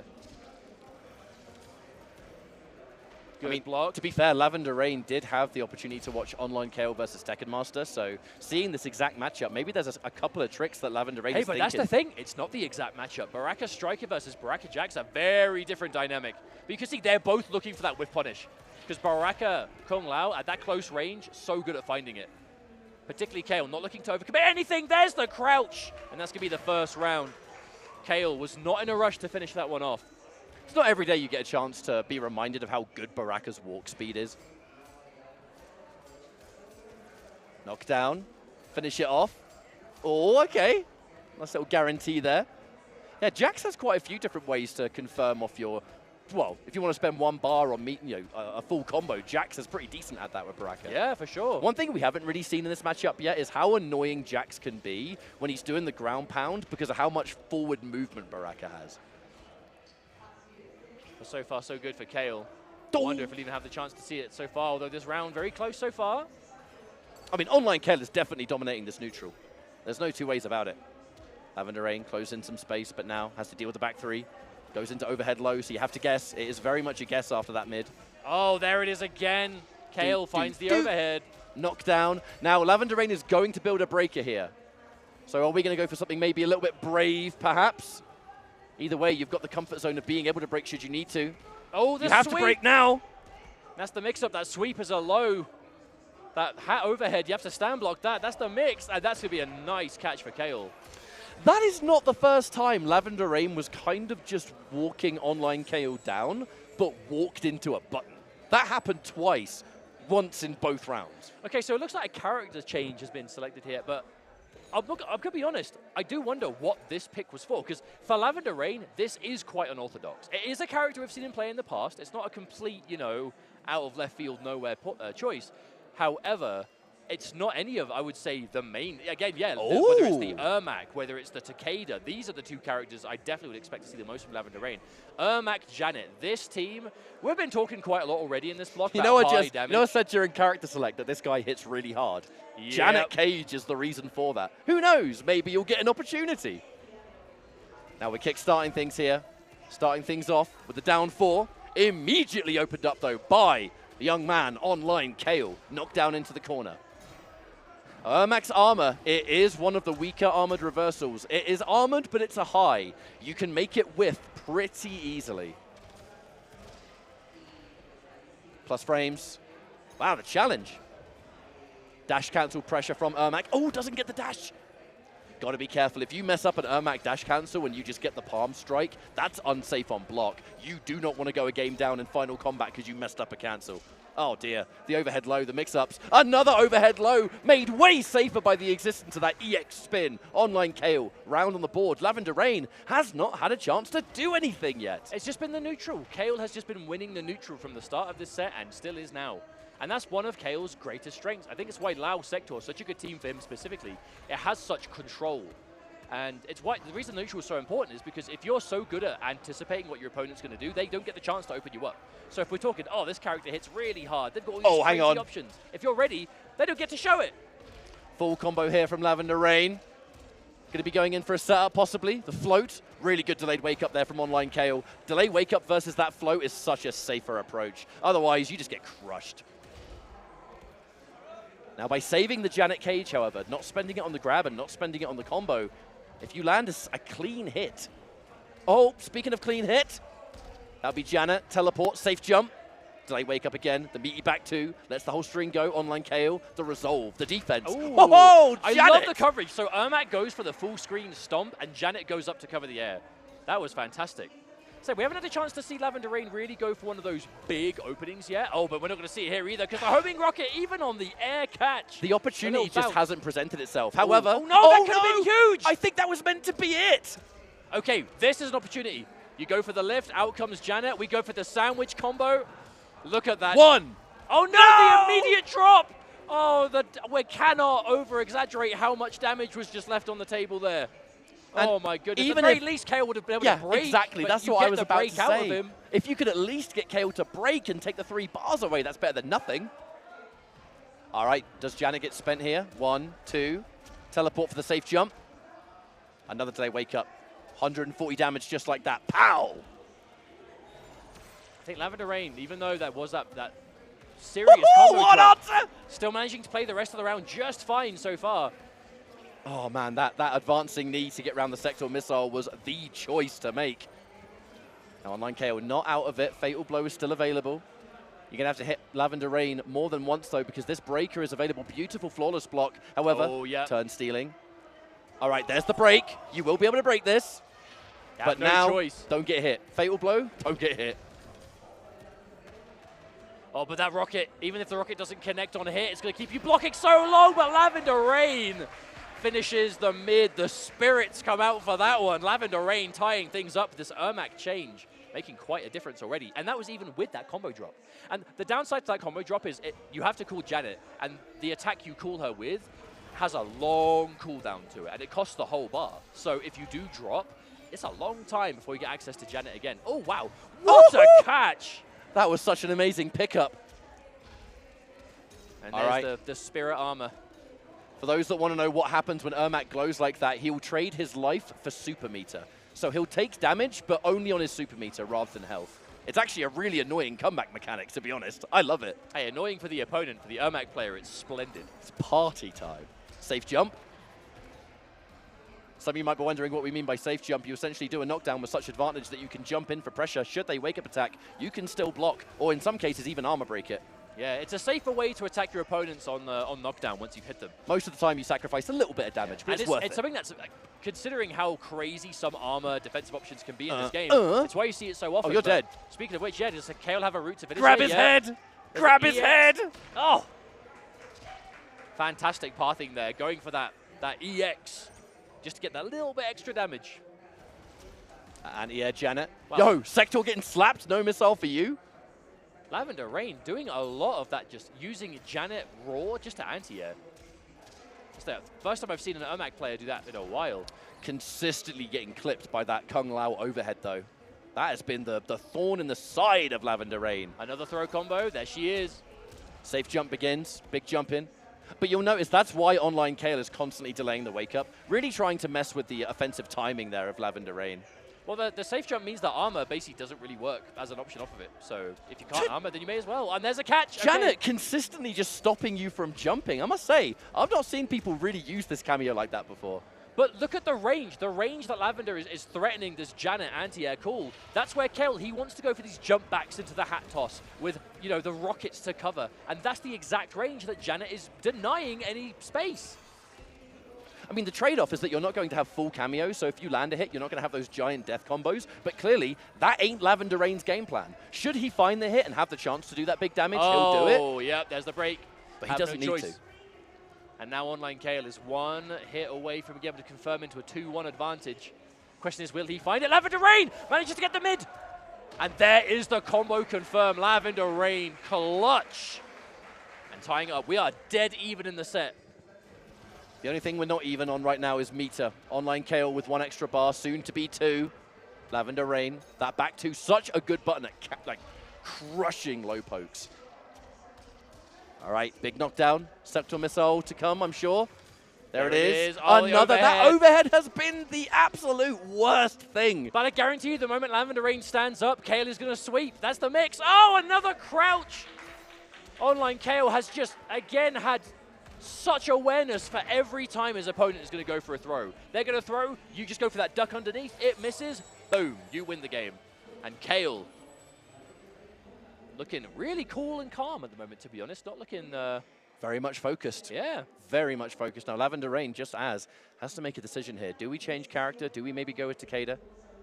Well, the fact that Lavender Rain, who is like the Takeda guy, has not played Takeda yet, he must just not like this matchup. Because Kale also plays T1000, also plays Homelander.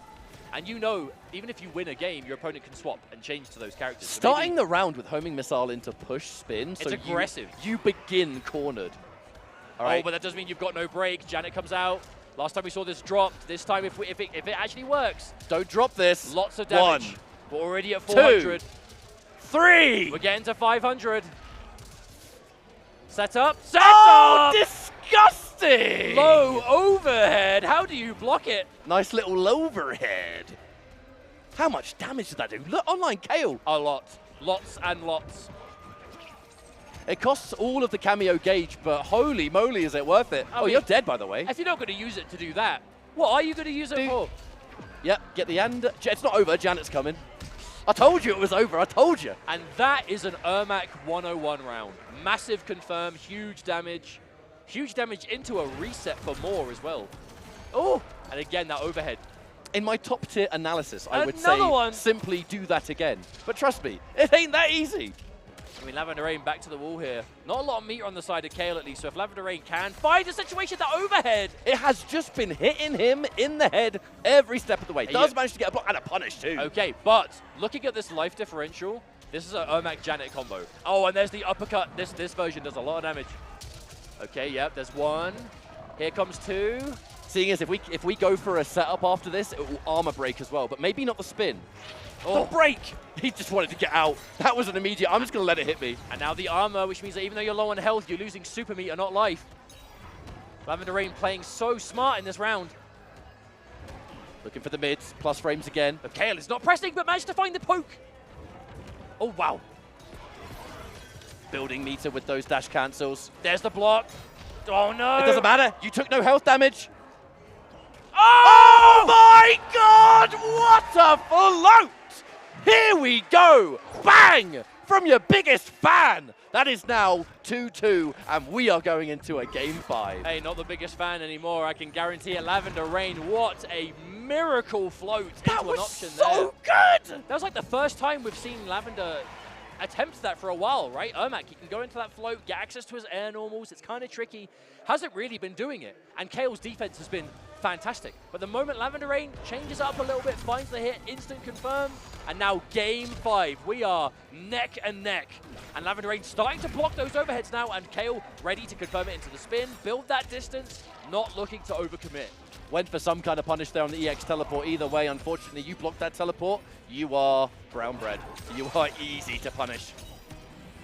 Okay, punish, speaking of, Janet. Janet's here. Hang on a minute, that sequence costs a meter. There's no break. Kale is not going to have a breaker by the end of this combo, and we know Lavender Rain is going to go for a setup here. I mean, if the combo is good... Oh my God, wait, he's got Fatal Blow. If you get mixed... Oh, no! Lavender Rain with the worst possible time drop. Oh, wait, no, hang on, He's got it! He's got it! The breaker comes out either way! That was going to be a 2-touch had he not dropped it, but it doesn't matter! He finds the advancing knee, and he corrects the mistake! Oh, Lavender Rain on match point! My heart can't take it. Not with that kind of drop. That you called it perfectly. The Fatal Blow was there. If Lavender Rain was able to pick up from that, he was going to 2-touch him! But that's the composure. Lavender Rain had the drop, gets over it immediately, does not dwell on it, immediately finds it, and now match point for Lavender Rain. Will be the only player in the group currently 2-0, which in a round robin situation, that is a humongous lead to have over everyone else. So much respect being shown here. Kale takes the down one on block as an opportunity to enforce. I gotta say, the blocks on that back three, overhead low 50-50, he's blocked like a good 90% of them in the series. It's insane. Here comes Janet possibly. Yes, indeed. The damage is gonna add up. I mean, hey, the throw damage is nothing compared to the strike, but it will add up over time. And there's the adjustment. All these overheads that Lavender Rain has started blocking. You got to stand block those. What beats stand block? Lows. Do a sweep. Same situation, but the other mix-up. And now Lavender Rain managed to find a catch here, going for the armor for some safety. Oh, that was so delayed. That was so delayed, but has not done that overhead all series long, except for the Janet setup. Saving that one for when it matters most. Online Kale, what do? He's waiting for Sector to come back, first of all, to get some sort of control in this neutral. 15 seconds on the clock. Is this going to be a timeout? Lavender Rain, wait, he's got the life lead. No, he doesn't. Only just does not. Oh, now he does. But wait. Could he not have just gone into the meter mode? Wait, is that enough? Just enough. Lavender Rain manages to squeeze the life lead back at the last moment with a shred of chip damage. Look at the relief on this man's face. That was clutch. That is the weirdest timeout I've ever seen. Well, it's because it was decided by chip damage. My goodness. Oh, my goodness. What a match, though, for Lavender Rain. Let's watch some of those highlights right here. Oh, my God. That was literally, like, within the last split second. I was looking at the fact that he had the meter, right? Like, right near the end. You go into the mode where you take super meter for damage and not health. That normally almost secures timeouts for Ermac in that situation. Well, in that instance, but again, even if on paper you could say it could be a mistake, Lavender Rain I think that was his greatest strength in that match, was if he made a mistake, forget about it. The worst thing you can do is It was composure. Through and through, that was composure. Fantastic. What a well-earned 2-0 lead he now has in this group. And what a group to have that lead in. You know, the group we've got Tekken Master, Broph, Canamani, Lavender himself, you know, and now a win over Kale. Fantastic place to be. But you know what else is pretty fantastic? Merch. You know who can get merch? You. Yeah, you watching at home. You can go to the WB shop and pick up some cool stuff like some shirts. You've got some embroidered MK I'm a commentator. I'm not allowed to say that word. Oh, yeah, we're not allowed to say this. You guys could say it all you want, but we can't because we're up here. Wear the shirt. WB shop. Check out. There is some more stuff to be dropped later on, so keep an eye on the store. There'll be more stuff added to it over time, but do keep an eye out. Get yourself some cool stuff. There's Sub-Zero versus Scorpion merch as well. You've got shirts. You've got many more as well. You've got pins. Jewelry, hats. There's a really cool jacket on there. You can check that one out as well. But yeah, WB shop. Get some official Mortal Kombat 2 merchandise. I mean, the movie's coming out, right? Movie's going to be coming out. We've been seeing trailers for it all over the place. There's lots of cool content being done around that. Interviews with the actors and all that good stuff. You know, I'm a big fan of Carl Urban, so always happy to see him in the Mortal Kombat universe. But that was a really, really good time. Let's talk about this next match. This is a rematch of a tournament grand finals from last year. It is. So for those who've been watching competitive MK from its launch to now, you may have seen this match at UFA year before? The year MK1 came out. So it was Tekken Master versus Canamani. Tekken Master was looking, to be honest, unstoppable in that entire tournament. And that grand final set was no different. Tekken Master was able to take it. However, in this year, Canamani has definitely been much more at the forefront of the game. So I think, fast forwarding the clock to now, I would argue Canamani is probably the favorite going into this match. I would agree with that. Tekken Master has had a legacy of just being the old reliable. Obviously had a rough start against Kale in his first match, losing 3-0. But one match of 4 that Tekken Master will need to play. So plenty of opportunity to bring it back. Now, Tekken Master has been talking about other characters. To me, anyway, when I asked him before Final Combat, I just asked him, like, are you still using Baraka Striker, or are you going to be going with someone else? And he said Baraka Striker is his main focus, but he's going to be looking at some other choices too. I haven't really seen those other choices yet as we kick this off with what is definitely the real match, because we are going all in. Canamani, you know, back when they played at UFA at the beginning of last year's Pro Tour, Tekken Master took it all the way. It was Johnny Cage Canamani. Don't get me wrong, Canamani still plays Cage, but this Homelander has very much become his most successful character. I feel like Homelander is definitely the comfort zone for Canamani these days, you know, but at the same time, we're talking comfort zone. Tekken Master does love this Baraka Striker team. Whoa! Double punch right in the bald head of Baraka. Oh, okay. Tekken Master with a raw charge. Really good protects. That's one thing we've been noticing all tournament long. At this level of play, it can be very hard to standard throw your opponent. The reactions, the peace of mind, the sixth sense of what direction they're throwing you, all of it has been excellent. Constant micro ducks as well. You know, throws in this game, they are highs. If you're blocking and you just let go of block right as you get thrown, you can make it with. And the top level players in this game have gotten really good at sensing when they think a throw could come and kind of just covering it. At the same time, throws so high reward in this game. Homelander as well. Homelander Farah. Really, Farah facilitating that launching command grab. Oh, what a whiff punish though from Canamani. A much needed combo breaker there from Tekken Master, who was definitely going to die off that hit. And you're dead now.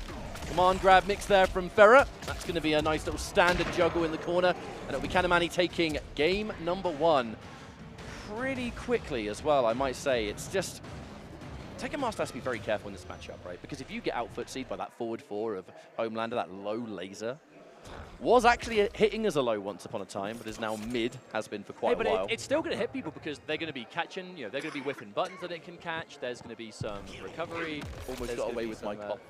That's right. But if you don't mention it, it's easier to pretend it didn't happen. Nah, mate, I was on camera. There's no hiding it. You own up to it.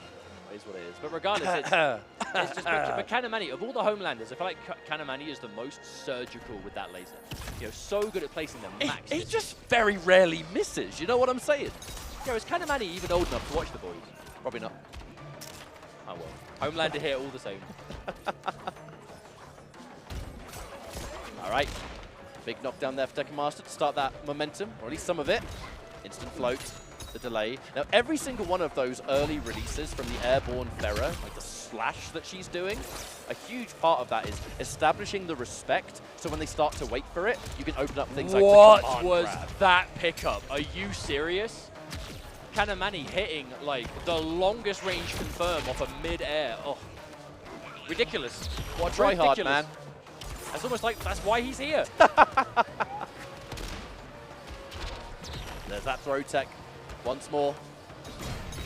Big part of Baraka is being able to either get, you know, a throw combo with the machine gun of Striker, or being able to at least establish some kind of safe jump, the grenades for the pressure. If you're teching every throw from Baraka, he just loses that entire dimension of his gameplay. Still though, Tekken Master seemingly having quite a difficult time opening up Canamani here. Canamani's defense so good, very familiar with the Baraka matchup.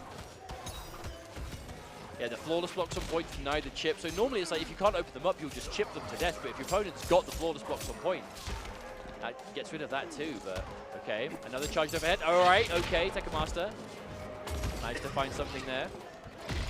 Oh wow, raw overhead from that Pharah. So much corner carry as well, my goodness.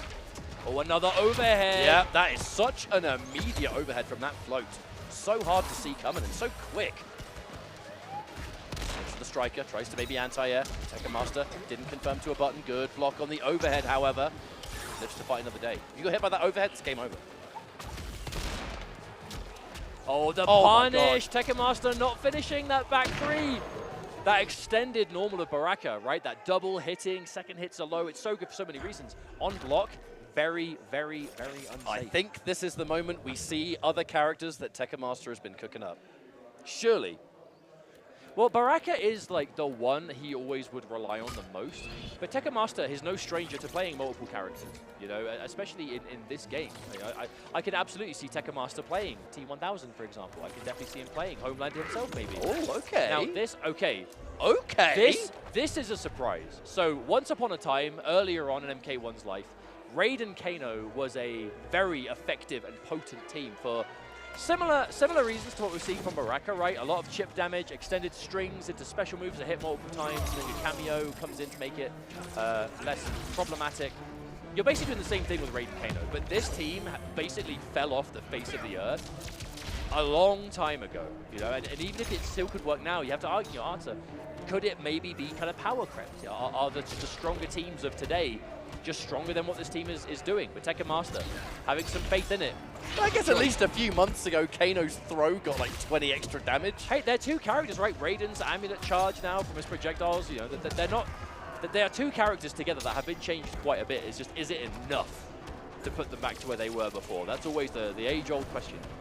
The Storm Cell into Kano, that's a throwback and a half. Didn't think I'd see that this weekend. But Canamani ready for it, manages to get a hit, and that's going to be a confirm. Canamani goes to match point already now. Shades of our original match. Tekken Master versus Kale went in a similar fashion. Oh wow, okay. Kano was able to hit Homelander there, so to build that screen space together. Oh wow, what an anti-air though, long range. Canamani always ready to stop what Tekken Master's trying. To me, it's quite wild to see this Raiden Kano style, but Homelander didn't exist back then. So, I mean, seeing this style, yes, it's not as good as it used to be by any stretch, but Homelander Look just at the doesn't damage seem of this, by to the way. care about this. That path is not easy. That instant jump kick off of that laser in the corner, that is quite tight. Tekken right. Master managed to finally confirm. Okay, some substantial damage on the board now with this fatal blow. The laser. Kano does his part. Here comes Raiden for part two. The question is, what is Tekken Master going to follow it with? We're going to get good damage here. We're going to have full Kano, which means that 2 Kano sequence. Oh, no. No way! No! Canamani with the wake-up fatal blow. But Canamani must have recognized that that was not going to meaty, right? Fatal blows, they have armor, but it takes a few frames for that armor to kick in. So Canamani must have recognized that normal is not in time to stuff my attack. And fatal blow immediately as a response. And Tekken Master, forever a good sport. Just the shrug. He's like, I gave it a go. I did my best. I haven't even watched The Boys. Oh, I've seen it. Oh, yeah, me too. Yes, indeedy.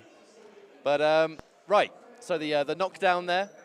All of these replays, really, it's just kind of like the classic Homelander sequence, I suppose, which is just Lots of dashing up there with the Ferrer, the grab, the ambush to capitalize and add to it. But it's not, yeah, again, we obviously we talk about the characters at length, but the most important factor in this is the player. You know, Canamani has been grinding this game, something fierce from launch all the way up until now, and will continue to do so, I have no doubt. The proof of why that works out is what we see here. You know, and here he is, another player with a pretty fantastic start, 2-0 now in this group. Yeah, I think so far so good in this group. It's been a lot of good games so far, and there are plenty games left to go. But before we do continue this group, we're going to go away for a few-minute break. So thank you so much for watching so far. Don't you go anywhere, because in a few minutes, final combat group stages will continue. See you in a few.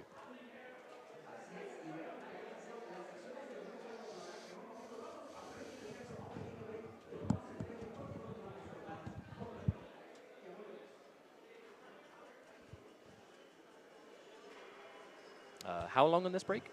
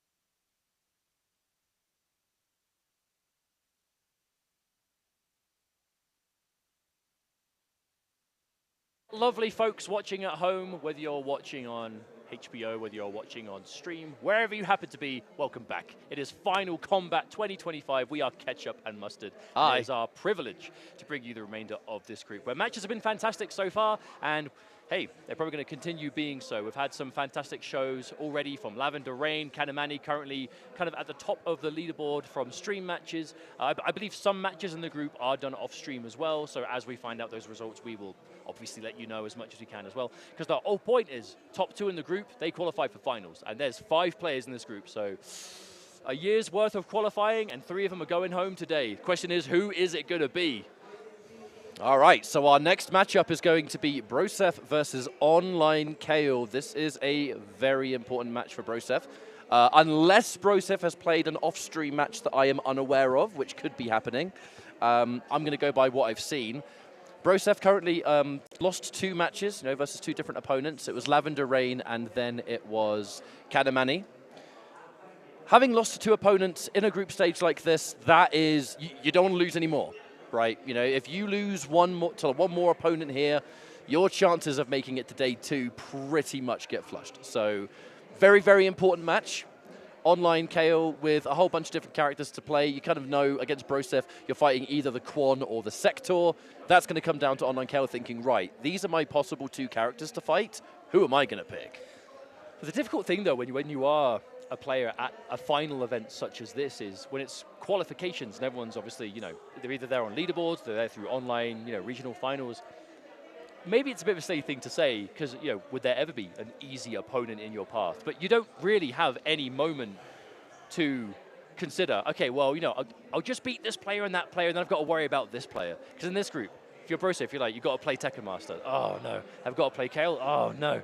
Got to play Lavender. Oh, you see what I'm saying? Like, it's all difficult from the get-go. That's why events like this are so special. Because it truly does determine who is the greatest player. Because you have to beat everyone to do it. Well, in that character select after the button check, I saw a Homelander from Online Kale. Must say, I actually haven't seen Online Kale use the Homelander in some time. Not this entire weekend at the moment. Kale's more recent characters have been a combination of that Lao and the T-1000, but no, Homelander Ferrer back here again. Big part of that could be the opponent that you have. You're fighting against Quan Chi, so this constant forward movement is going to be really important. No, wow. I'll tell you what I wonder if it is. When Broph was playing against Canamani, Broph didn't even try, really the Quan Chi. I think it's mainly because Cannon has the cage. Because we were like, maybe it's a Homelander thing you're worried about, but Johnny Cage versus Quan Chi, that's not a fun matchup. Homelander versus Quan, I mean, as long as you can get the ball rolling, the problem is getting the ball rolling is the issue. Because right here, already back to the corner. This is like worst case scenario. The problem is, at this point, Quan Chi has terrible armored reversal. Oh, God! Trade the stand-in 4. Terrible armored reversal and slow buttons that will not beat your buttons. So if Homelander is point blank against Quan here, he is perfectly situated to just win the round. Ooh! The cage caught. Kale trying to go in. Okay, the armor. Going to be a makeshift combo breaker for Broph. Okay, nice grab. Oh, I love the read. So that cage is not automatic. You can summon it at various distances. The fact that Broph put it close meant it was exactly a read on Kale trying to do something like that. Now he's going right where he wants him, but Kale manages to find a way out. Thank you, Ferrer, but no. Okay, that would have been a combo. Yes, it would. That was one of the more tidy changes for this team, right? The Quan Chi Sector is they added a bit more advantage to some options, which lets you get some up rocket combos that didn't previously exist in the same fashion. What a catch from Broph, and that's going to be the round. Nicely done, tying things up. Now, we're talking a lot about how important this set is going to be for Broph. Broph is currently down 2 sets. Not an unwinnable scenario of making out the group. It's difficult, but not impossible. So you definitely have to take every match equally as serious. Oh, that side switch was delicious. Not the first time I've seen Broph do it, so it has the tricky stuff. All right, overhead low games. Tries to challenge. Plus frames. Oh. Yep, overheads. Damn, so many overheads in this entire group so far. It will be, because all it takes is 1 back 3 of Quan Chi to hit, and it's full combo town. Preemptive standing 3, just in case you tried to jump in or dash in. Now, Broph has been really good at doing those preemptive normals, right? Right at the range where it's kind of difficult for Kale to do anything about it. If only you committed, that was game over. Wow, did that hit Ferrer but not Homelander? That was so there weird. it is. What a weird ending. But it will be enough now. Broph, That one was clean. game on the board. That was a clean finish, though. Man, that was impressive. No, Brochev's looking good. Broph With is how crazy one-sided that first round was, you just need to have good defense to play this team. And if you can get those armored portals on the go, that's where the dynamic completely changes. Because the defense isn't just like they're point blank, what am I going to do about it? It's how you prevent them from being in that situation to begin with. And Broph has a long history of playing these kind of characters, those longer range, more zoning archetypes, right? They want the distance, they want to throw projectiles, they want to frustrate you, that's where they thrive. Online Kale with a really nice advance there. Reset, however, oh my lord, wow. Flameburner still caught that. Now there's the jump in, just to secure it. That's a full combo, actually. That's a full combo, and it's going to be even more armor, possibly. No, we're going to force the break. No break. Online Kale saves the meter, and look, he's going to survive this, which means that if he has to break, he can just break afterwards. The only time you won't be able to break is if you have that orange portal on you. Not only does it armor Kwon, but it takes away your meter as attacker. Broph needs to find something to finish off his life bar. Kale has the resources. Can't even see him. Oh, no! There it is. That's unfortunate. Hey, round one, you're not going to have that last breath protection, so chip kills in round one are significantly more dangerous. Kale, he had the meter, saved it for the right moment. And this is where it gets tricky. This is where you can see how comfortable a Quan Chi player is, where they're going for the cage, they're going for portals, you've got up rocket coming out from the cameo. Broph is just, again, such a strategist. Always looking for that next step. Oh, wasn't quite close enough to punish the skull, however. Oh, but the whiffed grab. Kale is going to make him pay dearly for this. And with one combo, your back is just about to be to the wall. And as Quan Chi, this is not where you want to be at all. Knockdown, missile. Yeah, that's a free armored portal. And that was an EX one too, which means it's out for significantly longer, triple that of the regular. But Kale not even pressing anything here, just respecting the fact that armor is there. And as soon as it goes, you can party again. Wow. Bit by bit, he's chipping away, however. One scoop into Ferra, anything really. I mean, 420 life left for Broph, so one clean confirm into the right Ferra option. Could get rid of it. Not going to be here, going for a reset is Kale. Okay, a poke. Broph manages to find something. EX! Wow! Kale almost managed to go straight through that green portal. You're not meant to be able to go through it, but Kale almost, it looked like he almost got through. Oh, 2-1-3 boys. Okay, Broph potentially a round away from handing Kale another loss and getting a win on the board for himself. That preemptive standing three as Kwon always feels so good. Nice down one. Look for the standing three again. Backed off, made it whiff. Here comes Sector.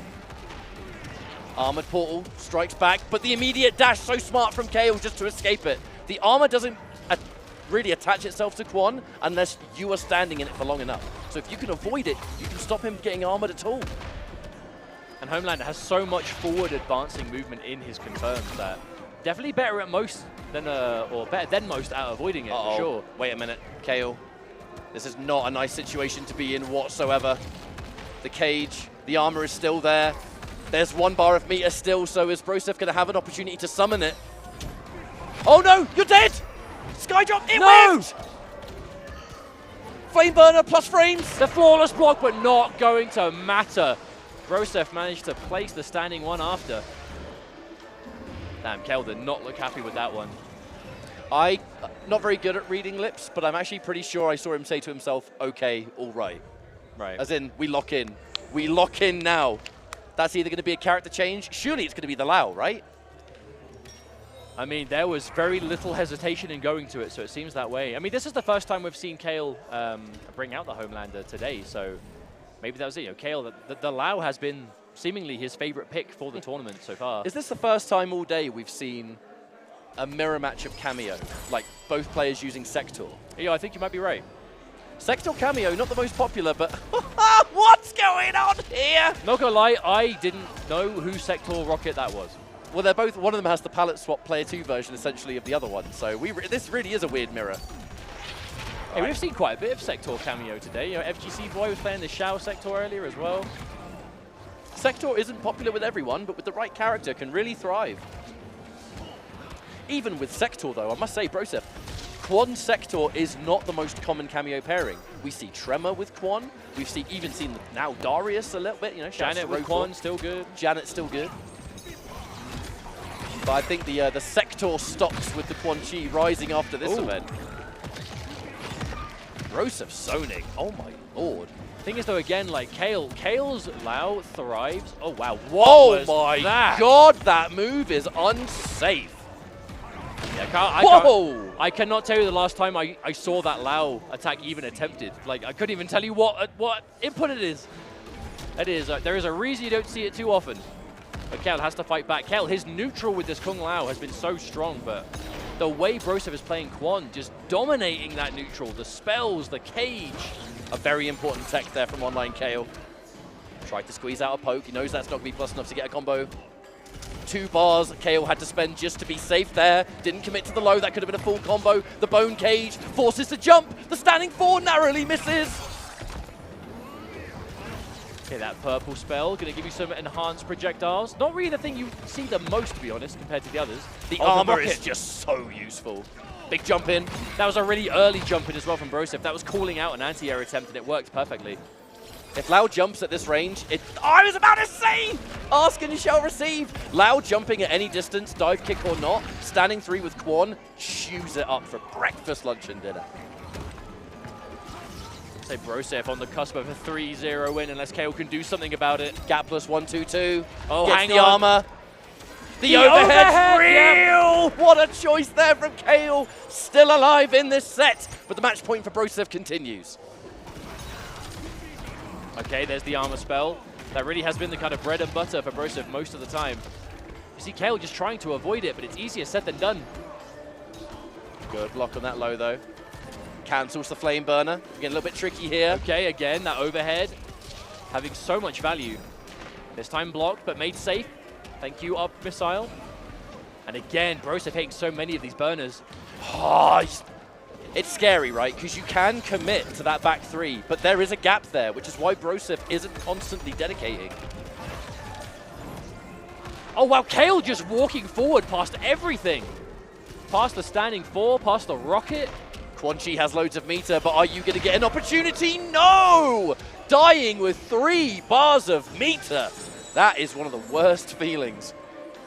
Hey, in the words of what we assume Kale said, okay, all right. Lao. Okay. And Lao, the adjustment making such a huge impact here already. I mean, Broseph was match point there too. That was looking so close to being a clean 3-0, but nope, Kale is fighting back. Now, will we see the full reverse comeback? Well, it's going to be a long mountain to climb, however. Plus frames. This aggression in this round is certainly starting something. Tried to go for the launch there off the sweep, just narrowly too late. You want the missile to come out second, not first. Block on the overhead low, but still tons of work to do. This could be the start of something. Being armored isn't going to mean a huge amount, though, when you're this low on health. Nice avoidance there from Kale. Oh, unless you flawless block that, yeah, you're dead. Cannot avoid that situation. Just like that, though, Kale a round away from tying things up. This Lao change has been just the most important thing for him in the set. There's the overhead. Full combo. Doesn't quite get the follow-up, though, however. Could have been worse. The opponent is still in the armor. Kale powering through with a 2-hit armored reversal of his own. Oh, and there it is. The launch. Thank you, missile. As soon as you can tell the rocket has been established, you can go for sweep, you can go for overhead, and Kale is rinsing it right now.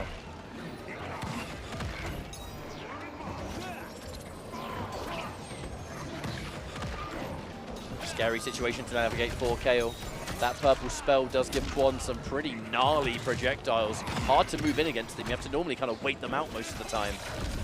There's also credit. Oh, wow. Is that enough? Hang on. This is an up rocket start, and there's minimal scaling. And you're this might actually do 900 health. Oh, that's definitely enough. I will never question the capability of killing if it's 900 HP. I will most of the time just say, yeah, probably. Okay, Kale on the verge now of maybe doing a full 3-game comeback, tying things up 2-2. This was looking miserable for a while. Broseph was 2 games up, a round away. It was looking like maybe a 3-0, and suddenly, just like that, Game 5, Kale bringing this all the way back. Uh-oh, double up rocket. Yep. So much respect. I love how both players just stood still and just let that happen. They're like, okay, right, we both called up rocket. Neither of us are going to make any headway here. Except the draw. A moment peace. Kale going to do what he can to stay away. Oh, Kung Lao catching the sector right behind, so that cameo is going to be gone for a good few seconds. Again, another up rocket. Kale using it as soon as it's back, seemingly. The pressure continues in the corner. Oh no, the 50-50. Flame burner, that was a hard call. I mean, expensive, but went for the mix-up, did not find it. But that's a mix-up, right? You go for the 1-3, it's an overhead. You go for the 1 technical, it's a low, but it's expensive. That It's EX low is 2 2 bars. bars. Yeah. And Kale ready for it, which I'm kind of surprised by. That's the first time Broph has actually done technical on block the entire set. And the first time he did it, Kale was ready. Shows how locked in Kale has become through the remainder of this match. Nice pickup from Broph. Knew that because of the weird gravity, he wouldn't have had time to get a forward 4 at the end or something similar, so he just cashed out into sky drop. Keep it nice and simple. Oh, wow. Tried to make it whiff with a forward dash there. Yeah, there's the Shaolin shimmy, going to avoid that missile. Same before, if you've got that fast forward advancing movement options, that's your best bet at dealing with the up rocket. And now online Kale. Broph does have a break. Tries to jump out of the corner. All right, what's the situation?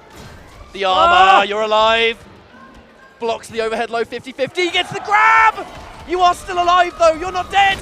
Oh, online KO finds it! Oh my god! God, just the relief written all over Kale's face there. My lord. Definitely thinking right now, why did I bother picking Homelander?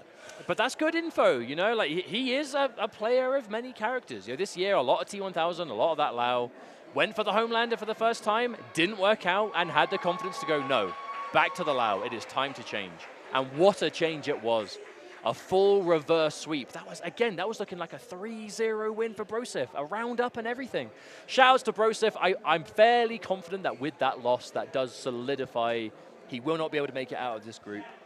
Again, you know, we have admins who do all the match, you know, the numbers. They do all the numbers, they count the games, they keep track of things, but I'm fairly confident in saying that means Broph can't make it out of the group anymore.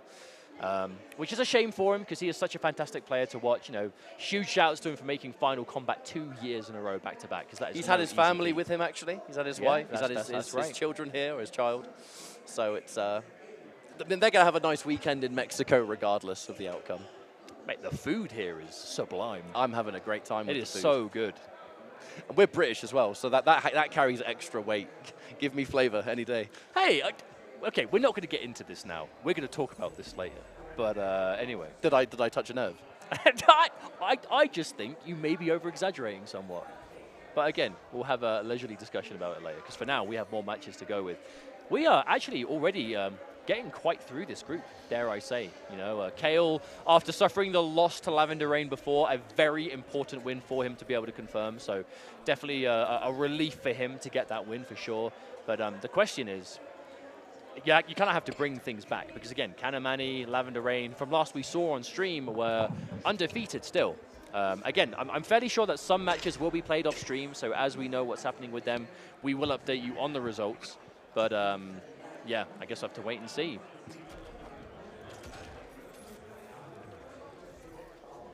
Ooh, Lavender Rain versus Tekken Master. So this is an interesting one, as we can say for every match in this group, I'm fairly sure. But Lavender Rain, the character choice has been a bit of a question mark today. Played some Baraka himself against online Kale. The change to Ermac, very important. And now against Tekken Master.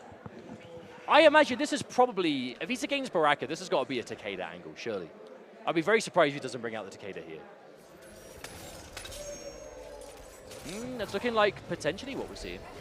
If we've got to it, oh, that's a real match. That ain't no button check. Man, unless you're just checking the button is like the most important thing. Yeah, my standing 2. My full B&B works. There you go. Oh, an immediate. So Tekken Master as well, one noticeable thing about him, he doesn't really go for strike or machine gun at all, which there are some utilities between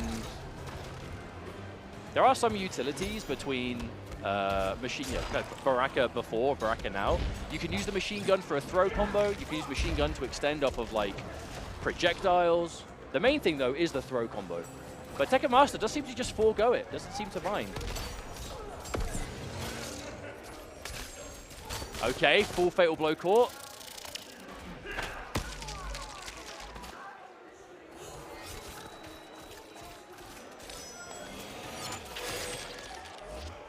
Okay, not quite enough to kill. Oh, here comes Jax. Oh, and that's going to be enough. Lavender Rain manages to find the last little hit he needs. And overall, that's a really, really good start for him. There's the immediate breaker being forced out of there. Tekken Master not having meter. Excuse me, apologies. Oh, what an up block. There it is again. Not the first time we've seen that.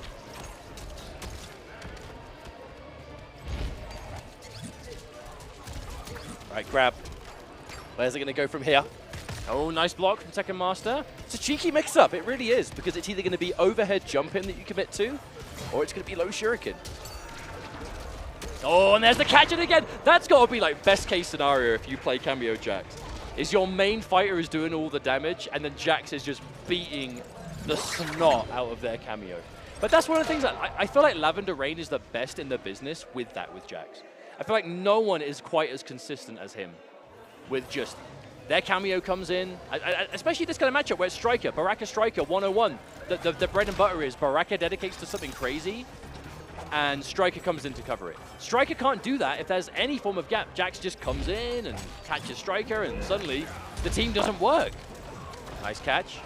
I love that throw combo situation, being able to get a really solid knockdown. Oh, there it is again, Jax. And look at how long Striker is out of action as well. I mean, it basically means you're using your Cameo to turn theirs off, but at the same time, Lavender Rain, he has a lot of opportunity to get his own openings, right? A lot of confirmable buttons, a lot of like setups by himself. I know Jax facilitates quite a lot of it, you know, in addition, but he's not helpless without him. Trying to pay out maybe some kind of up block there. Counter poke. And again, every time! The moment he sees it! But that was perfection, because in that moment, Tekken Master used the grenade call to make that special safe. But it was unsafe because Jax came in before the grenade came out, and it was just a clean punish. Lavender Rain is playing around this perfectly. Okay, Tekken Master with some kind of catch here. Decent amount of damage.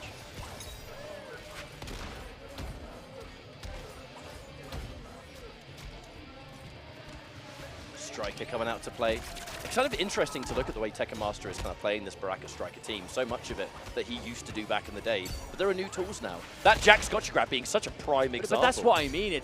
There's definitely an argument to be made of the team. Like, it's doing strong things, but there are now nuances to it, right? That didn't exist before. Or, I mean, there it is again every time. It's like Lavender Rain is saving Jax almost exclusively for, like, just turning off Tekken Master's Cameo. Although this round, Tekken Master has quite a sizable lead. All right, set up again. Wake up out of it. Oh, the grenades! You thought you could punish me. I played a dirty trick on you. Okay, but that's a round on the board, a very crucial one at that for Tekken Master. The fact that Tekken Master is basically having to play without Striker most of the time.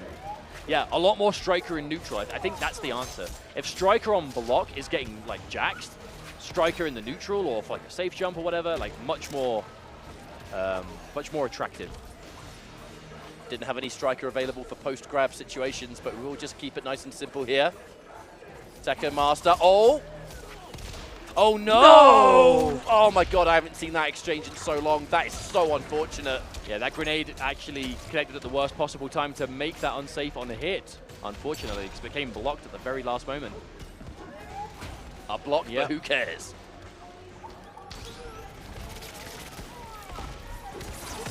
It's just the strength of Striker, being able to just cover those advances. All the turnaround. Tekken Master manages to find the clean back three. Going for the chip, didn't turn around, no! But the thing is, even if Tekken Master had turned around, there would have been last breath protection, so that wouldn't have killed. Oh my goodness, Oh my Lavender God, are Rain, you no. kidding? No, he doesn't find it! No! Are you kidding me? Oh. How did he find that? I think that was a flawless block. I think Lavender Rain flawless blocked the last hit of that airborne No, spin. he did. He did. He flawless blocked the death spin in the air, and then he just... Well, I mean, the end of the game speaks for itself. That was next level clutch from Lavender Rain. I mean, at the same time, you can't fault Tekken Master for going for it because that's a hard thing to do. The only thing that saves you there is like flawless block on reaction from that kind of, because that move, depending on how high you are, like how many hits it's got, that can be really tricky. But Lavender Rain, so on it today.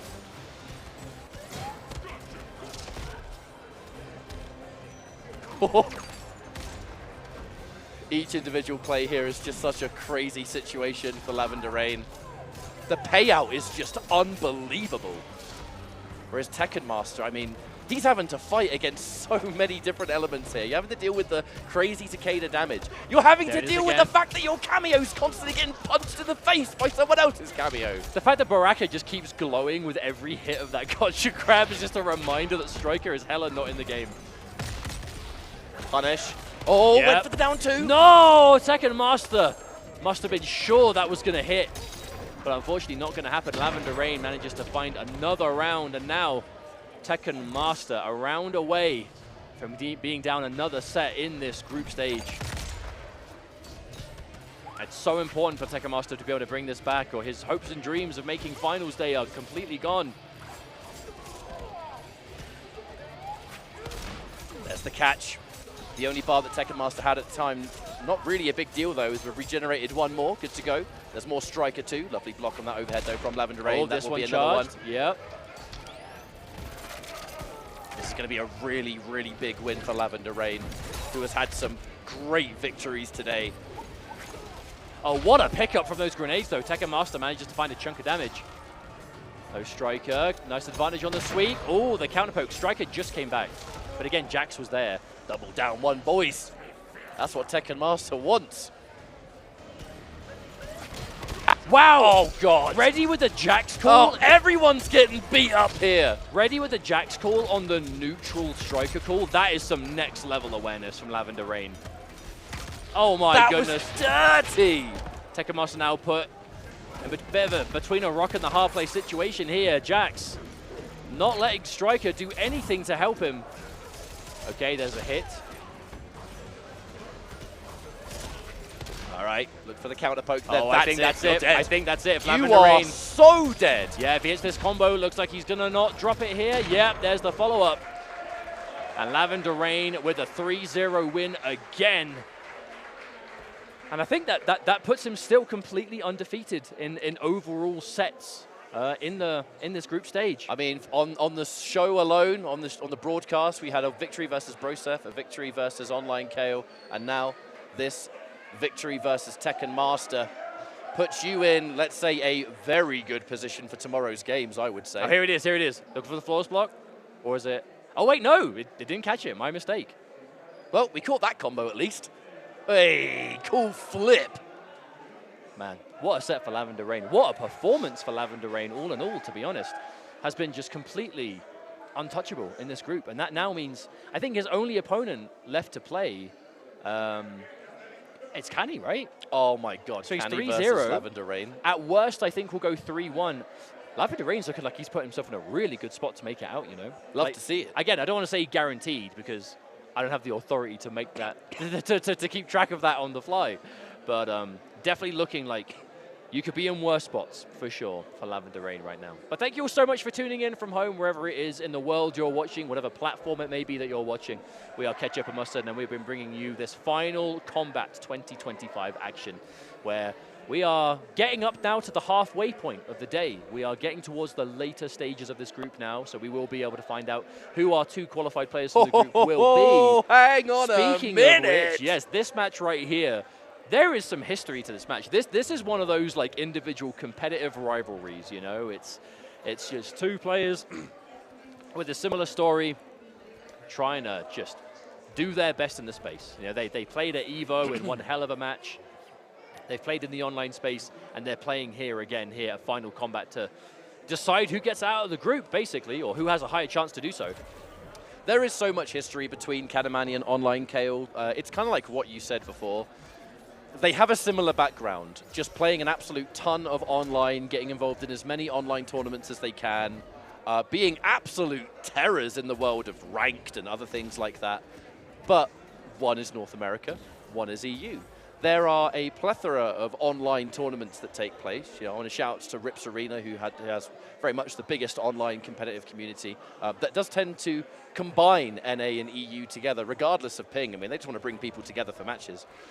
I think we're getting, oh my God, are we getting a Homelander mirror? It's the mirror, my Are we friend. getting a It's Homelander mirror?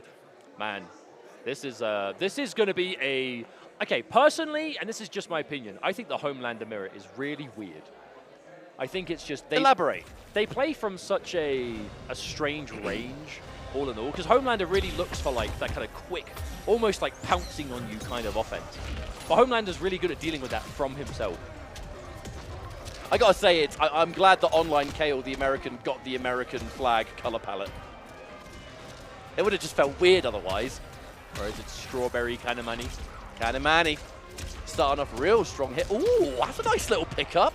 Hey, Set although you up as well. actually, it's funny you should say that, because Kale, the outfit of Homelander is the same, you know, as the red, white, and blue. Canamani with the, you know, the turkey flag, the red and white.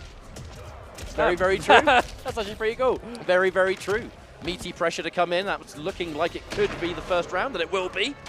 As Canamani scores first blood in this rivalry.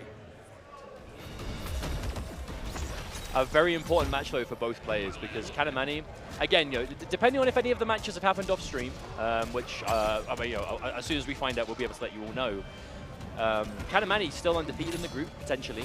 Kale, one loss. If Kale can beat Canny, that can put them in a potential tiebreaker situation, maybe later on, and that's where those individual matches will get really important. But again, yeah, we'll see as the group unfolds if that will be necessary. Whereas if Canamani wins this match, it will definitely be looking pretty damn good for Canny and Lavender Rain to be the ones who make it out of the group. It's just going to be very, very hard to stop either of them at that point. We are getting later on in Group B. The maths are starting to math, if you catch my drift. All right, turn stealing down one though. Online Kale tries to catch out. You know, Canamani was looking for it. Nice, the punish. Diabolical. I was saying before, Homelander's ability to just pounce on those mistakes is almost unrivaled in this game. Whoa, okay, hang on a minute. Hang on a minute. Canamani has an opening here. If Kale managed to get the full laser beam there and didn't cancel No, it if Canny early, can get a hit. Wait, hang on. You can bypass the break. Surely. Fatal blow? No! No! He tried to fatal blow with a standing one, but Farah was still not ready. She was technically on the screen after doing that move. Canny tried to avoid breaker. Because the thing is, Kale was going to break. If you continue that combo, Kale was going to get the break. Absolutely. But there's the downside. If you're going to use Farah to open up and get the hit, if Farah's still there, fatal blow won't come out. A very explosive round 2 in this first game of the set. Go block on the low. Because Canny was the one that blocked and Online Kale still recovering. He won the exchange of lasers. However, Online Kale with a clean hit here on Canamani, pushing him towards the corner. Down one into the immediate side switch there from the command grab. Kale isn't going to break yet. Surely we'll wait until the next hit, I imagine. Oh, what tried to do this though? Was that a raw up block? Yeah, Oh, he's done it again. Kale. Just making hard reads. Speaking of hard reads, finds another one with that neutral duck, and now he himself will side switch. This is a scary situation for Canamani. Oh, Unbreakable. hang on a minute. Unbreakable. This will not kill, but my lord, is it going to hurt? Hey, it's going to put Canny in a really good position. You can have a massive life lead. Potential one-hit left scenario. You might be able to bypass the break with a single hit. Maybe. Farah's not even back for Kale. Canny, yeah, going in. What a flawless block. Oh my goodness. Chip avoided. Oh, couldn't flawless block that one, though. Canamani with the first game, but that was a crazy one. We get a game 5, right? And every match goes like that. Come on. Hey, if any of our matches in this group could go to game 5, this has got to be the one. Surely. I don't want to jinx it, right? You know, I don't want to curse it, but I mean, just given the history these players have together, they are going to run it back. I wouldn't be surprised if this is the matchup the entire time. Remember, folks, commentary curse is a real thing. Hey, I accept no responsibility formally. But you can't help but feel guilty about it. I'm just here to yap about Mortal Kombat. Damn, I love my job. Oh. Oh, wow, the full screen cancel on that too. Okay, there's a check. Nice catch. Knows he's going to find it as well. Oh, wow. Bold wake-up button from Kale there. Into the overhead. Ferris like, this is a high-damage path. Yeah, not surprised to see the break there from Kale. Oh, but back-to-back, the hit is secured. Rampage in that first round. Yep, okay. Canny on a bit of a steamroll here. The snowball begins to roll. Oh, my goodness. And with a start like that, can you be surprised? And we had meter to spend on the EX up laser, so this combo is going to do so much more considering. Looking for the plus frames again. Parry! Yo, I forget Homelander even has that, you know, considering how rarely we see it. It just comes out so often just to, I think, style on someone or send a message. But hey, with this kind of offense that Candy's managed to surmount. Okay, too far away. Yeah, too far away. A weird pickup, that one. Okay, back to neutral. Canamani with a pretty clear advantage right now. He doesn't need to go in. I mean, I'm sure he will, but he doesn't have to. But, but he won't need to if he is so perfect. I was saying before, of all the Homelanders, I feel like Canny is the most surgical with max range on that laser normal. Yep, forward 4. Always manages to find like the exact tip of it every time. Although, ironically, whiffed the down 4 and just got punished for it. And a turn of events. Goes to the up block. Armored interruption! And now Canamani 2-0 up. The question is, do we change character? This is such an important match for online Kale because Lavender Rain, we've just seen already at least, right, 3-0 in these groups. Canamani, if he wins this, he's going to be 3-0 as well. I mean, I feel like Kale has to win this. No, I don't want to speak too soon. If Canny wins, that's just him and Lavender Rain are out of the group, right? Because that will mean that Kale has 2 set losses. Brosif's got too many losses. Tekken Master has too many losses. I feel like, unless my maths is completely wrong, Canny winning this match over Kale might mean that Lavender and Kale are the ones that qualified. You know, obviously, we will get confirmation. Do not take my word for it, but I mean, that could definitely be the case. And for once more, Kale is now going back to the Kung Lao. Last time we saw this, Kale started with the Homelander, went down 2 games in a row, managed to bring it all the way back. This is a very different kind of opponent, though. You're playing Canamani and you're fighting a Homelander of this caliber. I think Canamani, out there, pound for pound, has got the best Homelander in the business. Like, just the knowledge of just the know-how and the game sense to know when to just let certain things rip. Lovely read, though, online Kale. Beautiful crouch there on the dashing grab. Oh, tried to go for a parry. I kind of like that attempt, though, because if you let the back 3 whiff and then Kale would have committed to overhead, I'm pretty sure you would have parried that. Tries to bait out the up block there, plus frames for the down 4. Catches online Kale, slip in. 300 damage, breached. Knockdown, granted. Oh! Command grab, or no, regular grab. Why not? I get confused with Farrah sometimes. I just see Farrah come out and think, oh, command grab. Farrah-related grab. Oh, wow. Ah! Have you ever seen Homelander be just handled like that? Farrah got that confidence. God, the poor man's ego. Good blocks, but the float, the fact that he can float at a moment's notice makes it so difficult to flawless block this character. And now Canamani on match point. This win would be humongous. No, I am fairly sure that, you know, feel free to blow me up if I'm wrong, but I'm fairly sure that if Canny wins this, that is it. Canny and Lavender make it out of the group. Kale needs to pull this back. But after one solid B&B, here's the danger. Hasn't landed a solid hit on Canny in this round yet. Canny still has Breaker to play with, and every single hit you take, the fact that you have to even hit Canamani once just to take the meter away before you can start doing proper damage. Oh God, this is just such a mountain. Okay, but it's not impossible. It's not impossible. Not going to break, though. Canamani holding on to it. Waiting until it really matters. Look at that chase down every time Canamani could just have that sense for when to go in. But okay, another hit. Kale thought he was going to break. Canny is just holding on to this meter like he's not as low in health as he is. Good block on the mix-up. Caught again. Didn't connect. Again, Canamani might not have the opportunity to break. Came down to the final block, managed to find it. Flawless block. Oh no! Has to break! Kale! This is your last chance! This is it. Next hit takes it for both, and the dive kick from online Kale. The classic Kung Lao maneuver keeps online Kale alive at Final Combat. My word, the stress that must have been going through Online Kale's entire being at that moment. My man pulled that dive kick right out of Mortal Kombat 3. We now go into our next matchup, knockdown into homing missile. Immediately going in for mix-ups too. Okay, yeah. Canamani. You know what? Canamani trying to chase it down. I respect the attempt, but that spin, I don't know if anything in this game can chase it down when you just let it go that far. What catches me there, though, is that Canny in that game just refused to break. I mean, I understand not breaking on that first initial hit because it's like, right, wait for something significant. But piece by piece, you start taking little hits that you can't really break. And before you know it, you're dying with 3 bars of meter and you've got nothing but regret left. What was that? What even happened there? That is Homelander just doing whatever the hell he wants. Oh! Well, I hope that Canamani doesn't get flustered by this. Not really one to lose composure, but I mean, this is the World Finals we're talking about. This is the time where all pressure's on. Dude, Canny's blocking on that mid into overhead low has been fantastic. Kale, again, finds himself in this situation. Went down 2 games in a row, the Homelander. Changed to Kung Lao, which is the main. That is Kale's comfort zone character. And now a round away from tying us up and going to a game 5. It was looking like a 3-0. Now we might go into the 5th match. I hope we see it. Wake up armor. That wake up armor of Homelander is actually technically one of the worst armored moves in the game. Doesn't really lead to any combos. And then you throw Pharaoh on top of it. It's the just get off me nature of it. At least it creates distance down 1 throw. So many of these grabs when they hit their mark, Canamani's doing it, but Pharaoh's not available. So he just can't capitalize. He can't turn it into anything. Pick up, finds it, down 1. All right, big knockdown incoming. Wake up spin.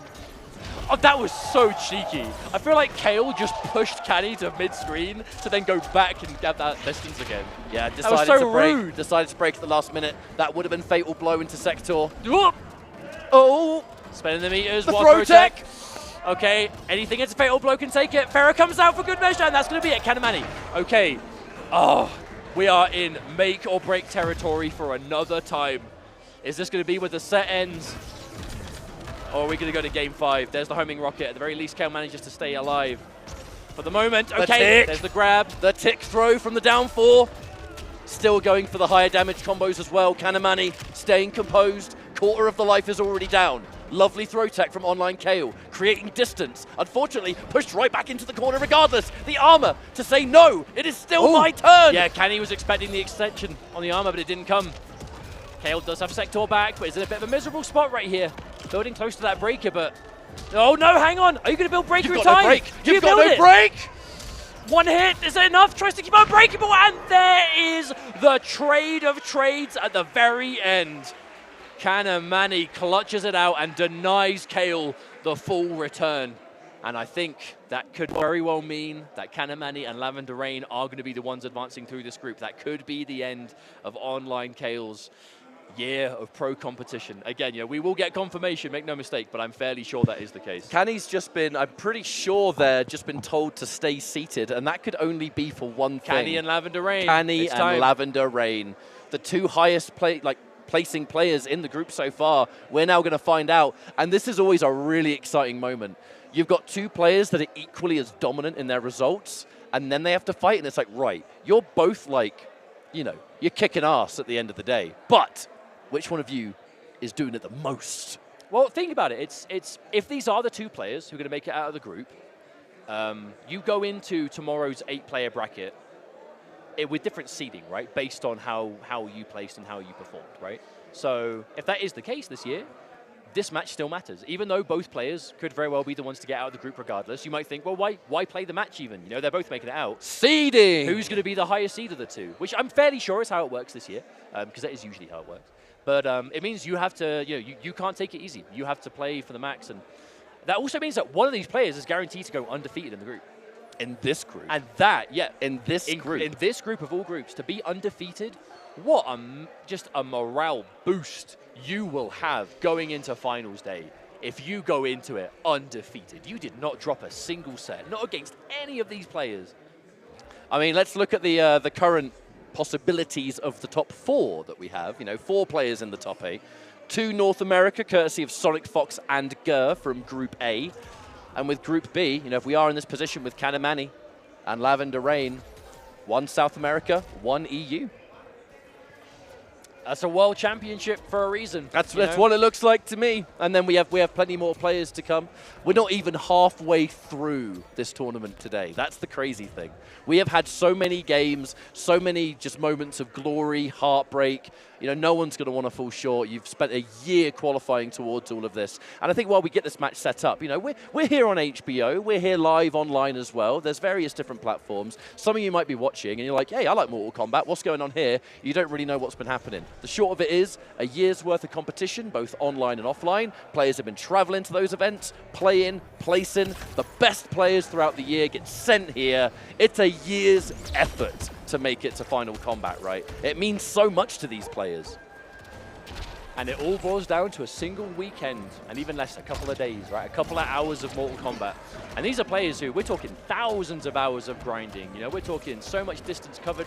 Like, some of our players traveled the world over, went to like almost every single offline event, which spans Latin America, Europe, North America, the online events, you know, and here we are. This is what it all boils down to. And this match right here, Lavender versus Canamani, the two players who have been the most on fire in this entire group. Only one of them can stay undefeated. Lavender once again, though, clipped by that Homelander forward 4. Canamani on point. It's the optimal damage as well. Canamani just squeezing out every bit of damage you can at every opportunity. All right, you are going to have to do that extra little bit of work in this situation, though. 1100 health, Lavender Rain. Yeah. The Takeda Jax, the double down 1, found the hit that he was looking for. Round 1 on the board for Canamani, but after we've seen all day long from Lavender Rain, you know, the Takeda here now, my God, that Ermac earlier, just, this guy's insane. Jax, wait, Jax got hit, and Takeda just recovered as normal. Yeah. Interesting. Lavender Rain, we did see before against the match against Tekken Master, just constant use of Jax to just deny cameo. I don't think we'll see as much of that here. I think Jax versus Farah, there is some utility, but it's not quite as constant as against like the ambush cameos, right, the strikers and whatnot. But still, Jax going to be giving you that massive damage, the setup odds potential. Canamani though with the corner carry. Has Lavender Rain backed into the wall here, immediate catch. No breaker from Lavender Rain. It's a pretty bold decision being so low. 1 round down already. My question's always, right, there's the break. Farah gone for now, but Canamani still sitting on 3 bars. And even Canamani going for those quick dashes. Punish! And that's a punish. Game 1 Canamani, unless he messes this up. Yep, keeps it simple, doesn't go for the hard stuff there. Job done. Game number 1 already on the board now. Canamani. Again, you know, the EU most dominant player by far the entirety of this year. Oh, that command grab was able to kind of result. It's definitely on brand for him. That command grab was able to crush an up block as well, so it's going to do increased damage. 150 just like that, and scoring first blood at the same time. Canamani, the baits now. There's the immediate command grab. I know some of you at home might be looking at that grab and thinking, how are people getting hit by that constantly? Homelander has a dash. The diabolical dash, it's a mix-up between him just doing a big uppercut that if you're reading a grab and you're crouching, he just punches you in the face and you're dead. And if you sit and wait for the punch, he grabs you. It is a true 50-50. And that's the mix. But that's the game is full of it, right? That's how you establish your offense with a lot of characters. I mean, hell, these are definitely 2 teams with a lot of dirt, if you're looking at it on paper. Oh, wow! The energy wave of Jax whiffing completely. Canny finding the opening. All right, just got confirmation, folks, that Lavender Rain and Canamani, they are the 2 players who are making it out of this group. So congratulations to both of them. They are playing for seeding, however. And that can be the difference between playing Sonic Fox in your first match and then maybe not Sonic Fox. Not that there is such a thing as like an easy opponent in Sunday Finals Day. However, here comes a big combo. Oh, look at that. That's got to be it. Ow! Hey! When your combo damage crowd number, likes that one. Hey, when it starts with a 5 and it's like 500, ugh, chef's kiss. This Mwah. team, disgusting. All right, big splat, a long knockdown there for Takeda. Oh, did not expect him to end that string. Oh, okay, Lavender Rain calling out Canny. Canny going for those quick dashes. You have that long range mid that Lavender Rain's throwing out, right? It goes so far, but there's a big gap in between the 2 hits. And Canamani squeezing out a little dash every time. It's so frighteningly optimal. Speaking of, next snap, big advantage on knockdown there. Catches the button. Lavender trying to swing with something. Just walks into Homelander's boot instead. Oh, God, the double trouble. Energy Wave. Such a vital tool for Takeda. Jax is available, so we are still going to turn this grab into a combo setup with the low shuriken. Catches him jumping. Cashes out into Fatal Blow. The breaker has to come through. It's not an impossible situation. Lavender Rain only slightly down on life, to be honest. And the health that's left with the resources available, you can absolutely make it work. But the good defense from Canamani. Yo, the plus frames on that. Did you see that? Or was that a point-blank stance change from Lavender Rain? We're getting weird. Oh, no, he's found it. Oh, he's dead. He's dead. He's dead, and the Fatal Blow just for good measure. Canamani 2-0 up. We waste no time going into restart match. That might look a bit weird, but look, that Fatal Blow is winning the game. Why sit and watch it? I'm in the zone. I'm trying to play for seeding. Let me just start again. I don't care about the cinematic. That's got to be a rough position to be in, though, if you're Lavender Rain, because when it's that 1-0, one round apiece kind of area, and you're on the cusp of one hit away, both players, this so easily could have been 1-1 right now, but no, now Lavender Rain has the entire mountain to climb. However, if there's one player that can do it in this group versus Canamani, clearly it is Lavender Rain, who has just been unbelievable in his own right. Jax escapes. The advancing high there of Takeda. The reason it's such a good button is because it does put Takeda in an airborne state, allowing him to do so many of his air specials. This character is so airborne, mostly for his combo damage, to be fair. Half expected Lavender to recover there and pick up from that. Good low pokes. Reactionary block on the... Oh, blocks the overhead. Chucks in a command grab just to be a little bit cheeky with it. Knockdown. What's next? You notice that the Canamani, whenever he gets that corner off of that, he'll usually back up a little bit just to kind of keep that corner control. Yeah, make it less predictable, I suppose. What he's going to go for. Avoids the shuriken. Can't get the punish, though. Lavender Rain. Oh, yeah, backing off. Fight another day. Oh. Oh. Oh. Oh, that one! Okay, we are on layers right now. Layers upon layers, and there's another Fatal Blow. Pew, pew, pew! Wait, okay, this is 1100 health team. My gut instinct is telling me he's probably dead, and I think I'm right. Trust me, my brother, he is dead. I'm usually wrong about Fatal Blow kills, I'll be honest. I was about to say, when you said I'm usually... I was like, you're better not about to say you're right. You ain't lying to those people on HBO. I will not allow it. Yeah, sorry. But this time I was all right. That doesn't even matter. Canamani, match point 3. Not only potentially being undefeated in the group in terms of like set score, but 3-0 in his final set. Oof. Could be quite ridiculous. I mean, that was definitely a read on the back two, for sure. That long-range whip. Jax sets up into the shuriken, delayed wake up, kind of neutralizes that overhead low by the time you've stood up. Does manage to get the side-switching throw, though. Yes, Takeda, if he hits a grab and the shuriken's on the floor, it will detonate and launch for free. Oh, dear. Big launch from that neutral duck. Lavender Rain holding onto the meter for the next significant hit, but possibly your last chance here for today. And even more corner carry to come on the other side of it, too. Good block. Lavender Rain fighting out a little bit here. Uh-oh. Okay. Unbreakable! No! Lavender Rain with a dropped combo! Not like this! No, Lavender Rain! Okay, that's not enough. Jax is here. Ground pound? Yes, okay. Oh, my heart cannot take this. Lavender Rain, how many times has Lavender Rain done that in this group? Has found like the clutch opportunity to get some massive hits to just determine the match. And then... dropped it! Oh! All right, Lavender Rain is all right, though. Although, at the moment, no, he's not. Being sent to the other corner. Are we watching the same game, mate? Still in the match is my point. Still alive. What could have been a disaster? But will it finish here? Canamani already from coast to coast, left to the right corner. The pressure is in. A poke, and there's the grab. This combo, This combo won't kill, but the next hit will. Yeah, that'll be why Canamani didn't spend meter on the air laser. Save it for now. Ferret isn't ready, so you haven't got to worry about the command grab. However, all this block pressure adds up. Okay, Jax, here he comes. Throw combo. All right, set up. Set up or damage. Okay, just keeping it simple. Nice and set up. Instant. The blocks again. Canamani not getting opened up by that at all.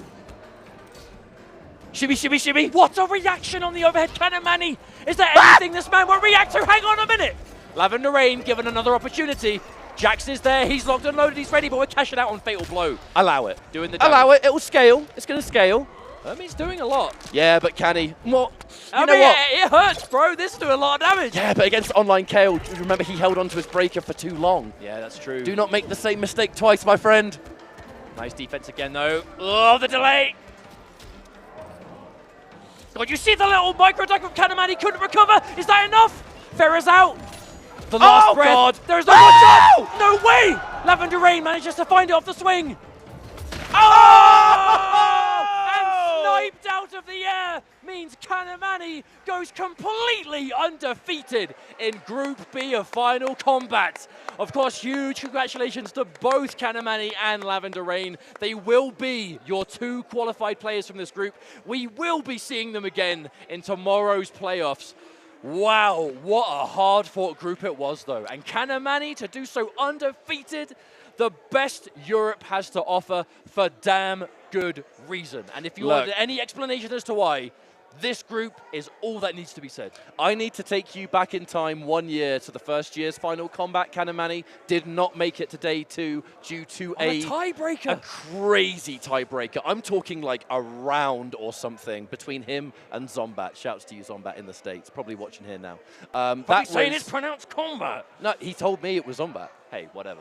Discussion for another time. But look, what I'm saying is, though, didn't make it to the final day, but 1 year later, and in far much more dominant fashion, corrected the wrong. And has been able to do just that, and who knows how much further. What a turnaround, you know, through and through. As you were just saying, Canamani, a back-to-back finalist. There was one off-stream match, just to kind of update you folks at home as well. Tekken Master versus Broph. Broph was able to take that, so even though it was a match that didn't really affect the outcome of the group, they still played it. Broph was able to win it. But that brings the group to an end. So it was so well for Group C. We are now officially at the halfway point. This is how the group ended up going. Canamani did end up going completely undefeated in the end. This isn't quite accurate. Canamani was 4-0 in the end. Lavender Rain second place. Kale so close yet so far. Then Tekken Master and Broph on the rest of the group. But before we do send you on to a break, just going to remind you again, you lovely folks at home, what can you get your hands on? Funko Pops. Funko MK2. Pops for the official Mortal Kombat 2 movie, Johnny Cage and Kitana. I said this yesterday when we were doing... You've got Kitana, yeah. It's on the back of the box, bro. It's on the back of the box. You're right, I was saying, we're all nerds, right? All of us have at least one of these things, but now you can get the Mortal Kombat 2 movie version. Anyway, thank you so much to Funko. This is sick, and we will see you for Group C. Let's go. Take it away.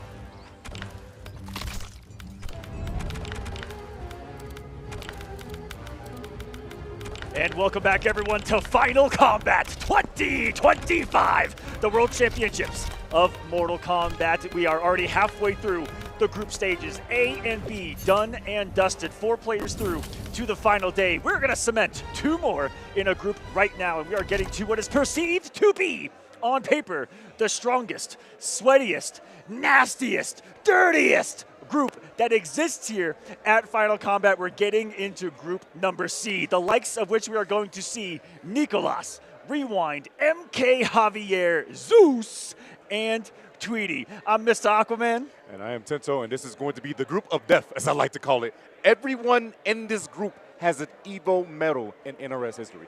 Every single person has been on the biggest stage in Vegas, and now they all get to face off each other, and only 2 can make it out. We have Nicolas, second place throughout most of this Pro Comp, actually, has been insanely consistent and really wants that big one. We have Rewind, who usually does better in year 2, and guess what? It's year 2, has gotten nothing short of pretty much 3rd and 2nd this entire season, only getting, I believe, 17th at Evo this past year. Then we have the good old, oh my gosh, bro, Javier. Javier traveled a decent amount. Yep. The biggest thing was he underperformed in some places that we thought he was going to do good at, especially a Combo Breaker. The big thing was Rewind choked against Javier at Evo, which is the reason why Javier is here today. Yes, that one performance, it rested everything on that championship there in Vegas. He got the job done. He's here at the World Finals, and we're going to be seeing the run back here in the group, baby. It's going to get nasty. And, of course, Nicolas, the #1 seed of this group, you said it, second, time and time again, was second at Final Kombat.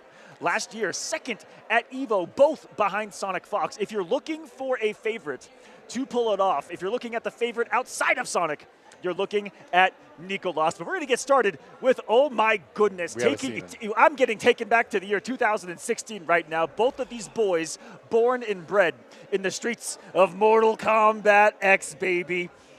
These 2 players been competing for a long time. This is Tweety and Rewind. Used to be teammates, too. Both from America. Both used to be teammates.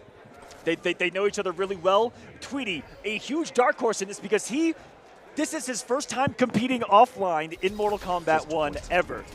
Since 2020 is the last time he's competed offline. Yeah, offline in general. Since 2020. That's 5 years. Oh, my God. Will there be the rust online? He dominated Ninja Killer in the online region to earn his spot here. Very, very seldomly do I get to say those words out loud. Man. He dominated Ninja Killer. I know Ninja, you're watching Big Shouts Ninja about that. Yeah, Big Shouts Ninja Killer. But that was a rough one. Tweety making it through. He's gonna be playing the same character here. It looks like that's what he's warming up with. And yeah, it's going to be a battle here. Every single one of these players, top to bottom, I think has a chance. If we're going to see a group with multiple F3-1 or even 2-2 across the board, we'll see. It's going to be really we'll see interesting how it for goes. this group indeed. In this group also, I always say each group had a dark horse. In this group, I would definitely say the dark horse would be Tweety, simply because of the fact that how long it's been since he's been offline. Like I said, every single one of these boys have got an Evo medal, but it's just been a time since Tweety's been on the stage. Yeah, so there's definitely going to be a, is there the nerves or not? Tweety is a prior world finalist himself, got 5th at the Injustice Pro Series Year 2 tour back in 2018. So no stranger to that. 2 years later, at Final Kombat in 2020, placing 7th at that Final Kombat. He's already got a top 8 under his belt, man. You want to know the crazy thing about this dude? 2nd place at Evo in 2018 to Rewind. Boy, history in the making, baby, and this here was we go. Grand Finals at Evo in 2018. Oh my God. Has begun here in group number C. Welcome, everyone, if you're watching worldwide. Thank you so much for being here. We love you. Hope you're enjoying the Mortal Kombat 1 action. Let's get into it. Group C, Tweety, Rewind, first hit, going to Tweety. Taking him to the corner as well on the knockdown, but immediately read by Rewind on the up block. And doesn't want to break, gets a breaker out the way immediately. Here's a big thing for Tweety right now. If you guys do not know, T1000 received a nerf being he had -50 on himself. And like we said before, cameos give decrease and increase in health. By using Striker, he is at -50. That means he has 900 health on display. And as you can see with this combo that he's this man that 900 health is disappearing kind of quick here. Hold on a second. 2 touches from Rewind will give him literally a kill on Tweety. So and Tweety got to be careful. Perfect option. One of the special moves that T1000 has, I mean, he's the T1000. He's going to morph into liquid metal, and he goes into a puddle across the ground, as you saw right there, only really hittable by something that's really low to the ground. It's exactly what Rewind did to close out the round. So ready to react and prepare for this T1000. Oh, my God. This goes in swinging once again. There's no overhead in that string anymore, but guess what? You still got to guess between low and the command grab. Goes for overhead. It's going to be blocked correctly, but 3 bars is on Tweety's side. He had enough time to break. Unfortunately, though, he's going to whiff the throw. And mink.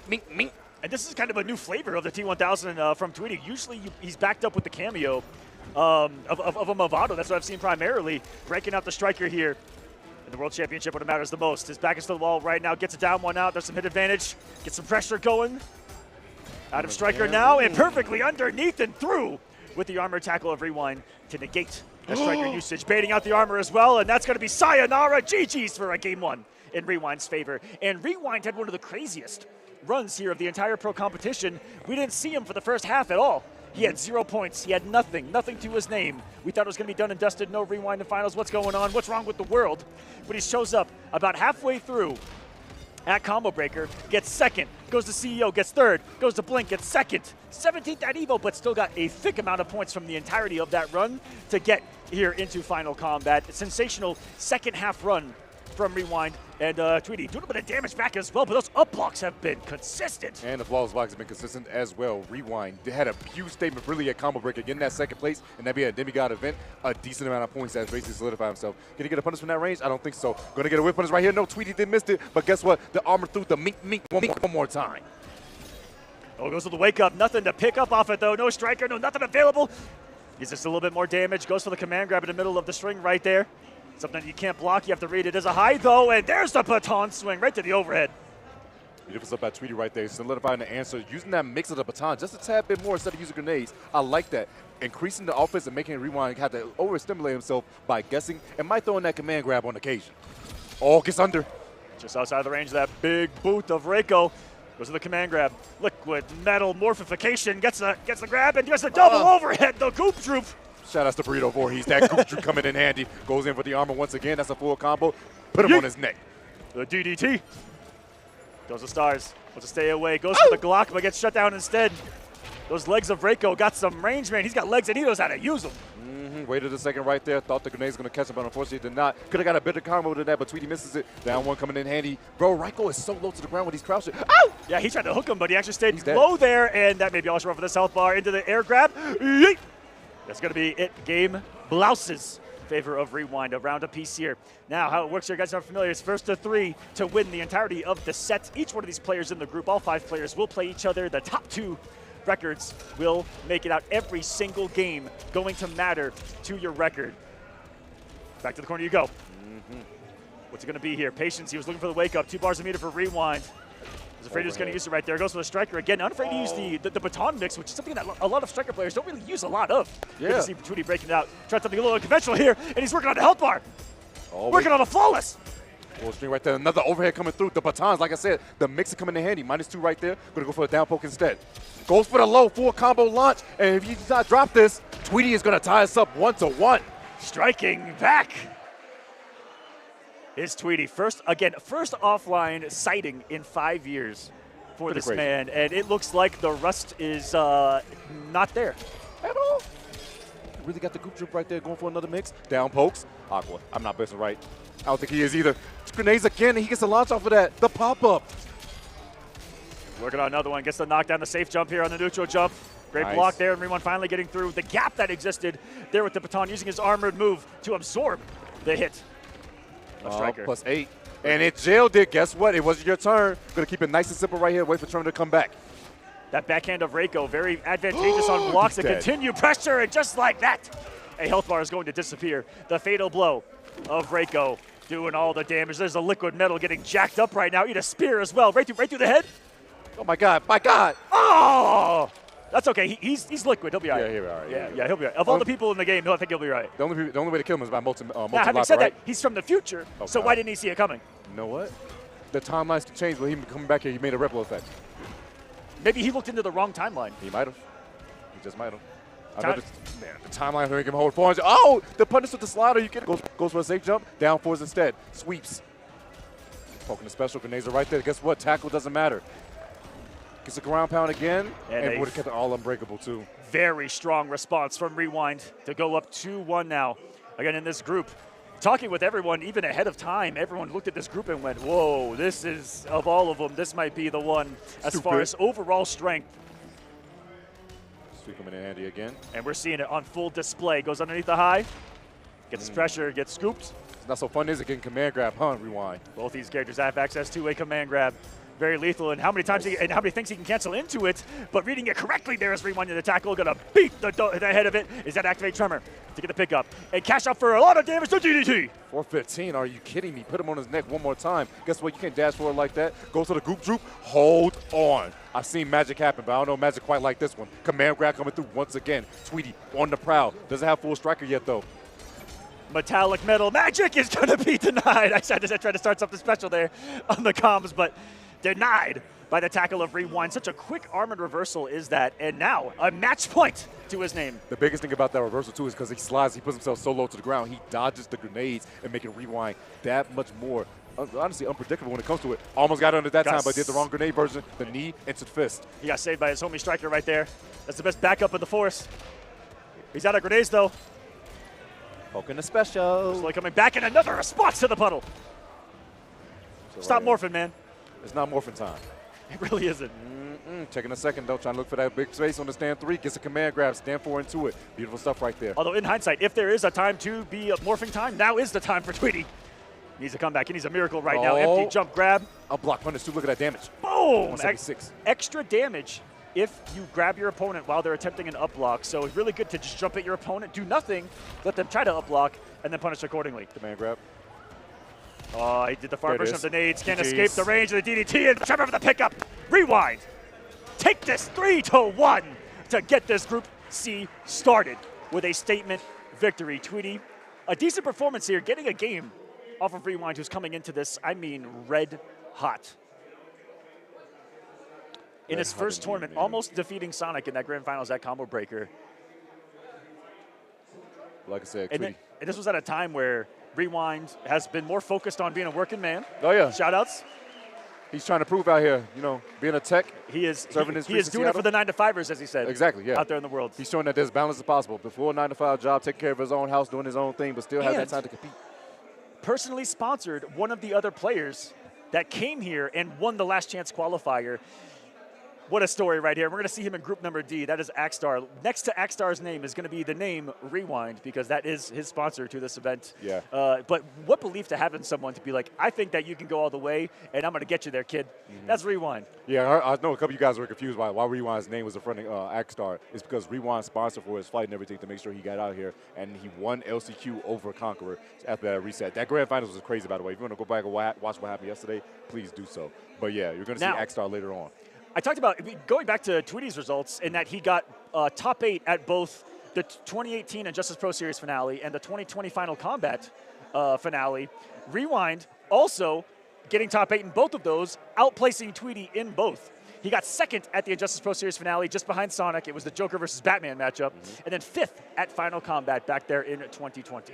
So those are 2 players that were almost destined, I feel like, to meet. Yes. And they have been destined throughout the ages. Again, going back to, at least for me, 2016, back when they really made a splash onto the scene in the online realm. And these are 2 guys that really have kind of set the tone for guys that grinded a lot of those online weekly tournaments and then had the successful transfer to an offline tournament. Where they, I remember Tweety's first event, one that I held myself. He traveled like 22 hours on a bus. Bless that man for doing that. Went to his first tournament offline, made top 8 at it, and shut everyone up that was trying to say, oh, you're just an online player, blah, blah, blah. Both of these guys proving everyone wrong. Beautiful stuff by both of these boys, too. Like I said, they have a lot of history being teammates and playing with each other quite a bit when it came to that offline status. But going back to the matches here, we have Zeus versus MK Javier. Now, Zeus, if you guys do not know, Zeus came in through his region. He didn't do too much traveling this year around. He only went to EVO. But when it came to his regional in Brazil, he actually took it over Conqueror in the grand final side of things, rocking a lot more havoc than he was Astra. Last year, he got 3rd place at EVO. Really underrated placement that he was doing. He had did insane work. And this year, didn't perform as well, but still making it hit a Final Kombat. Yeah, and he made Final Kombat last year, winning his online region as well. He is one of the only back-to-back regional champions of his region there in Brazil, which is known to be, it was at the time especially, like the strongest scene on the planet as far as the depth of how many great players they have down there in Brazil. It's crazy. And for Zeus to take it 2 years in a row really says something. I mean, y'all saw Lavender reign in the last group. By God, that man was cooking. He was cooking indeed, and we're going to see what comes out on handy right here. Zeus, as like I said, has recently he has been playing Astra, but he has been on the Havoc more. He is not facing Facial Combat that we see there on this. That is supposed to be MK Javier. MK Javier. That is not Face Out Combat. That is MK Javier he plays. He'll be playing Face Out later on, but right now, that's MK Javier. Group D. Oh, yeah, wait. Oh, I spoiled the script. I'm sorry. Don't spoil the script. You can't tell them the script ahead of time, Demto. Oh, wait, I'm sorry. You have to let it happen organically. Oh, my God, the interior was clean. Once again, guys, that is going to be MK Javier, not Face Out at the top. Just letting you guys know that. Poking the special and a chase down from Javi. Oh, my goodness. Javier's been on this Scorpion and only Scorpion. Oh, got him the reset there. Input for sure. Has been only on the Scorpion since day number 1 here, but it's always been a huge change in cameo usage throughout the year. From Jax to Tremor here, to Farah as well. Farah comes out when times get desperate, I've noticed. When his back's to the wall? Back's against the wall, Farah comes on his back. He needs some literal backup. Oh, yeah. Farah's got him. And from Zeus, our first sighting of Astra. Yes. Back-to-back Final Kombats for Astra. Different representative last time with Makaran and Zeus. Here, still on display. She's such, in my opinion, she's an anti-meta character. It's depending on the cameo, and here with Chameleon, it really depends on what rotation of Chameleon she's in, but the ability to have a cancelable move that has multiple hits of armor can really disrupt a lot of the things that can happen in Mortal Kombat. One thing I would like to note right now is that if you guys do not know, the spinning rope move that you see Javier do is basically to increase the chip and as well as set up for Tremor to be safe afterwards, because that move is unsafe. Yeah. The big thing they changed about in the last patch is they made it slightly slower, but the overhead is now the first hit. That man Zeus got hit twice, and I feel like he forgot that it is actually overhead. You don't see a lot of Scorpions out there, you know, especially at this level. Javier really is the one. Scorpion. The duck. Oh, wait a second. Plenty wait a minute. Half. How can he be the one if he's dead? 464. That was a lot of damage, by the way. Nice blocks once again. Tremor to keep yourself safe. And anytime you block an attack in here, without a flawless block, you do take a little bit of chip damage. So when he's blocking that spin move, look at the health bar of Zeus, and you'll see it just slowly dwindle down. If he sets it up here, almost has a full tremor. Now he does the slam, and welcome to the jam. Rock monster. That neutral duck, are you kidding me? I think he could kill off this, actually. Oh, Mama Astra hits like a truck on this fatal blow. Here comes Divine Retribution. From Astra, here they come. Oh, baby. Hey, what did Max the holy say? Wings. Pretty wings. Send the blades. That's a lot of damage. Jesus. Back off! Almost 500 damage off that 492. Zeus closing out after that clutch neutral duck. Beautiful stuff by him. Somebody throw in the towel. Nah, the towel ain't going to be thrown in quite yet. It's the first of 3 actions out here. It's not about how you start. It's about how you finish here in fighting games. Okay, still around a piece. Still both players fully loaded on meter right now. Coming off some right there. Xavier on the EX cancel the teleport. Well, special moves in this game, you can spend meter to enhance them, to change their properties. But more times than not, I'd say 99.9% times than not, enhancing them in a great way. No, definitely so. Gonna get a 4th throw right here. The change to Chameleon is going to be on the Melina. Could walk a ball roll, does not do so. Keeps himself safe with the plus frames, goes for another back throw, and now we're in the corner. Oh, look at him staying away from that wake up of Astra, where you don't want to be in that armor range. You just want to be in a range where you can kind of react to it. Maybe get a jump back out of the range or a jump forward. Make a decision on when she wants to come out of it. Just on the prowl though. Ooh. And a step back into the low. Ooh, dancing on his toes with the sword. Beautiful stuff right there. Take a note that man tried to poke every time at the sweep. Do the slight back dash into that back 3. Going to be plus frames right here. Has to hold his damage. Sweep again. No armor. Just wakes up 3. Shouldn't do the highs. You got hit. Wait a second. He did the wrong one with Crystalline. Could have been launched right there, but he accidentally puts an interactable on the screen. The first interactable we've seen in Mortal Kombat 1. Bro, he threw his whole Shades of MK11 and MKX right there. How strong is Scorpion? He just threw the whole rock monster. He threw a boulder. Man, that's crazy. The boulder doesn't understand. Stop.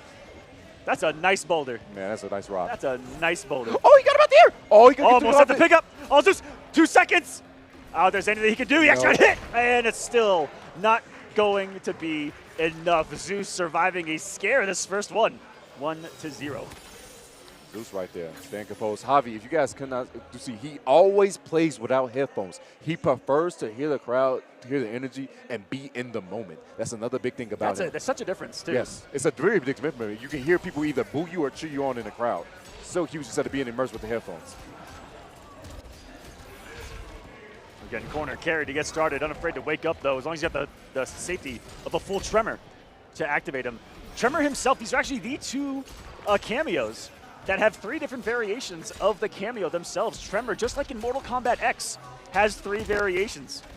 Crystalline, Metallic, and Aftershock, and all of them have a multitude of moves that you can activate as your cameo. You can actually put on the crystalline armor yourself. You can launch, you can do a reflect. So many other things that exist in this game, and now he's an Aftershock. And the beautiful thing between both of these cameos does have 3 different variations of it, but the thing about Chameleons is on a constant cycle, while Tremor, you can pick and choose which one you want to have every time. Yes, so as you'll see, Chameleon is always going to rotate after an X amount of seconds every single time. Even here, during intermission, Tremor, you have to manually input from changing to Aftershock to Crystalline or Metallic, and then his moves is you have to switch to the one you want to be at, so you have to think twice ahead when it comes to the variation. A very big brain cameo at the end of the day to really maximize the efficiency of Tremor. And to each his own, same thing with Chameleon, because they actually had a new change that we don't see too often. You can actually reverse the order. It has a set order it already goes into with Chameleon, but you can actually reverse it if you choose to do so. I haven't seen too many players use it. No, not at all. Goes another down 3. Poking the special has been eating this man Zeus up. Hold on. The hard to block. We're going to be blocked indeed right there. Beautiful stuff. Tried to go for neutral duck, but stood up just in that moment to get that back throw. Javi trying to tie us up here. Hits the cameo too. Extra damage. And a cooldown for her. Not going to matter. This is going to be death. And because he hit the cameo, you cannot break. Even though he had 3 bars of meter down there, had to hold it. Javier striking back. 1-to-1. Zeus going to stick out with the Astra. I thought he was going to use the Astra as a surprise pick to get the counter pick advantage, but decides to not to and still wants to stick it out with the girl. The Slayer, the Demon Slayer. The Demon Slayer. Ooh, going for a ride. While you're in Katana, you can lift out of almost anything. Really changing things up now in the Melina version of Chameleon. Does have access to a wake up now in Jade. Just gonna be forced to watch Scorpion just swinging his chain. Swinging it everywhere. She ain't no flame hostler, but she definitely gonna put the flames on right now. Oh my goodness, speaking of flames. Gets the stand 2 and wake up. Got somebody to call for it. Looks to the bar. Knocked down. Javi, one more guess for yourself. The sweep again. That's going to be some chip. Good follow block. Avoidance on that. Gets out there with the jump back. Getting goes out here. He actually read empty jump right there, but Zeus with the counter read of empty jump into the low to be underneath the high. Really big stuff. Zeus maintaining some control here. All right. Standing composed right here. He cannot punish that full screen. The Glaive going to catch him on the way back. Couldn't get the quite hit he wanted to, but that's going to be a punish. He accidentally did a teleport right there. What a miss input. Who sets up the frames right there, but denied by Javier. Just a launcher because of Tremor. Thank you so much, man. That's my homie in the back. The armor get the hard knockdown off of this. Charge the back up because guess what? You got to chase me. He said, go ahead and wake up, man. I'm not going to be there. I'm chilling. Poking the special. Nice interrupt, but then completed. He didn't believe.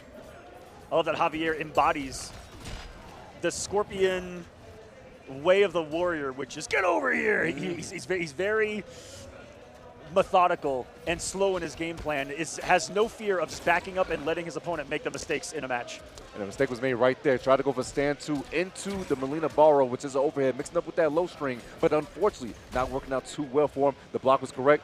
Double down 3 coming out of Javi. Guess what? More safety also. It looks like it's all going to be all she wrote unless conversion. Beautiful stuff right there from Javi. The stagger on the forward 3 into the immediate stand 1.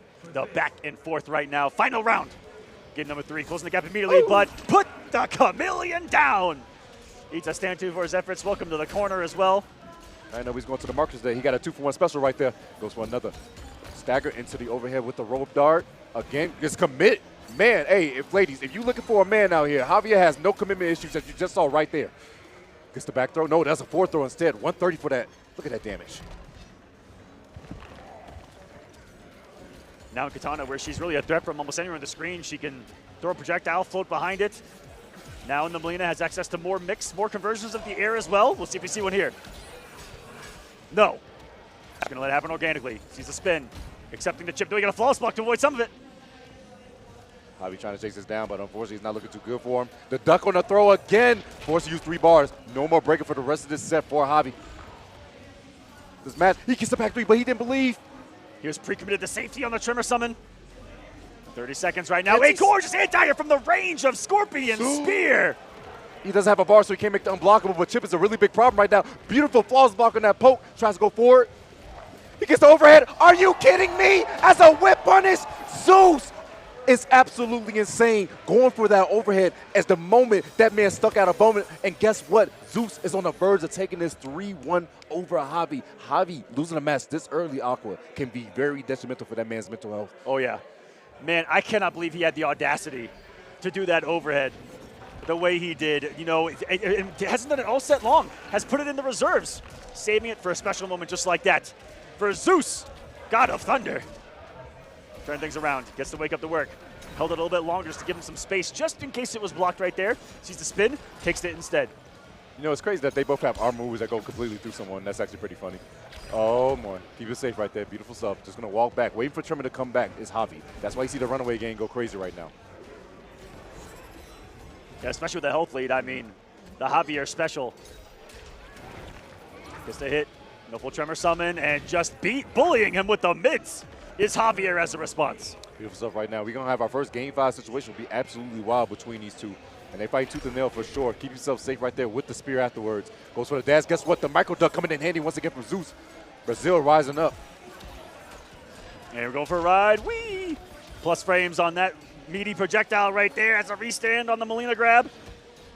Plus frames on plus frames again. The whip punish. Oh my God. Zeus. That was wicked right there, Tento. A double plus stand 4 into a backdash pressure sequence. Not something you see every day in the likes of Astra players on full display here at Final Combat. But nice damage to actually rebuttal to that. Javier, when they play in the space game right now, has no meter to work with because he knows Zeus can actually hurt him really bad if he finds a hit right. Oh my God, he didn't believe in that. He didn't know the glaive was on him on the way back, but just scores the back though. He has corner advantage. Big jump. That's a punish. And Zeus going to be close. Does everything to extend any further right there. Javier has a lot to play with right now. Go for NCA right there. Goes to down poke. Chip is a big problem and goes for the poke immediately afterwards. Zeus is on set point to take down Javier in their first match together. Ever in the world where it matters most here at the World Championships. Only 2 players make it out of this group. Will one of them be here? Look at that knee. Javier. I mean, with 2 spins, look how much health is gone off the health bar of Zeus right there. Oh, a little over a no. quarter, but hey, as a response, I want to take as much with just 1, bro. 300. Yeet! The ballerina kick. Bro. It's a beautiful kick, actually, right there. Tried to go for NTA with the sand, too. Not going to reach out too well. Poking the special once more, the rope dart. And one of the nasty things about this team, when he's in the Melina stance, is how dirty of a mix-up she gets off of her stand 2. Whether going to the lower Novad, Melina can force a break right here. Hold on a second, Zeus trying to close out right now. He just might, actually. Javier was not blocking in those cases. He really was being disrespectful, and Zeus is all on it. Now, he goes for the hard to blockable with the low, just stays back. Oh, man. He needs a whole lot right now. Can he play the patient game? 35 seconds. The thing about Scorpion is, though, is he can play patient and then just immediately teleport into your face. Patient game right now. Has always been able to. That's the Scorpion special. Big safety there. Again, not enough damage as time right now slipping into the future. 20 seconds left on the clock. Javi again slightly desperate here. Dodges the glaive once more. Good for the block right there. Doesn't go for armor. Another spin. Gonna have to keep it safe with Tremor. The seconds left on the clock. He believed. He gets a launch. That's the life lead. And he goes for the unblockable on Wake Up. Javier, I tell you guys time and time again, this man don't die, bro. He just don't die. Oh my goodness, ladies and gentlemen. We're going the distance. It's a game 5. Light it up. Oh my God. Rick press a button. OT, play the music. You know what it means. He's a necromancer, man. He is not of the living. He might be of the dead because he's fighting his way out of the grave. He was in a coffin. 7 of the 8 nails were already hammered in. And he's just busting through. He pulled a Kill Bill. He did. He got out of there. He's refusing. Lift off once again. Oh, misses the combo though, but guess what? Javi not blocking on Wake Up. A couple of these times has been his decisions on Wake Up has been cost him a lot. Wakes up with armor once again. Doesn't use Tremor quite yet. Staggers. Safety. Oh my. Ooh, lucky got a trade right there. Otherwise, Zeus was prime for a swing. Impossible conversion off that second Jade Glaive. Oh, gets the spin though. This is crucial. And no, he doesn't get it. The trainer pokes. Pokes again. Trying to keep himself safe once more. He goes for stand 2 because he wasn't blocking. He breaks. What belief? What kind of hero are you? You said he doesn't die. He don't die. He's refusing. He never dies. Oh my goodness, can he do it? I don't understand. Why doesn't he fall? And just threw it so raw from Zeus right there to recognize. Great recognition. As long as your opponent has no meter, you can chip them out. And really in a first round, you can chip them out regardless. So smart to just put something active on the screen right there that closed the gap super quick. Match point again for Zeus. Goes for the rear. Decides to take the hits instead right there. Is Zeus going to go full screen. Goes for the spear, but keep yourself safe with the Tremor. Try to back up, play the patient game. You notice that Javi does not go in until he sees Tremor fully comes back. Oh, gets the throw. Going to get quarter position for Zeus if you try to push forward. Oh my. Barely whiffing that stand 2 right there.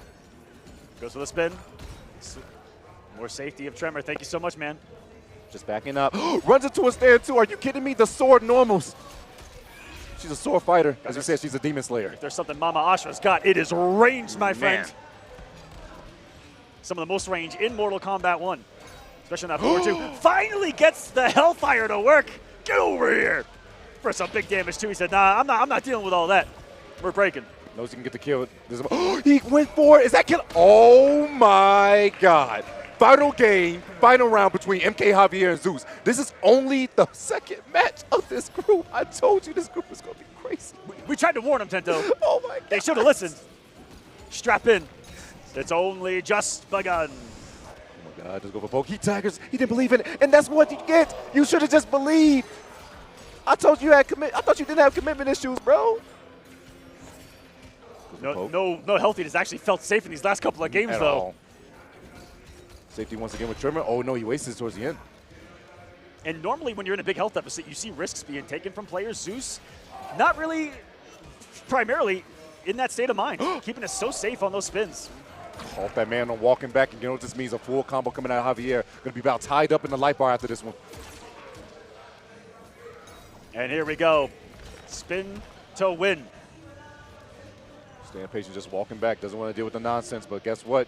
Nonsense has always got to be on display. Goes for a double dash to a throw. No Mario Kart. He delayed that just a little bit, I think, to try to catch him off guard. Not falling for it. There's Javier, though, in fatal blow territory now. No breaker for Zeus, so next hit can kill. This stagger's going He's crazy. taking down right now. Single hit is going to get him through the wake-up attempt. Zeus, all the way from Brazil, taking it over MK Javier from Spain in this second match of group number C. Final round between the two, a classic. Like I said, this group is tough. Every win and every loss matters. And Zeus right now, definitely a big show. Honestly, a huge sigh of relief for him. A person like Javier taking that in that situation just shows you how intense it's going to be. And it's only going to get even troublesome. For Javier, he actually needs to win the rest of his matches. And when you're in the group with Scorpion Prox, Nicholas, Rewind, Tweety as well. Tweety as well. And yeah, it's not going to be that. It's not going to be that easy. I'm going to quote the great JR, it's going to be a slobber knocker here in this group. Strap in. It's getting crazy. And now I'm assuming that we're going to be seeing the number 2 seed, the number 2 in the world right now, Nicolas. That's what I'm guessing we're going to see next. We have seen 4 of the 5 players of this group. Nicolas may be taking the stage next. Versus Tweety? Who would he go against? Nicolas versus Tweety. So here's the thing. So we say Tweety hasn't been offline, but he's been playing everyone online. Yeah. He has played long sets with the twins entirely on his stream. So he has a decent amount of a feel for what they are. Of course, it's different offline, but still, he has the mental note of what they can do and what they're capable of. And talked to Tweety last night about it. He's actually incredibly confident coming to this event. He said, no, I don't know how many people are ready for me. And he's got that kind of chip on his shoulder of that unfamiliarity, except for the onlines. But I saw in the onlines, or in some of the onlines that he's been playing recently, he's been mostly playing other characters and was saving, I think, the T1000 striker just for here. But, you know, he's been on T1000. That's what got him here in the first place with the victory in the online East that he won for the pro competition. But we saw the T1000 earlier. Will he break out a special secret character for the likes of Nicolas? We will have to see. It's a man who's definitely seen some T1000 himself, has played some T1000 himself. Finding out all in due time, Nicolas is going to be taking the stage for the first time. One of the twins that have been honestly dominating is MK11 and MK1 since they made their surface when we saw them in CEO 2021. I had the honor of being at that event and saying, oh, okay, who's he? Why are they beating everybody? Who are these kids? It's great. I saw them at 15, and now they're 18. I watched them grow. Guys, I watched them get a diploma in high school. We haven't seen his brother yet, but there are 2 twins in. We should actually said that earlier, because a lot of people probably don't know watching this. Thank you guys for watching. Yeah. Is that there are 2 twins in this finale from the same house. They're both incredibly young. We were introduced to them at 14 and 15 years old, 14 years online, 15 years offline, and they immediately became 2 of the best players on planet Earth stepping in an offline setting. Since then, have been the two most dominant forces outside of Sonic Fox in competitive Mortal Kombat. Truthfully that dominate is no the entire time. Light thing to say. And if you don't know, being a twin gives you a superpower in playing Mortal Kombat because there are twins all over the place. You saw a set of twins on the last block in Ketchup and Mustard, and there are no slashes playing either. Yes. They earned their spot on the commentary desk. They're just chilling now. But if they were out there in the streets, they'd still be tearing it up. But so many twins on all continents. Even here in Mexico, I met some twins at the first event that are playing Mortal Kombat, and they're very good. There's another set, by the way. And so there's something about it that is just so special here with Mortal Kombat. In particular, even compared to other fighting games, is there's so many twins that they play, and they're dang good. Because guess what? No better trading partner whatsoever. You're at the same place. Brother. You're side by side. And we mean there's a twin in every content that plays Mortal Kombat. We're not kidding about that, by the way. Like we've dead ass found like at least a twin in every single one. It's actually ridiculous. And so they have been a dominant force, and it's still very, very young. So I mean, it's only a long road ahead for not us, but for them to deal with. Whew. Good luck out there. We're going to do a little practice right here for the time being. This is not going to be the characters they play. Well, Tweety for sure. He's going to be playing T1000 Striker.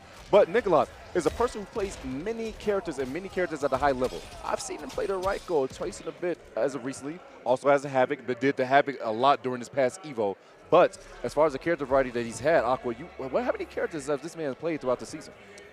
Nicolas only seen, I mean, we've seen quite a bit. Actually, I think I missed a couple throughout some of the events, but we've seen some Takeda from him real early on. Saw a lot of Havoc as well. I've seen him break out the rain here and there. And not what I expected, actually. My man Tento's just pointing at the screen like, look at what he actually chose. And it's going to be the Homelander. But both him and his brother play the entire cast. So really, I could have put in there like the entire cast. Yeah, you really could have. It would have been A-okay. Everybody's like, oh, he plays everybody? Yeah, we truly mean they play everybody. They understand the game in and out. There's not a single stone that has not been turned by these two twins. They have shown me stuff every single time I play. Oh, he's aura farming. Look at him. That's what you get. He went for the boss walk. He tried to boss Tweety him right there. Nah. But denied. Get lasered instead. A battle of the DLC for this game. These players paid their money to be here, baby. To get their hands on the firepower that the Homelander and the T-1000 bring to the table here. The tyrant of the past/future versus the tyrant of the present. That's actually kind of crazy when you think about it. Oh, they're tyrants, all right. Yeah. I'm talking about in game. Puddling through, gets a side switch. Oh, gunshots. That was really good. Forcing Nicholas spins 3 bars. Even if Tweety loses this round, that's huge that you made him use that much bar. But he is going to lose this round after this one. Spin the fatal blow for sure. Whatever it takes. Let me quote the captain. Whatever it takes. Whatever it takes. Whatever it takes. Spend whatever resources it costs, ladies and gentlemen, to get the round. There he could have not spent Fatal Blow, but he wouldn't have been able to actually get the kill. Yeah. It's one of those things. Don't ever beat yourself over. If you know you can get the kill right there, do it. People are like, oh, you could have saved that. Don't. The saying is, don't be safe rather than sorry. Please. Please, be safe rather than sorry. Please. You guys have already seen what players can do with 1 HP, with 0.1 HP. Don't let them live. Please. Don't let them live. Kill them now. Do it now. Oh, wait, that was the last game. My bad. No, you can say it. Do it now. Do it now. That was the T-1000's opponent in the movie. Get away. Go back to the future. Get out of here. Oh, no, he's going to get sliced up indeed, though. Big loss for Tweety. He should be able to get the kill off this if he optimizes. Oh, no, he's not going to use the striker. He didn't come back in time. Oh, this is going to be Mixed City off of this string. Sony Mix is how ready How did he recover in time? How did he know? How did he know? And how did he actually lose the advantage? Oh, the block right there. Tweety unafraid to just swing through it. And 0.26 HP. 0.26 health. There's no way this happens, right? Yeah, nah. That was such a bold thing to do. It was a costly resource in hindsight, given if it didn't work. But what a call out of the flight of the Homeland. He's got a cape on. He wants to fly. And he does. Oh, baits out the armor and biffs up right here. When you really think about it, though, I just thought about this with Striker. How many grenades does he have in the back of that car? He be throwing a lot of grenades. Bro, the budget of the Earthrealm Police Department insane, is through the roof. Looking like NYCPD. After Outworld invaded, they gave him an endless budget. They're like, yo, monsters are invading. We need to suit up. Oh, wait a second. Big launch right here for this man, the Birdman, Tweety. 3 bars still on Nicholas' side. He's got to see if he can force his break in order to do it. Big up block. Knew the overhead was coming. Beautiful stuff right there. Decides to spin fatal. Will Nicholas break? No, he's going to hold it. He wants the 3 bars. That means full striker when he comes back, though, for Tweety. Which could mean command grab into striker into some kind of mix-up in a restand situation. He has to work around the breaker of Nicholas if he wants to secure the victory here. 451 that day, a lot more than I thought. Grenades, stays patient, poking the special, more grenades, forces the break. This is game 1, by the way, gunshots. Could the guns really hurt the god? No, of course not. The laser gonna catch him in the toe, and that should be all she wrote. Nicholas taking the first one. What a final decision from both players right there. You saw what Tweety went. Tweety did. He did an empty jump into down 3 because he was looking for the demonic dash from Homelander and tried to interrupt it with the down 3. The counter read from Nicholas to snipe him from a distance with the laser. Striker, the backup. Whoop, whoop, whoop, whoop. That's the sound of police. He's aura farming. That's what he gets right there. Trying to chase this man down. Just staying patient, though. Tweety. Trying to cook his way in, but it's just so hard when you got to work with that 4-4. Those lasers can reach more farther than people expect it to. Look, the up block there, denied. Nicholas going for the toes this time. Here comes Farah, and he's so in the mind of Nicholas in trying to utilize that cameo Farah. That was actually really cool right there. You saw he tried to go for up block twice. He was like, oh, okay, you want up block twice? I'm going to reload this time. That's why Tweety jumped. Beautiful stuff. Oh, God. Oh, good block on the overhead. I was going to launch his head. He goes right into the scoop. Birdman. Looks to the wake up for a very split second. Very good recognition by Tweety. Then to immediately pressure. And got him with the poke. That's that snitch button. It really is. No way. The grenades are not going to hit him in the back either. Going to go for the break, though. How did you recover in time from throwing grenades to get to the other side of the break? I don't know, but Striker, you got a superpower that I don't know about. That's that Earthrealm police money, bro. That's humanity, Tento. He's one of the only just straight-up humans with no powers whatsoever in just Mortal Kombat. Grenades. He's just a cop. Baton, wait. A taser going against guys, bro. Oh, man, what a comeback from Nicholas right there. But I mean, all of you guys out there that are Mortal Kombat fans know Striker is just a cop in a setting of demons, monsters, and craziness. Oh my! And he's doing his thing. So he going for the side switch off of this? No, he does. He just lets it go to the hard knockdown into the mixed green. I also just realized that this is Team 2 Cops. This is a buddy cop movie that we're witnessing. Oh my goodness. The whole force in Oh effect. wait, the command grab coming in handy right here for Tweety. Not going to get too much off of it. Striker wasn't there. Oh, chases the back dash. Beautiful stuff. Tweety. Such aggression after the post Shao Hammer right there. Oh! Goes into the wake up though of the Homelander. Text to throw as well. Tries to catch him on an approach, but he thought he was going to immediately go into a portal. Deny Tweety. A round right back at you, and great positioning as well to put him in the corner. Almost 6 bars a meter again on the screen. Miscalculation right there by Nicholas right there, missing that Superman punch. No way! Oh no! That double side switch of what? That was just hecticness all in one. Striker nades, able to kind of calm the storm that happened right there. And keep the momentum in Tweety's favor. Slight lead. Full delayed wake up by Nicholas to avoid the jumping. Look for those up blocks right there. Not going to work out too well. Starts off with his pressure. Striker's there for the play. Oh, I thought he was going to get a combo off of it, but gets hit by the overhead instead. Oh, the goop droop. Shout out to Burrito. So effective. Very rare does a double overhead come at you that quickly on the jump in. That's working. Tweety goes for the overhead baton. Nicholas with a little bit of disrespect to swing after it, though. I believe it is advantageous for the wielder of Striker in that situation. Goes for grab again. Whee! Would you do it raw this time? Yep. Absolutely. Will he do it again? No, he wouldn't do it again. Oh, no, you didn't have the coverage that you needed. You thought the grenades was going to actually save you, but no. Going to get the side switch off this with big damage. And remember, 900 health. This hurts this man a lot. Look at that red. Striker missing one a little bit, but hey, just a single hit. Tweety, he's going to go for the grab. No, gets down 1 second, gets a trade. Down to 1. Shots. Puts out the arsenal, doesn't get a hit though. 35 health. 30. It was Davis! He's going to be able to break off of this. Not quite there. He got 3 bars. Goes in for it. He's trying to lock him up. Not going to work. 10 seconds left on the clock. The overhead. He let go of block. And Nicholas is going to steal the second game, going up 2-0. What was in the mind of Tweety to dash into his face, raw lock up? I hate to say this, he was actually trying to aura farm Tendo. Yes. Normally, I'm trying to troll him when I say that, but he was legitimately trying to put on a show for us here and lock this man up for a closure. It cost him, I don't know, everything. Could cost him everything right here. You do not want to go down 2-0 in this 0-2 in this group and get just Mike. Tweety already lost his first game to Rewind. He could lose this game to Nicholas, but he needs to turn up right here, right now. Goes in for another jump. No, the jump kick not collected, but the back dash from Tweety. Not going to drop this combo. Should be able to get the kill off of it. And get taken the round as well. A couple of pop-offs in the back there from Striker. Letting a couple out of the chamber there. He's got him cornered as well. You think it's 4th of July or something? Oh, no. It's a side switch. Big Danny.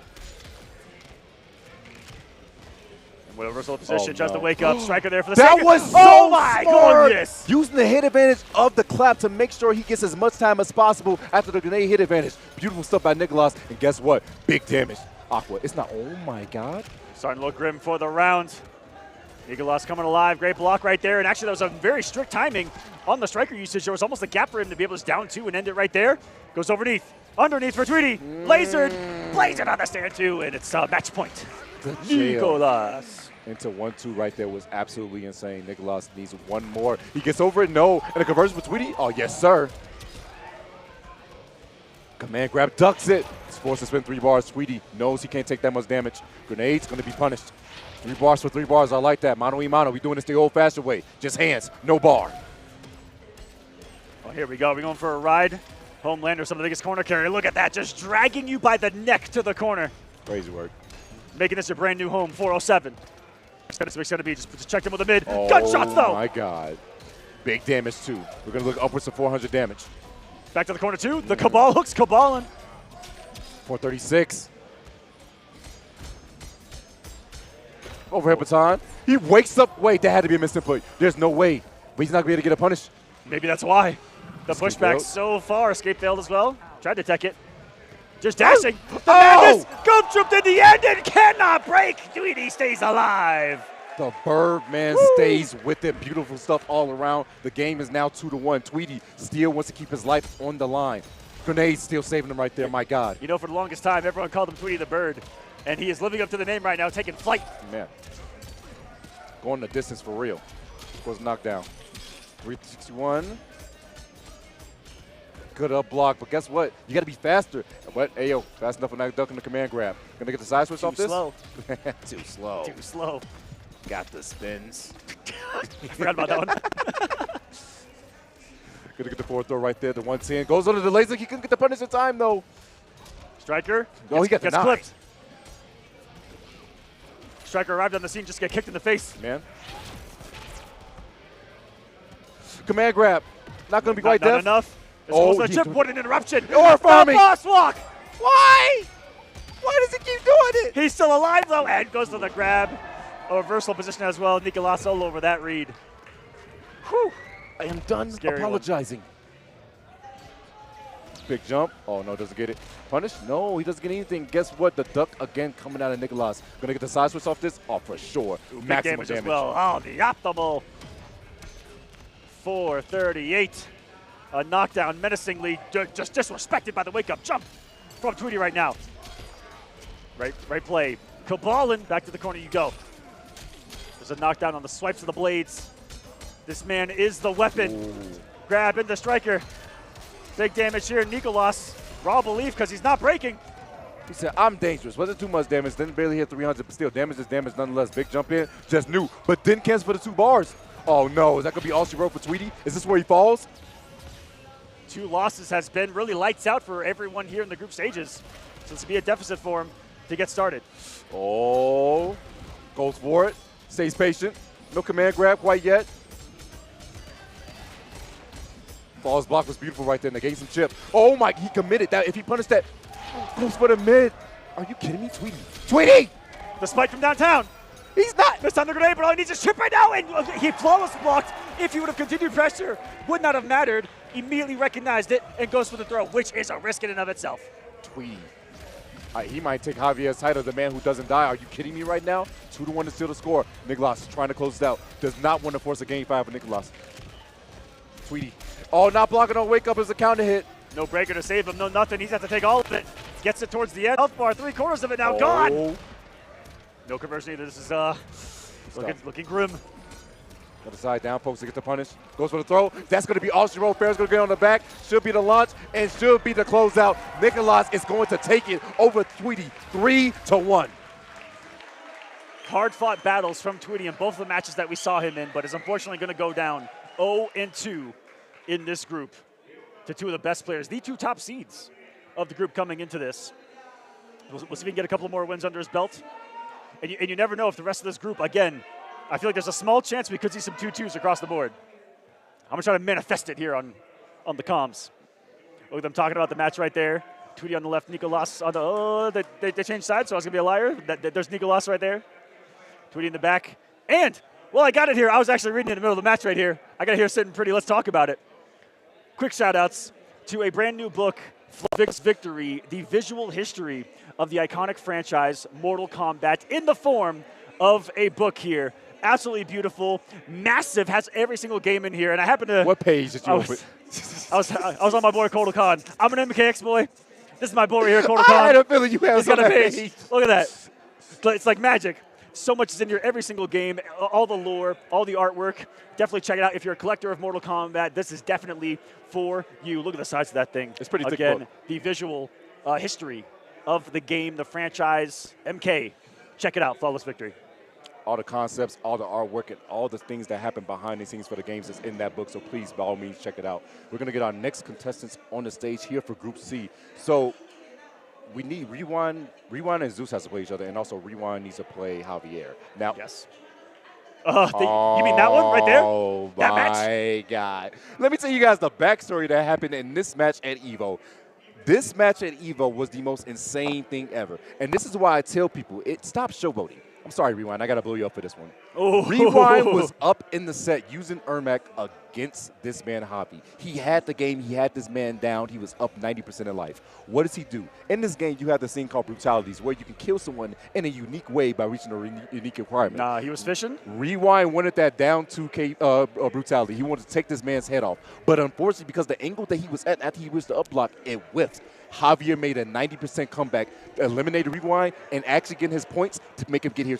If he lost that match, he was eliminated. He wouldn't even be here. He would have had to do LCQ. That exact moment. He had to go to LCQ. But because he beat Rewind, he was able to make top 8 at EVO and then solidify himself here. Now, this is the run back. That match went 3-2 in favor of Javier after that comeback. And he had 2 big comebacks in that set, by the way, not just in that game alone. So, I mean, you said yourself, the man doesn't die. He doesn't die. I don't get it. It stresses me out. He stresses me out. Watching this man play is just pretty much making my blood pressure go higher and higher. I'm only 26. I know, man, dude, but my heart rate today, I'm a little worried. It's a little up there. These matches are getting it going. I mean, that Sonic Snake Dome match alone almost boom, boom, boom, boom, boom, boom, boom. If you guys saw it earlier, sensational. This isn't real, is it? Let's see if you guys deliver in this one. Is this this came? No. They're moving like it's real. That is some competitive movement if I've ever seen some. The dash blocking, one of the big ways to tell. Trimmer? Never have we seen this. Maybe it's a Scorpion-specific pick here, but you said yourself the Ermac was looking good at EVO. The Ermac was looking pretty good, but now Rewind does have a Johnny. He's played Johnny a couple times in the past MK games and a little bit here in the beginning, but I did not expect him to bring the Johnny out against this man Javier. No button check going right into this as well. Up block punish. Rewind has him cornered right now, and this is Johnny Cage's home right now. This character's entire archetype is based around constant and continuously pressuring your opponent with just a flurry of frames right there. And more chances than not, it's going to be Johnny Cage's turn of pressure. Oh, yeah. Johnny is a person that does not have too many projectiles, but he has loads, and I mean loads of plus frames that you have to hold. Hold all that damage right there. Beautiful stuff from Javier. The recognition. Goes for the throw. It doesn't go for the back grab either. Also, Javier going immediately into the fair and not even going with the trimmer. Man, look at that. I can't believe that time is actually of the essence right now. The mid works. So does the grab. Escape failed. He needs a fatal blow to hit, though. Oh, my God! He's going to kill him! This man, Javi, like I say time and time again, Tento, if you get the chance to kill him, do it. Other than a Farah mix, there was nothing else threatening besides low, I feel like, to kill right there, and Rewind could have just blocked it out. With 7 seconds on the clock? I'm surprised he didn't armor, to be honest. He's armored the first time around, but this time, no. Full combo, no. Breaker immediately coming out of Rewind. Oh, the anti-air with the back two and gets a full combo as well. The rope dart coming in handy. Man, that's a $500 shirt that he's bloodying right now. You see that? That thing is soaked. Beautiful tech right there. Oh, my gosh. Javi. In the space game, Javi, as you guys said, everybody's like, why is Javi walking back? You see Farah, he's waiting for it to come back, and then he decides to go in. And you're going to see a complete change of pace as soon as, like I said, as soon as Farah is able to become active again. Open the special, keep yourself safe as Rewind. Ducks the throw. Oh, my Lord. Javi needs this win too, Aqua. That he does. Down right now. The neutral jump. The Nice. low called out savagely by Rewind on a double shadow kick. Welcome to the corner. And let's see if he can cage him. He's trying to. Cage in the corner right now, spinning the bar. 3-bar spin for Javi. He says he can take it right here, right now. He believes. One more duck. No, he doesn't get the duck right here. Goes for the throw. Boom. Get him with the knee of Johnny Cage. Got him with the Carl Urban right there, baby. Extends the leg. Mortal Star Kombat power. 2 on the way if you guys are watching. Yeah, Carl Urban is going to be here. Shouts to costumes as well and the Funko Pops. But, yo, full star power for this man. Does Rewind have hype combos? I would love to see it. He's definitely got it activated right now. The star above the meter in the bottom left for Johnny Cage, he has the ability to activate what is called star power. It gives him access to do multiple specials in a row, like double nut punch, double shadow kick, and all kinds of madness in between. And they're all the enhanced versions of those moves. Goes in for focus special right there. Oh, man, Javi got out of danger right there. Beautiful stuff. Goes for the knee, the staggers. Looking for that duck. Not going to happen. Backdash in the way. Sick of that poke for the special. Not going to come quite yet. This is final round. If there's a time to activate star power, now is Nice it. armor. Beautiful armor. Always going to be a gap when Farah summoned right there. Javi just blocking. Delays it. Goes for the trimmer. Not going to break as Javi believes. He's going to wait one more sequence. A throw. Not quite. Ooh, the mid got on him right there. So quickly on that string. Quick little jab right there. Just a couple of button presses. These boys are swinging right now. Oh, too late. He did it too late. If he did it a tad bit early, he would have been fine, but he called Trimmer too late. Javi's going to steal it, and Rewind definitely a little flustered after that situation. No, this is history starting to repeat itself. Yeah. I'm getting a little scared. And it happens this early, too. Yes, that's my big thing. I know Rewind's mindset is what happened at Evo. He's thinking about it, and it definitely did frustrate him. He doesn't want to let that happen again, especially giving Javi momentum. He's the last person that you want to give momentum. And you know Javi sees that and goes, yeah, exactly. He has no headset on, by the way. I told you guys. Ooh, swing and a miss. Big one. Corner carry. Ooh. Goes for the stones right there. He ain't having kids. That's all right, he doesn't have any anyway. Oh, yeah, he can be a rush hour 3. Too soon? I'm sorry. I'm sorry. Lonely. Oh, my. Damn patient. Goes for full strength. Keeps trying to keep himself safe. Gets the armor up. He's going to go for rope dart. No, he just goes to sweep instead. The duck. And while that crystal armor is on you from the tremor right there, you actually are able to, you get hit and you don't get comboed in hit advantage. You just kind of fall out of hit advantage and you're not able to be comboed in that state. Very, very strong defensive tool in the game once activated. Use the armor right there. Javi going to back up, doesn't want to get too close to Rewind, goes for the throw, and that's going to be a full combo because of Farrah. And because you spent the bar, you can't break this. He's going to go for a mix off the restand. Nope. No. Damage. Knockdown. Safe jump. Got interrupted. Rewind. Forcing the break. 3-bar spin for Javi. Goes for back 3 right there. Not going to work out. Poking the special. Rendering the danger zone once more. 13 seconds on the clock. Pokes again. The staggers, the time. Rewind to throw could kill. Watching the spin do the damage on the health bar, but he has nothing to keep himself safe. What? But Why did you complete it? Oh my God, no. No, not like this. Rewind, what are you doing? Unfortunately, dropped the combo, misses the 1-1. I wonder if he went for 2-1-2 instead, but only the 1 came out. Time will tell, but that's nonetheless. Javier's going to take advantage. There's still plenty of time, plenty of games and rounds left. Just around here in game number 2, but wow, what a start here from Rewind. It's starting to look kind of scary out there.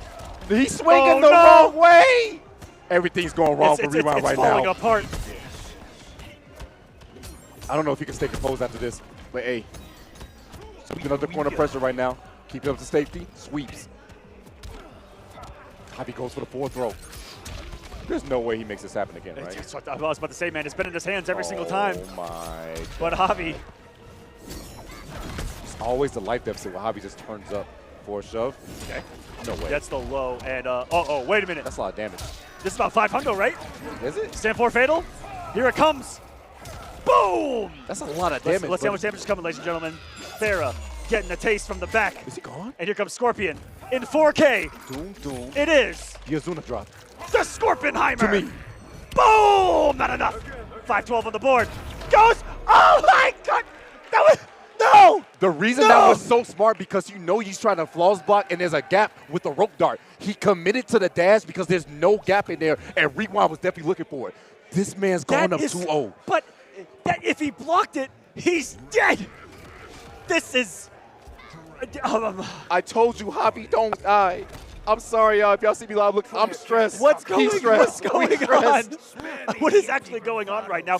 Because for the past decade, I have never seen Rewind get tilted even once. Yeah, no, he does not get tilted too often. But right now, you can see it. He got caught by the tail end of that back 3. Are you kidding me? Oh, my goodness. Goes for the stand forward, goes for the spear immediately. A big launch. Once again, going to spend a little extra bar on this. Javi on the prowl. Rewind, definitely on his hind legs.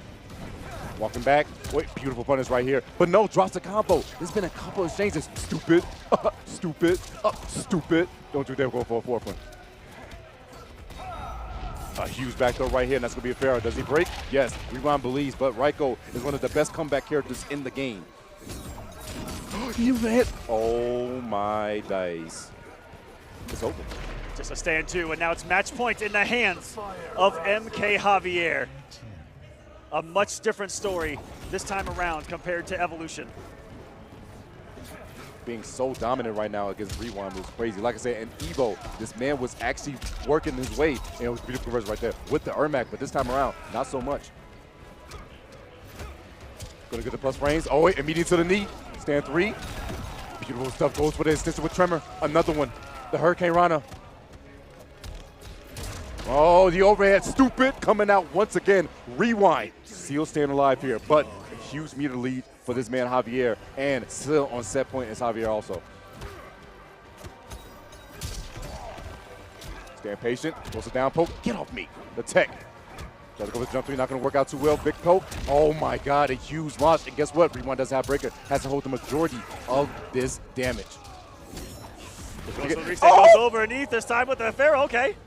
Get into space. There's the come to me. The get over here from Javier. Just dancing on him. Doing the salsa right now. He just waited for Rewind to use that down 4. It's such a good button for Raiko, but it's a button that they use a little bit too much. Javi capitalized on the damage, still has 3 bars to work with. Is a 3-0 happening to Rewind right now? Is this it? Is this it? That's unblockable. He gets over it. It's done. It doesn't matter if you delay.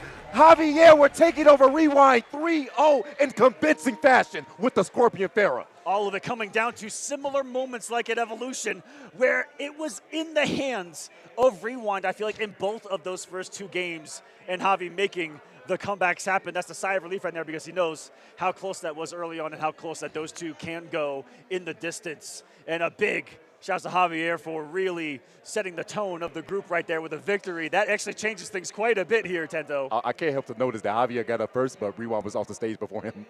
That man was walking fast, bro.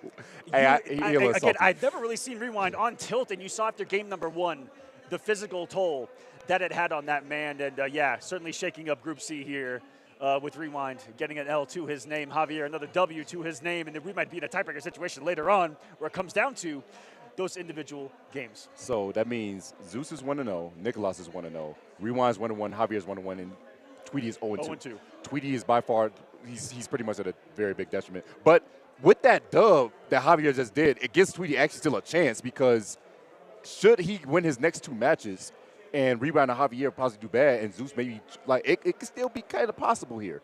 Just technically so. But the stars have to align pretty closely. Getting that game for him is actually pretty big indeed. So we're going to do it in time tell. Right now, I believe we might have Zeus versus Nicholas, if I'm standing correctly here. That would probably be the next set.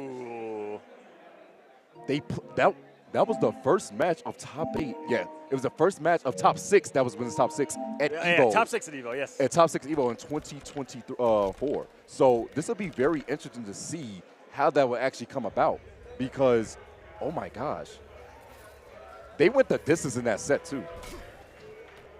Haven't played this year though. Yeah. Zeus hasn't been as travel-y,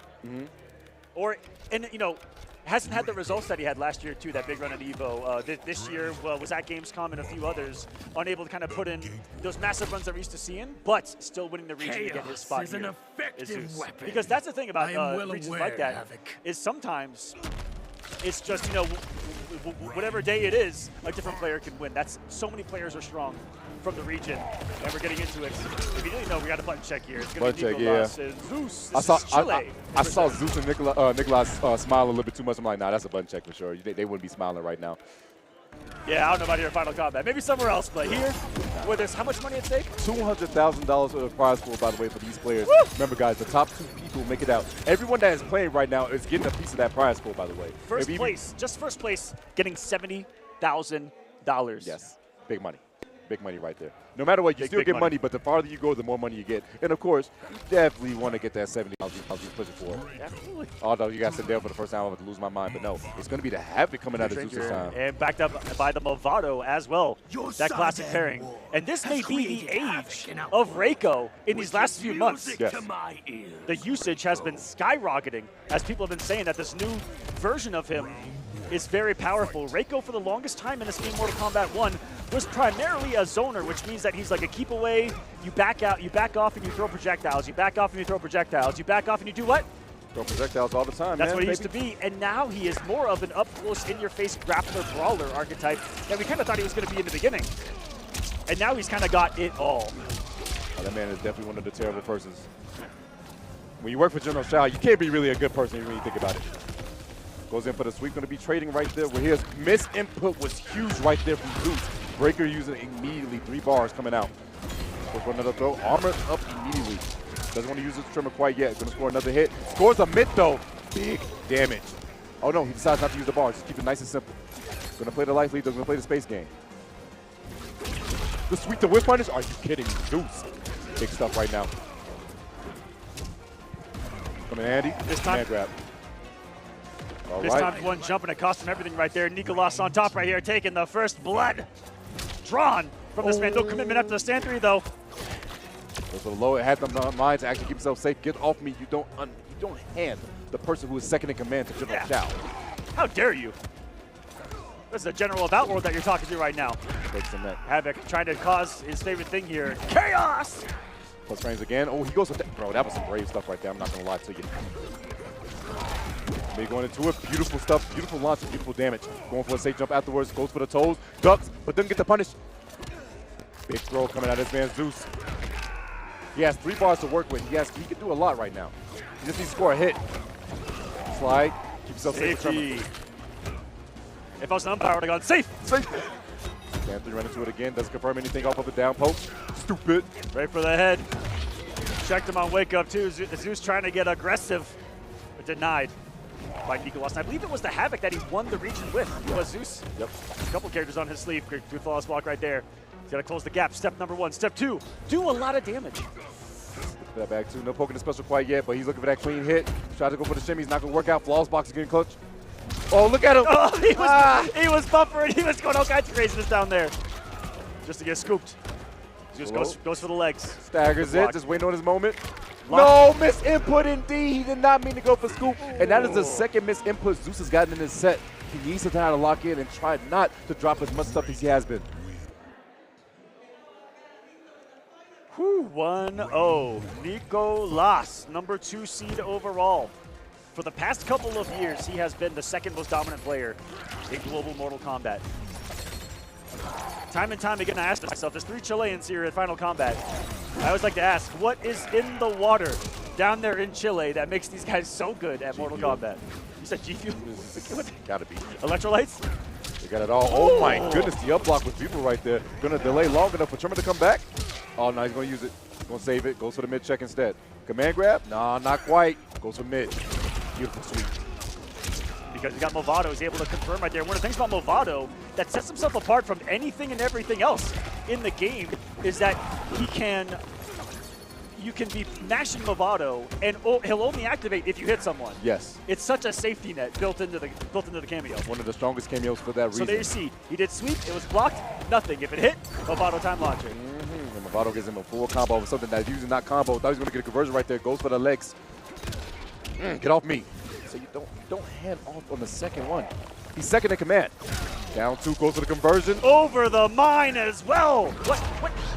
What situational awareness and reactions from young Nicolas right there. Sees the mine, knows exactly what to do to get out over it and punish you the most for it as well. This man Zeus was born in 2005. This man wasn't alive for the SpongeBob. That's so crazy to think about. Young cast, man. Go for the down poke immediately. Try to go for the conversion. Not going to get it, but gets shimmied instead. Plus frames, decides to back up. Stay patient, another sweep. Oh, gets shimmied again. Goes for the knockdown with the 1-2-3. Beautiful stuff right there.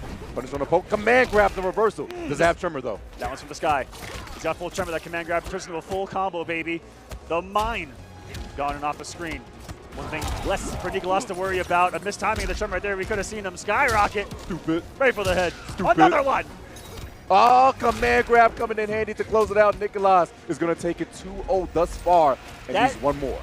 Is such a scary thing to do to someone, and Reiko's just built in quick mix up close and personal. Like I say, he's a brawler up close now. Is he overheaded him? Overheaded him. What do you do against overhead to not get hit? You got to block it by standing up. You got to block it by standing up.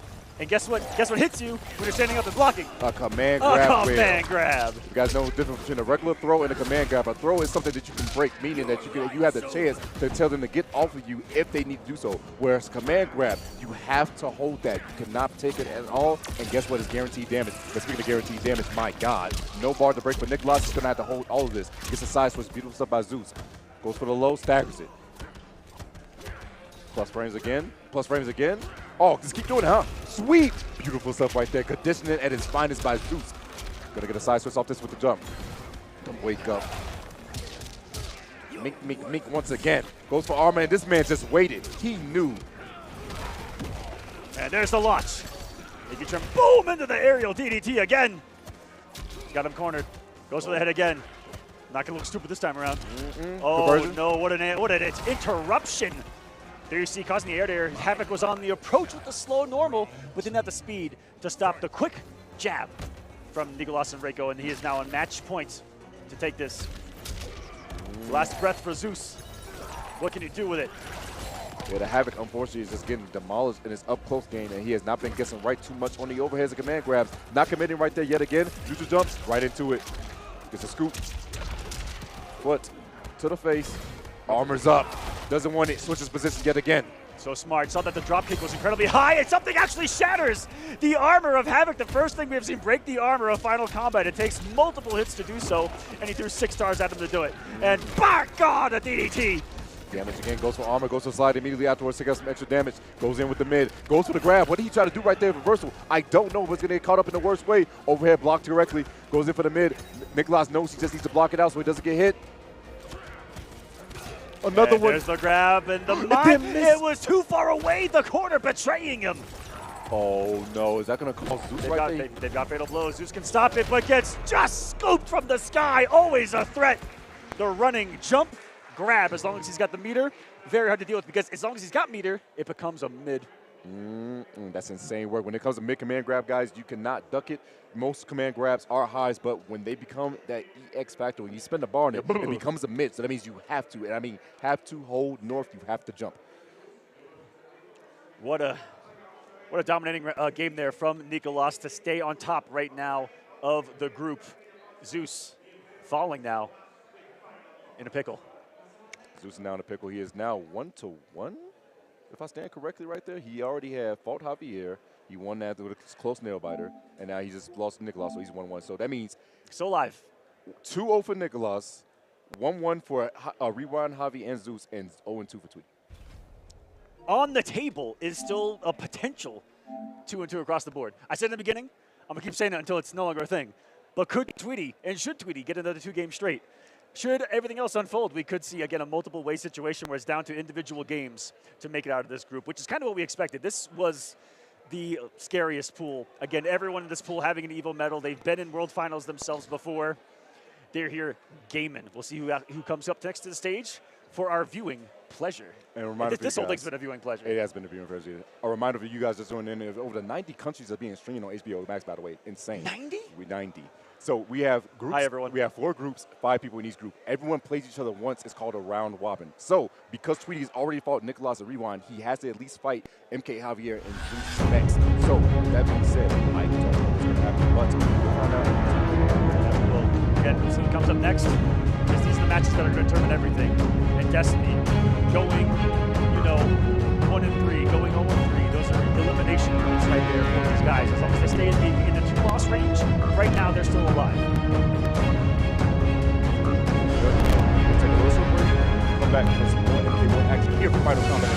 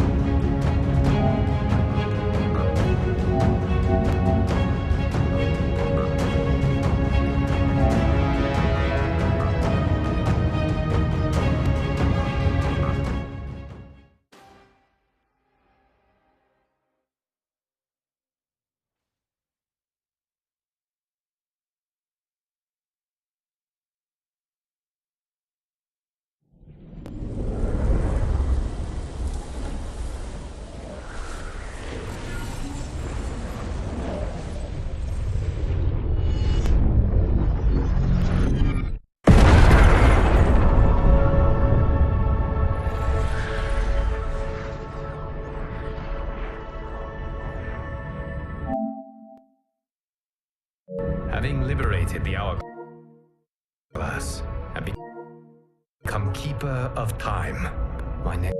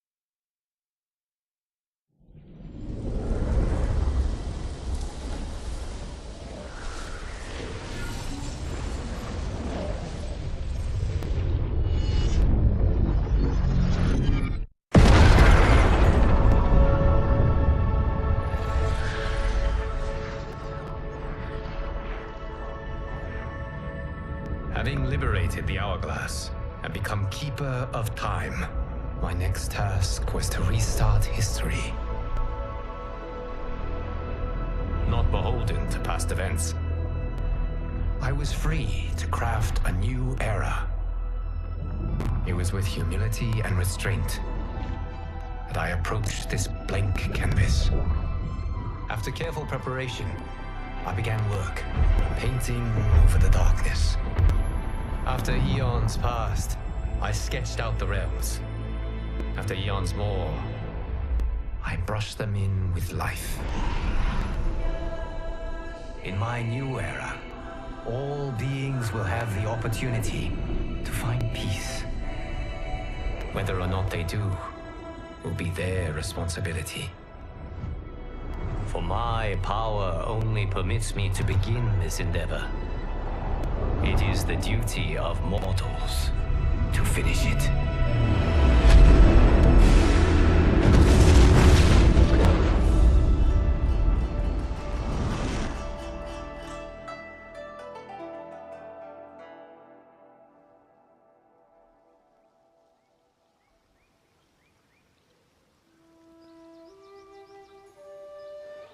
Welcome back to some more Pro Comp action. Final combat, the finale here in Mexico City for MK1. My name is Sento, and the handsome man next to me is another Mr. Aqua. We have an exciting Group C underway, but yo, Aqua, there can only be 2 people to make it out for these 5 groups.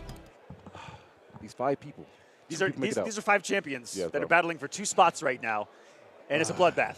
And you guys are witnessing it right now, live across the world. Thank you so much for being here. Hope you're enjoying some Mortal Kombat action. We've definitely enjoyed being here alongside you. This is what competitive Mortal Kombat is all about. If you're sitting at home, if you're watching this, and if you're going, hey man, I think I could beat them. I think I got a chance. Or if you like playing Mortal Kombat, if you like competing, definitely check out the scene. This happens worldwide all the time. There's always events happening online and offline. There's definitely something near you, or from the comfort of your own home, you can compete in Mortal Kombat in a multitude of events. There's even official ones right now on the console itself, built into the PS5, as well as big tournaments that happen just like the 10 stops of the tour that have gotten these players here. They had to grind and gruel and travel and compete to get their spot here. These are the best, the 20 best players in the world. We're halfway through the group stages, about to be 3/4 as we're trying to get 2 more players into the 8-man finale. 4 groups, 5 players each, and there's the beautiful scorecard for us to take a look at how things are standing right now. My goodness, oh yeah, so Nicolas actually is going to be 2-0. He already beat Tweety, and he also beat Zeus. So he's going to be at the top of the leaderboard. Rewind is now 1-1 because he lost to that boy Javier. Javier is also 1-1, and Zeus should also be 1-1 also. So we have 1-1 all below, but 0-2 for Tweety and 2-0 for Nicolas. Going to be very interesting how this group goes of the way, and as we see there towards the end, Group D is also there towards the end to see who is going to take it in that one. That is going to be absolutely insane. Look at how many countries are represented right here. This is just beautiful to me to see the global scale of what has been achieved here with Final Combat, with the Pro Competition, a true global display of what this is all about. I mean, everywhere, every single continent on this bad boy. But as you see there from Group A, Sonic Fox and Snake, though. Oh, sorry, Sonic Fox and Gurr making it through. I read what was on the prompter, and I just went 1 and 2 right there. Yeah. I pulled a Ron Burgundy, my bad right there. Sonic Fox, I look like him too, that's what's unfortunate. It's Sonic Fox and Gurr making it out of Group A. Canamani and Lavender Rain out of Group B. Nicolas looking strong here, but I think this one's a little bit more of a toss-up to see who's going to make it out, especially in that second spot. We're battling to find out who are going to join them tomorrow in the finale top 8 of this entire thing. Oh my gosh, Aqua, I think the next match up is going to be MK Javier and Tweety, which is going to be insane to think about. I don't know what to expect. Yes, it is. Javier needs this game to make sure he needs to win the rest of his matches so he can make sure he's straight. It's between him and Rewind is pretty much neck and neck right now, who's been looking good.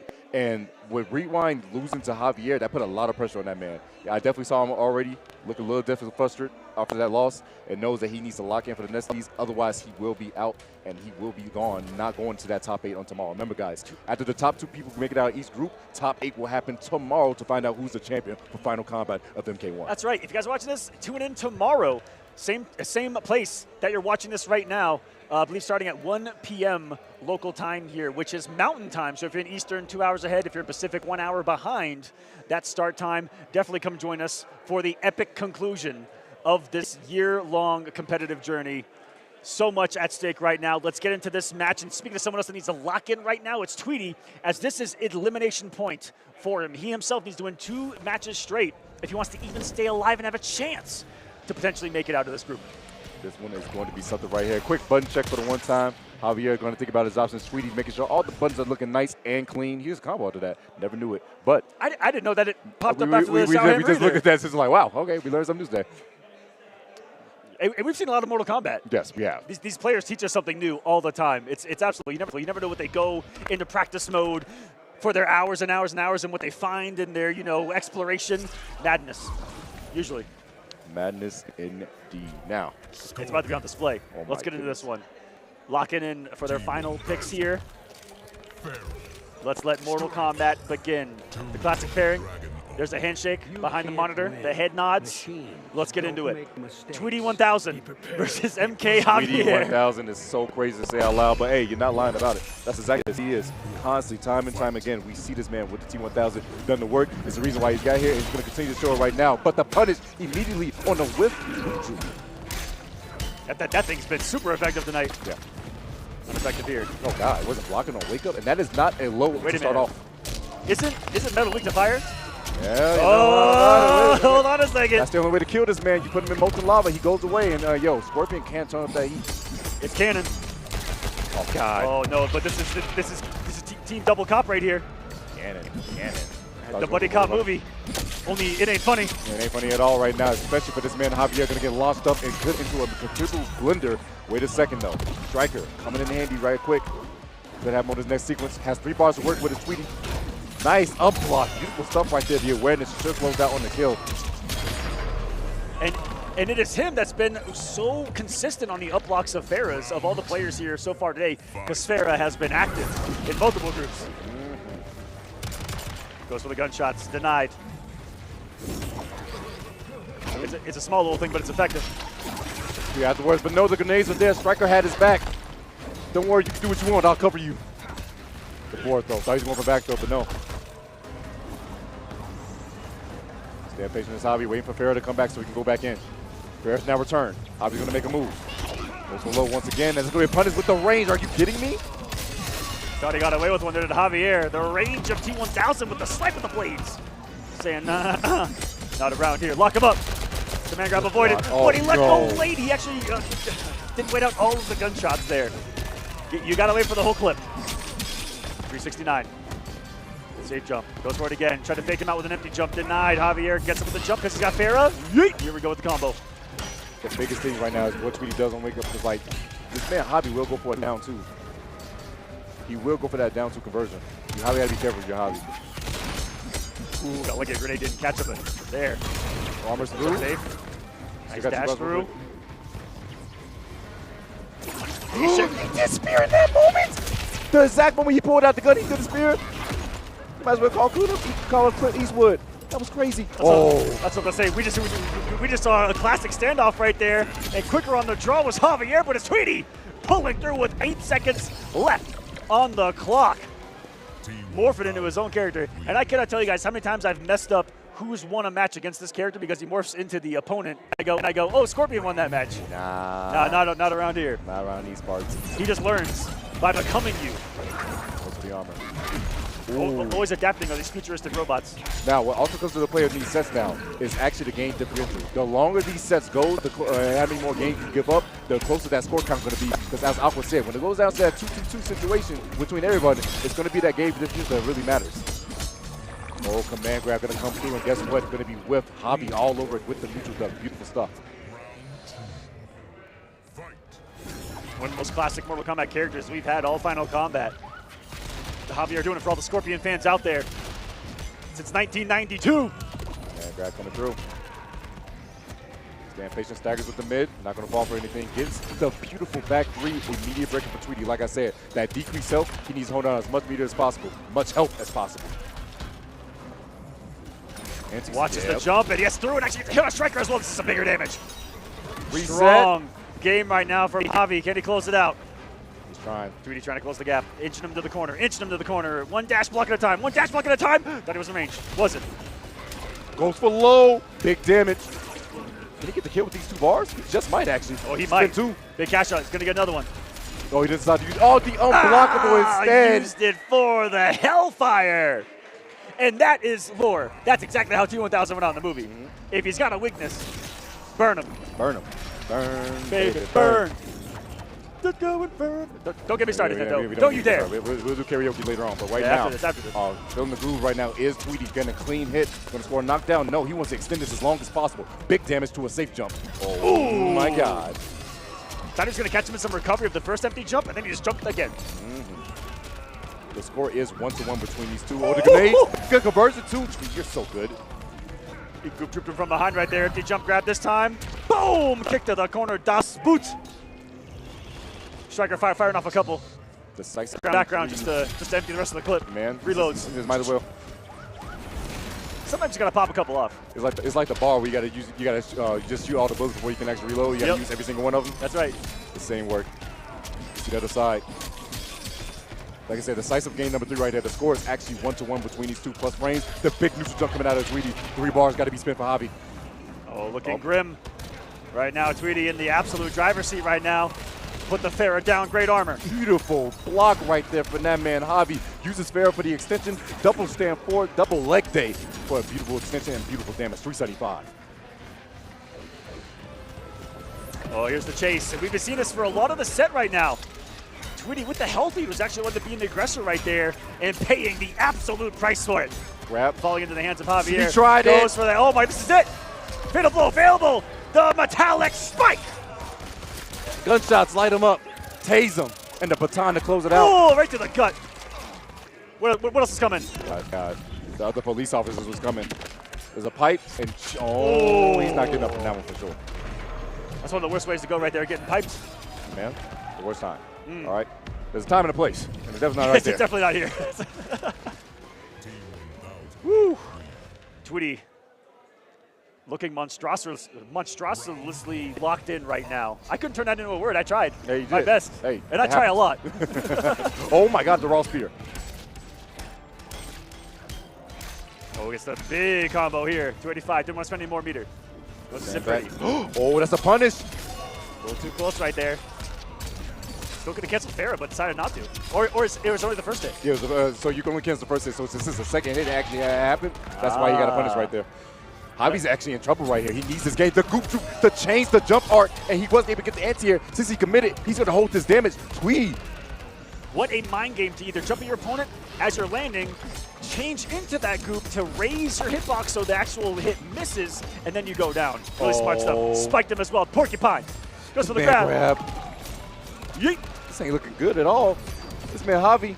Goes for the droop. It doesn't work this time around. Gonna get launched himself from the low of Farah. Mix. Oh, the armor coming in handy. Tweety puts himself on set point and can get his first dub in the group. This would certainly tectonically shift the standings board. Should he get it? And he's just a couple of hits now away. No breaker to save him. 316. Oh my goodness, the Birdman mixing this man to death. Another mid check. Overhead, good blocks. A back throw coming through though. Gave him the boot. LA boot. Here goes a jump. He changes it again. Falling for it. Actually punishing the reactions of MK Javier. A very scary and high-level thing to do. If you are Tweety, gets the grab. He needs one more here. Does he stay alive here at Final Combat? Double poke, and that will be all she wrote. One more clean hit, and the poke and the special is going to come at it. Tweety is going to take it 3-1 over MK Javier, getting himself alive. And guess what? That puts a huge stress on this group now because a 2-2-2 situation, as you just possessed it, could possibly happen between everyone in that middle group. It's the prophecy. Oh, my God. I may have leaked the script. I'm sorry. You may have talked about the script a little too much. I've been doing it a lot recently. But the writing is just so good, Tento. Oh, my God. It's been cinema. We'll see how it all unfolds here. Just a couple of matches away from seeing exactly who is able to make it out. And if we do get that situation, I'm hoping for it just for the madness that it will ensue. But it's really up to the players and in these moments. So that means Tweety needs to play Zeus. That's his last person he needs to go against. He'd be 1 and 2. He's got a chance. Yeah, so he has a chance. Javi didn't play Nicholas yet.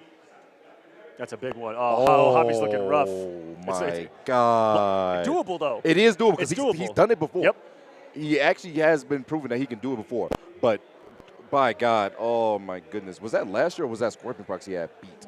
That's what I need to find out for Nicholas. I believe it was his brother, Scorpion Prox. Yeah, here. Scorpion Prox involved? Okay. Looking at notes here. Nicholas and Javi have not met this year. Whatsoever. Wonder if they met last year, though. Did they meet last year? Take a look. We have Nicolas. And let's got the MK Javier. They met at last year's Final Combat. And it was 3-0. 3-0 in Nicolas's favor. The last time that they met, just a year ago. In a different spot of North America. We were in Canada for last Final Combat. Yes. This year in the heart of Mexico City. And I got to say, I'm so happy for it because look at this crowd. It's amazing. Nothing but an army of people standing off to the side as well that you guys cannot see, and it has been loud in here. So loud. Oh, this set is really crazy, actually, by the way. Zeus and Rewind have never met, ever. I don't even know if they played each other casually either. Yeah. And, like, oh, man, this is actually going to be a crazy thing to think about. I don't even think they've ever met casually, like, at all. I don't know if they've ever played sets against each other. Rewind's what, 1-1 right now? Yeah, Rewind is 1-1 right now. Javier is 1-2? Well, 1-2, yes. What if Bot's right? What if I am? Tweety is 1-2 also, and Nicholas is 2-0. And Zeus at 1-1 currently. 1-1 right now? One and one yeah. currently. This is his third game. Both these players playing their third right now to see how it all unfolds. Y'all would not dare do this to me right now. Do you see the characters that's on the screen? I mean, we've seen it already. We've seen it already. But Connie and Kale gave us the Homelander off. Will we get it again? I've only seen Rewind break out the Homelander one time, and it was against Sonic in the grand finals of Combo Breaker because it had a little bit of anti-Cyrax bombness to it because of some instant flights to just get overneath those bombs from Homelander. But that is going to be the case here today in this battle. The milkman is here. Getting away with this. Whew, you can't keep getting away. No matter who wins, we're going to see this man drink some milk, baby. Oh, my God. Let's get into it. Rewind, Zeus. It has begun. Homelander's on the screen, paired up with Fair. If you guys haven't noticed, Fair is pretty popular. Why? Especially with this team, because when he goes airborne like that, guess what? Fair gets him increased normals, and that becomes a dangerous mind game when it comes to that air approach. Right now, Zeus is going to be all over it. Mid checks, goes for up block. Maybe too much right there, plus frames. Goes for the throw instead. Rewind, looking in trouble. Just get the difference between these guys. Blue is going to be Rewind. Red is going to be Zeus. And right now, Rewind going to be on a proud go for the side switch. Oh, yes, he is. Spends a little bar on that, too. But drops it. Stay patient, though. Doesn't get the shimmy. Rewind. Scores the mid. Rebar spent for Zeus. Mighty expensive. Goes for a whip punish. Not going to get it. Man grab. Next time, here comes the full conversion as well. Oh, got a little bit of drop there at the end. Still 239. This damage is all about positioning right now, and oh my goodness, resources in the favor of Rewind. This character selection looking strong, had so much money, why not spend it? Yeah, exactly right there. On top of that, when you use the armor move, that is unsafe, but you can call Pharaoh on his back to make it safe and put a decent mind game on top of that. Speaking of mind games, the throw coming in handy right there. Rewind looking good on the prowl. The double overhead coming in handy one again. Oh my God, this big launch, this big damage. Looking strong right now. Gets the hard. Ender as well, setting up a safe jump, and just eating the throw. Thought some more pressure was going to come. Rewind denying it. Gets a block and again with a command grab, and this is looking lights out here in game number one. Zeus needs a miracle. Zeus going to look for something huge right now, but luckily this character doesn't need meter in order to do really big damage in corner carry. You're not lying about it. One clean hit is all that's needed for Zeus, and he has Fatal Blow on his side, so he can activate some big damage if need be. Does he go for command grab full screen is the only question right now. Playing the pace of the game real nice and easy. Just flying. Oh, the low. The raw is slow, imaginable. And look at the health bar. 1045 out of 1050. The man got breathed on in that round, and that was it. Rewind. Up 1-0 in this battle. Both of these players at 1-1 right now. One going to the 1-2, the other to the 2-1, which means all 5 players are still in the 2-2 territory, no matter what, how this transpires. This is actually so crazy to think about. Rewind, forcing this man Zeus to switch to the Havoc with the Movado. The change immediately to the character select. Since I don't like that situation, I might have something for it with the Movado. Movado with Havoc is definitely a good pair to go against Homelander. Has to make some hard reads, but definitely doable. Plus range there, holding it was Rewind. That's a crazy conversion. Got the double down one. That's the MKX player in him right there, if I've ever seen it. Coming to Andy right there, scores him on the back. Just stay impatient right now, goes for the mid, denies him. Down poke immediately. Goes for the mine, guess what? Armor's up, but don't you land on it? Yo, Rewind, you're so smart. Using fair to increase your air touch as much as possible so you don't end on the line. You sacrificed the little girl for that. Kind of despicable, but hey, anything to win, I guess. That man took flight. Won't be the first time he sacrificed someone up in the air either. That poor plane, oh my God, goes for the overhead. The dome getting absolutely bonked on right there from the instant float of Homelander, and Rewind up convincingly right now around after the first game. Immediately into the dash grab. And because Fair is there, as long as you're in an airborne state, you can toss Fair onto your back and then do multiple different moves off of it. And Homelander is only airborne 90% of the time. Exactly. Homelander is pretty much in the airborne state. You get a man with a cape. The man wants to fly. He wants to move around, okay? He's a peacock, let him fly. Man, wants to do some things. Ooh, big hit edge right there. Yes, and if you guys watching, Rewind is on the left, and he is up 1-0 in this match. Oh, wait. Wait, what? Wait. No, Rewind doesn't play They said that they possibly switched here? There's no way I'm pretty sure Zeus is on the Havoc. I've seen the Havoc from him multiple times before. Yeah, Rewind doesn't play too much Havoc. Go for it. We'll figure that out. We'll figure it out. Oh, my God, command grab again. Oh, my God, lays up to the throw. Not going to be quite killed, but chip is a big issue. The neutral jump, but drops it. Butterfingers out here, a final combat for both. Rewind dropping it, but saved by the scramble. And it's a lock-in for Havoc right now, 2-0. For Rewind. I believe in favor of Rewind. Yeah, Rewind is going to be the Homelander. Zeus is going to be that Havoc. And his Rewind is currently up 2-0, but unfortunately dropping that combo, Zeus is going to be all over it, extending it.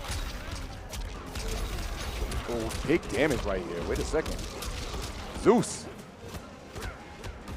Getting some pressure going right now. Homelander taking flight again. That's his armored move. Get out of the sky. And that's what that Movado pool's really good at in this matchup. A lot of people talk about that single-handedly kind of can change some matchups to stop him from flying. Wow! Set them full, set them flying. Speaking of flying. Okay, got the grab again. And here we go. Corner carry, coast to coast, east to west. Rewind's home. And who isn't comfortable playing in their home turf? Yeah. The Homelander for sure. Staggering over here. Trying to see if he can get a shimmy. Not going to happen quite yet. Gets the mid and commits to the diabolical dash. And should he not drop the combo, hard knock you about that life, it's going to be instant laser. And that is going to be Rewind now on set point to take down Zeus. 3-0. Not much to stop that. So many active frames coming on the laser, and gets the raw grab from downtown. He's got the mind to extend it. Here we go. Back to the corner. Here we go. Was knocked down yet again. Goes to sweep max range. Not going to work out too well. Oh, drop the combos, Rewind. But guess what? You met in airspace. You know this is my no-fly zone. Stop that. This is my fly zone. My airspace. Ooh, this over it again. This time Zeus able to avoid it. Big damage. Beating the man with his own arm. You know what? You really hate to see it. Takes your own arm off so you can just make sure you turn it into a bat.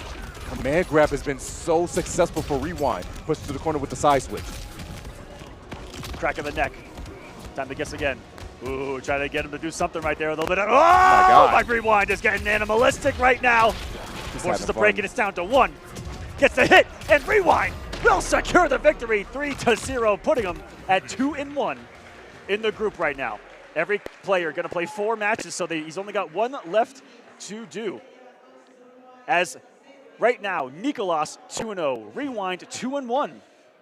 Javier, Zeus, and Tweety all at 1-2. That is so scary, man. That is so scary. Did Rewind play Nicolas yet? No. Oh. I believe that is Rewind's last match. My gosh. Should Rewind win it, I think he wins the group guaranteed. Yeah. But should Rewind, no way, he's going to make it out. Connie can still tie at 3-1. Should he lose that? This? Nicolas, you mean? Yeah, Nicolas. Who did I say? You could have Connie. It's okay. My bad. My bad, Connie. It's okay. Connie's already secure. I was looking right there. I was know looking what you right mean. at it. I got your back, man. I was looking at the top. I got right your there. back, man. Don't I know. worry. I appreciate that. Tento's always got my back. I appreciate that, man. All right. But yeah, Nicolas, so like I said, guys, everyone has to play each other at least once, so we're trying to keep track in our heads of what's going on here. So Nicolas and Rewind hasn't met. I don't think Nicolas played Hobby either. So those will be his, no. Yeah, those will be his last 2 matches. Because I don't think he played that either. I didn't remember seeing Nicolas versus Hobby, so that could be coming up next. But yeah, who is actually taking the stage right now? We'll get to it here in just a second, guys. But this Group C has definitely delivered on what we hoped it would so far. I'm so scared. It's so much back and forth. Like, who actually is on top right now? I'm trying to do math in my head because you guys, like I said, it goes down to don't do that. It's Hobby versus Nicolas. Okay, yeah. So, like we said, the game differential becomes a big factor in this if it all becomes 2-2. Should Hobby take this set right here, it's going to shake up so many things. It's not going to be for me anymore about this Yeah, group. it actually isn't. It's actually going to get quite serious. If Hobby takes this game right here, takes this set, it's actually going to make this whole entire group bite their nails because everything lies on what Tweety and Rewind does. Oh, my God. Oh, that is terrifying. If Tweety gets the thing about it is we are going to see an elimination point no matter what in between Tweety and Zeus. Yeah. So winner of that is going to potentially stay alive. Loser will be eliminated. But both these guys have enough games here to potentially do it unless... Is that John Cena? We're going back to last year's Final Combat.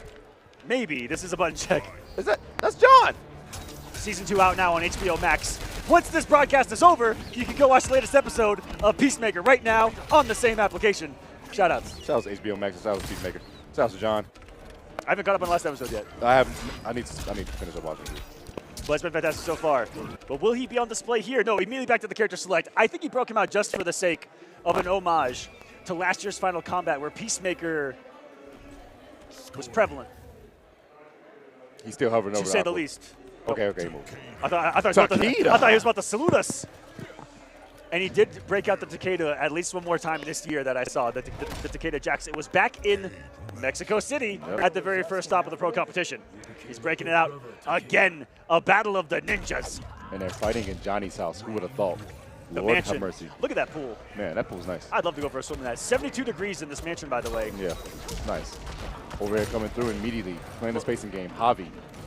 This is a tall order, but if Javi does this shakes up the entire bracket and keeps him alive. If Javi doesn't, he's going to be out. Is that a busted Cleopatra in the background? That dude's got money. Yeah, he really do. That he spent on useless things, and now he's broke. Now, look at the thermometer in the back. 72 degrees. Maximum comfort. Here we go. Nicolas, we've seen what Tekken. What the? Why? Because he held North. Oh, my. And 336 off of that, by the way. Who would have thought? Very, very rarely do you see the teleport of Takeda in such a unique situation. Knowledge is power in fighting games. To know a counter to a situation and Nicolas having it nearly on reaction staggers him to death. Not enough for the closeout. And Javier. I'm not even going to say it.